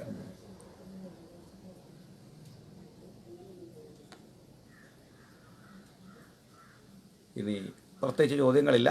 ഓക്കെ, ഞങ്ങളുടെ കൺക്ലൂഷൻ പറഞ്ഞ് നിർത്തുകയാണ്. വളരെ ആവേശപൂർവ്വം നിങ്ങൾ ഈ ഘട്ടത്തിൽ ഈ ചർച്ച ശ്രദ്ധിച്ചുകൊണ്ടിരുന്നു. നമ്മുടെ ഈ ചർച്ചയിൽ ആരുടെയും പേര് പരാമർശിച്ചുള്ള ഒരു പ്രതികരണമായിരുന്നില്ല. പക്ഷെ ഒരു വലിയ ദുരന്തവുമുള്ളത് വണ്ണ സുഹൃത്തുക്കൾ ആവേശപൂർവ്വം അവരുടെ വാദഗതികൾ നിരത്തി അവർ തന്നെ അവകാശപ്പെട്ടതനുസരിച്ച് നൂറുകണക്കിന് ട്രിനിറ്റേറിയന്മാർ അങ്ങോട്ട് ചെന്നു എന്നാണ്. ഞങ്ങളാരും കണ്ടില്ല ഇതുവരെ ആരാണ് ഈ നൂറുകണക്കിന് എന്ന് കണ്ടില്ല. രണ്ടുപേരുടെ മേൽവിലാസം തന്നാൽ സന്തോഷം. അതെ. രണ്ടാമത് എൻ്റെ സഭയിലും എൻ്റെ സഹപ്രവർത്തകരുടെ സഭയിലുമായിട്ട് അടുത്തടുത്ത 3 സഭകളിൽ 9 പേർ വണ്ണ സുഹൃത്തുക്കൾ, അതിൽ 28 വർഷം പാസ്റ്ററായിരുന്ന ഒരാളടക്കം കൂടുന്നു. മറ്റൊന്ന്, ഞങ്ങൾ മുമ്പോട്ട് വച്ച ഏറ്റവും ഒടുവിലത്തെ ഘട്ടത്തിൽ മുമ്പോട്ട് വച്ച ചോദ്യങ്ങളിൽ അടിപതറിക്കൊണ്ട് ഇനി ഒരിക്കലും തിരിച്ചു വരാനാവാത്ത ഒരു തകർച്ച വണ്ണസിന് നേരിട്ടു. ഓപ്പൺ ഡിബേറ്റിന് അവർ വരുന്നില്ല. സഭാ കേന്ദ്രങ്ങളിൽ കത്ത് കൊടുത്തുകൊണ്ട് ഡിബേറ്റിന് ക്ഷണിച്ചിട്ടുണ്ടെങ്കിലും ആരും അവിടെ പോകുന്നതായിട്ട് നമുക്കറിയില്ല. ആരും വരില്ല എന്നറിഞ്ഞുകൊണ്ട് തന്നെയാണ് അവരൊരു ചർച്ച പ്രഹസനമായി നടത്തുന്നു. അത് അവരുടെ സ്വാതന്ത്ര്യം. എന്നാൽ ഞങ്ങളിപ്പോൾ വന്നതിൻ്റെ കാരണം ഈ വാദങ്ങൾക്കെല്ലാം ഇദ്ദേഹം എക്കാലഘട്ടത്തിലും വണ്ണസ് വക്താക്കൾ പറഞ്ഞുകൊണ്ടിരുന്ന ഒരു കാര്യം, ഈ ആരാണ് അയച്ച പിതാവും പുറപ്പെട്ടു വന്ന പുത്രനും ഒരാളാണോ? ഈ ചോദ്യം ഞങ്ങളോട് ചോദിക്കാറുണ്ട്, ഞങ്ങളും ചോദിക്കാറുണ്ട് അങ്ങോട്ടും ഇങ്ങോട്ടും. ആ ചോദ്യങ്ങളുടെ നടുവിൽ അദ്ദേഹം പറയുന്ന വാദം, ഏൽ എന്ന സർവശക്തനായ ദൈവം, അദ്ദേഹത്തിൻ്റെ തന്നെ ഭാഷയിൽ പറഞ്ഞാൽ സർവശക്തിയും സർവശക്തനും സർവജ്ഞാനിയും സർവവ്യാപിയുമായ ദൈവം അവിടെ നിൽക്കുമ്പോൾ തന്നെ അതേ ദൈവം സിംഹങ്ങളെ രക്ഷിക്കാൻ, നമ്മളൊരു സിംഹമാണെങ്കിൽ ആ സിംഹങ്ങളെ രക്ഷിക്കാൻ വേണ്ടി ഈ ഒരു സിംഹമായി വന്ന് നിൽക്കും. അതാണ് എലോഹി. സിംഹമായി എലോഹി മാറുമെന്നല്ല, അത് ഞങ്ങൾ ഉൾക്കൊണ്ട് പറഞ്ഞതിൻ്റെ അർത്ഥം. അപ്പം അദ്ദേഹത്തിൻ്റെ ഭാഷയിൽ പറഞ്ഞാൽ പാസ്റ്റർ E.S. തോമസിനെ അപ്പ എന്ന് വിളിക്കുന്ന കുറേ സിംഹങ്ങളുണ്ടെങ്കിൽ ആ സിംഹങ്ങളായിട്ട് പാസ്റ്റർ E.S. തോമസ് തന്നെ വന്ന് നിന്നുകൊണ്ട് സിംഹമായി നിൽക്കുമ്പോൾ തന്നെ അപ്പുറത്ത് ഒറിജിനൽ E.S. തോമസ് നിൽക്കുന്നു. എന്നിട്ട് ഈ സിംഹമായി മാറിയ E.S. തോമസ് എന്ന എലോഹി തിരികെ സിംഹമല്ലാത്ത ഒറിജിനൽ E.S. തോമസിനോട് എങ്ങനെ സംസാരിക്കുമോ അതേ വിധത്തിലാണ് പിതാവും പുത്രനും തമ്മിലുള്ള സംഭാഷണം. സത്യത്തിൽ ഈ ട്രിനിറ്റി പറഞ്ഞു വരുന്ന ആളുകൾ പറയും വേദാണ്ട് സങ്കീർണതയാണെന്നും വണ്ണസ് എളുപ്പമാണെന്നും പറഞ്ഞിട്ട് എന്താണ് ഈ സിംഹോളജി വഴി മനസ്സിലായതെന്ന് ആർക്കും പിടിയിട്ടില്ല. അപ്പോൾ ഞങ്ങൾ ആ ലൂപ്പ് ഹോളാണ് കൂടുതൽ യൂട്ടിലൈസ് ചെയ്ത് ഇപ്പോൾ അദ്ദേഹം ഈ സിംഹോളജി വിട്ടു. അതൊരു വലിയ ഞങ്ങളുടെ വിജയമായിട്ട് കാണുന്നു. സിംഹോളജി ഇല്ലെങ്കിൽ ഇത് തെളിയിക്കാൻ കഴിയാതെ വരുമ്പോൾ അദ്ദേഹം ഉപയോഗിച്ച കാര്യമാണ് 82 സങ്കീർത്തനത്തിൽ ഏലിൻ്റെ സഭയിൽ എലോഹി നിൽക്കുന്നു. അപ്പോൾ എലോഹി എന്നവിടെ പറയുന്ന ദൈവപുത്രന്മാർ എന്ന് പറയുന്നത് യേശു പൂരിപ്പിച്ചിട്ടുണ്ട്. യോഹന്നാന്റെ സുവിശേഷം 10:34 യേശു പൂരിപ്പിച്ചിട്ടുണ്ട്. യേശു പൂരിപ്പിച്ചത് ഇങ്ങനെയാണ്: ഭൂമിയിൽ ദൈവത്തിൻ്റെ അരുളപ്പാട് ലഭിക്കുന്നവരെ നിങ്ങൾ ദേവന്മാരെന്ന് പറഞ്ഞിട്ടുണ്ടെങ്കിൽ ഞാൻ എന്തുകൊണ്ട് ദൈവപുത്രനല്ലാതാകും? നിങ്ങൾ അതിനെന്തിനാണ് കല്ലെറിയുന്നത്? അപ്പോൾ ഭൂമിയിൽ ദൈവാരുളപ്പാട് കിട്ടിയ ദൈവപുത്രന്മാർ ആയിട്ടുള്ള റബിമാരുടെ സംഘം, ന്യായാധിപ സംഘം, ഇസ്രയേലിലെ സന്നിധി സംഘം. ഈ സന്നിധി സംഘത്തിൽ അവിടെ പുരോഹിതനുണ്ട്. 70 അംഗങ്ങളടങ്ങുന്ന ആ കൗൺസിലിൽ അത് ദൈവത്താൽ അപ്രൂവ്ഡാണ്. അതുകൊണ്ട് ദൈവ സാന്നിധ്യവും അവിടെയുണ്ട്. ഇല്ല, അത് തന്നെയല്ല, ഭൂമിയിലെ രാജാക്കന്മാരും എല്ലാം ദൈവത്താൽ അപ്രൂവ്ഡാ. അതെ അതെ, സകല അധികാര കേന്ദ്രങ്ങൾ. അവിടെ നിന്നുകൊണ്ട് ഏൽ എന്ന സർവശക്തനായ ദൈവം തനിക്ക് കീഴിലുള്ള ജഡ്ജസിനെ ന്യായം വിധിക്കുന്ന കാര്യമാണ്. അപ്പോൾ ലോകം ഇവരെ ബഹുമാനിച്ചത് ജഡ്ജസ് ആയിട്ടാണ്, സൺസ് ഓഫ് ഗോഡായിട്ടാണ്, ബെനേ എലോഹീമായിട്ടാണ്. എലോഹീമിൻ്റെ മക്കളെന്ന് ഞാൻ പറഞ്ഞു. ആസാ പറയാണ്, നിങ്ങളെല്ലാം ഇത്രയും വലിയ മനുഷ്യരാണെന്ന് പറഞ്ഞു. പക്ഷേ ഇപ്പോൾ ഞങ്ങൾക്ക് മനസ്സിലാകുന്നു, നിങ്ങൾ ശേഷം മനുഷ്യരെ പോലെ മരിക്കും. മനുഷ്യന് മാത്രം ആപ്ലിക്കബിൾ ആകുന്ന വാക്യങ്ങളാണ് 2 മുതൽ 8 വരെയുള്ള അതിൻ്റെ വാക്യങ്ങൾ. അപ്പോൾ അവർ പറഞ്ഞു, മനുഷ്യന് മാത്രമല്ല മരണം, ദൂതന്മാർക്കും മരണമുണ്ട്.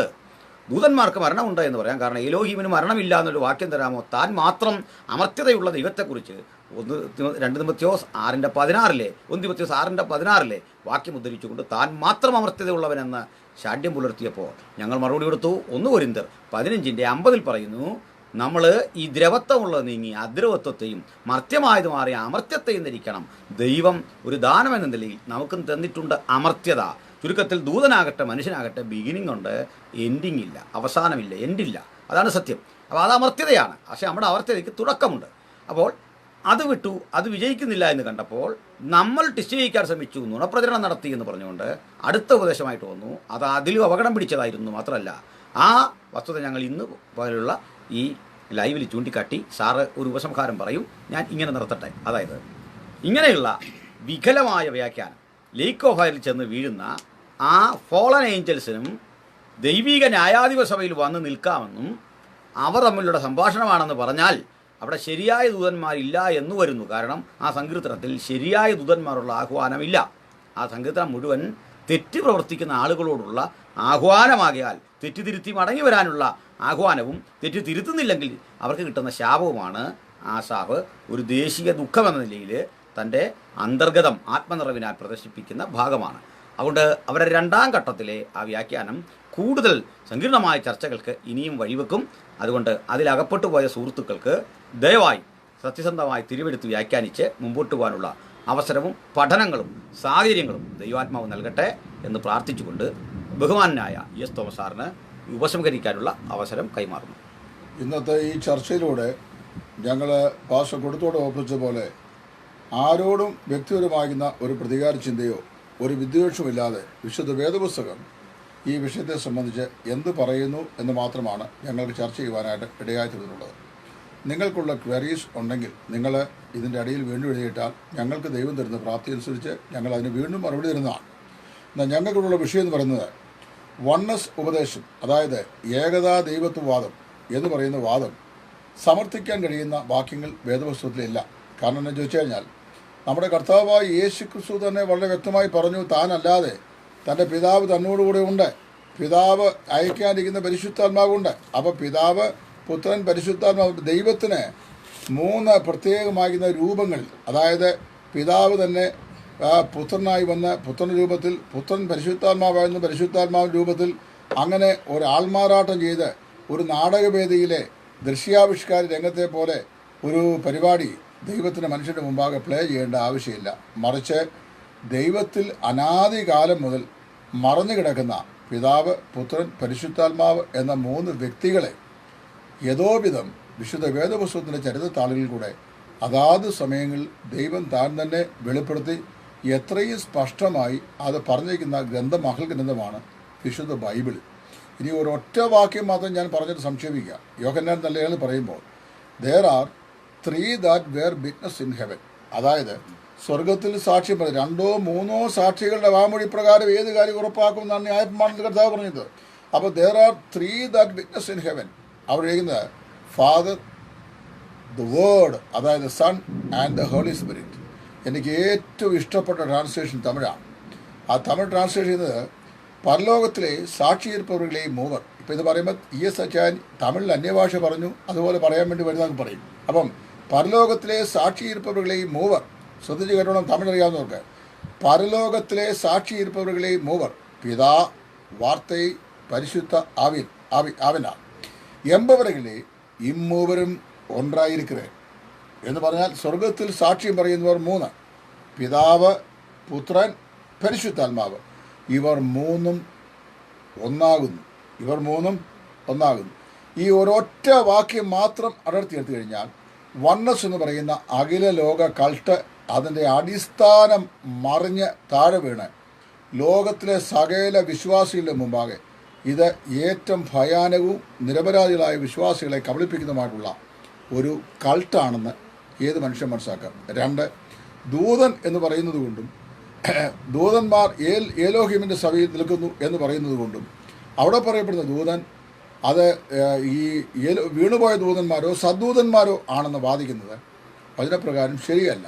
അത് അവിടെ എഴുതപ്പെട്ടിരിക്കുന്ന വചനപ്രകാരം ഭൂമിയിലെ ന്യായാധിപന്മാർ, അധിപതിമാർ, ചക്രവർത്തിമാർ, നാടുവാഴികൾ, രാജാക്കന്മാർ മുതലായി ജനങ്ങളുടെ മേൽ നീതി നടപ്പാക്കുവാൻ ദൈവത്താൽ നിയോഗിതരാക്കുന്ന ന്യായാധിപ സംഘമാണെന്നും അവരുടെ മേൽ ഒരു ഉന്നതനായ ന്യായാധിപനുണ്ടെന്നും ഇവരെ ഏൽപ്പിച്ചിരിക്കുന്ന കർത്തവ്യ നിർവഹണത്തിൽ അവർ വീഴ്ച വരുത്തിയാൽ ആ ഉന്നതനായിരിക്കുന്ന ന്യായാധിപൻ തൻ്റെ ന്യായാധിപ സഭയിൽ ഇവരോട് ചോദിക്കുമെന്നും ഇവരെ ന്യായം വിധിക്കുമെന്നും ശേഷം മനുഷ്യരെ പോലെ ഇവർ ന്യായവിധി, അതായത് ഇവരാരെയൊക്കെ ന്യായം വിധിച്ചോ അതുപോലെ തന്നെ എന്ത് ചെയ്യും, ഇവർക്ക് ന്യായവിധി കിട്ടും. കർത്താവ് പറഞ്ഞു, ശരി, നിങ്ങൾ അളന്നു കൊടുക്കുന്ന അളവിനാൽ നിങ്ങൾക്കും കിട്ടും എന്ന് പറയുന്നതാണെന്ന് എത്രയും സ്പഷ്ടമായി വേദപുസ്തകത്തിൽ പരിശുദ്ധാത്മാവ് വെളിപ്പെടുത്തിയിരിക്കുന്നു എന്ന് ഞങ്ങളുടെ ബഹുമാന്യ ശ്രോതാക്കളെ അറിയിച്ചു.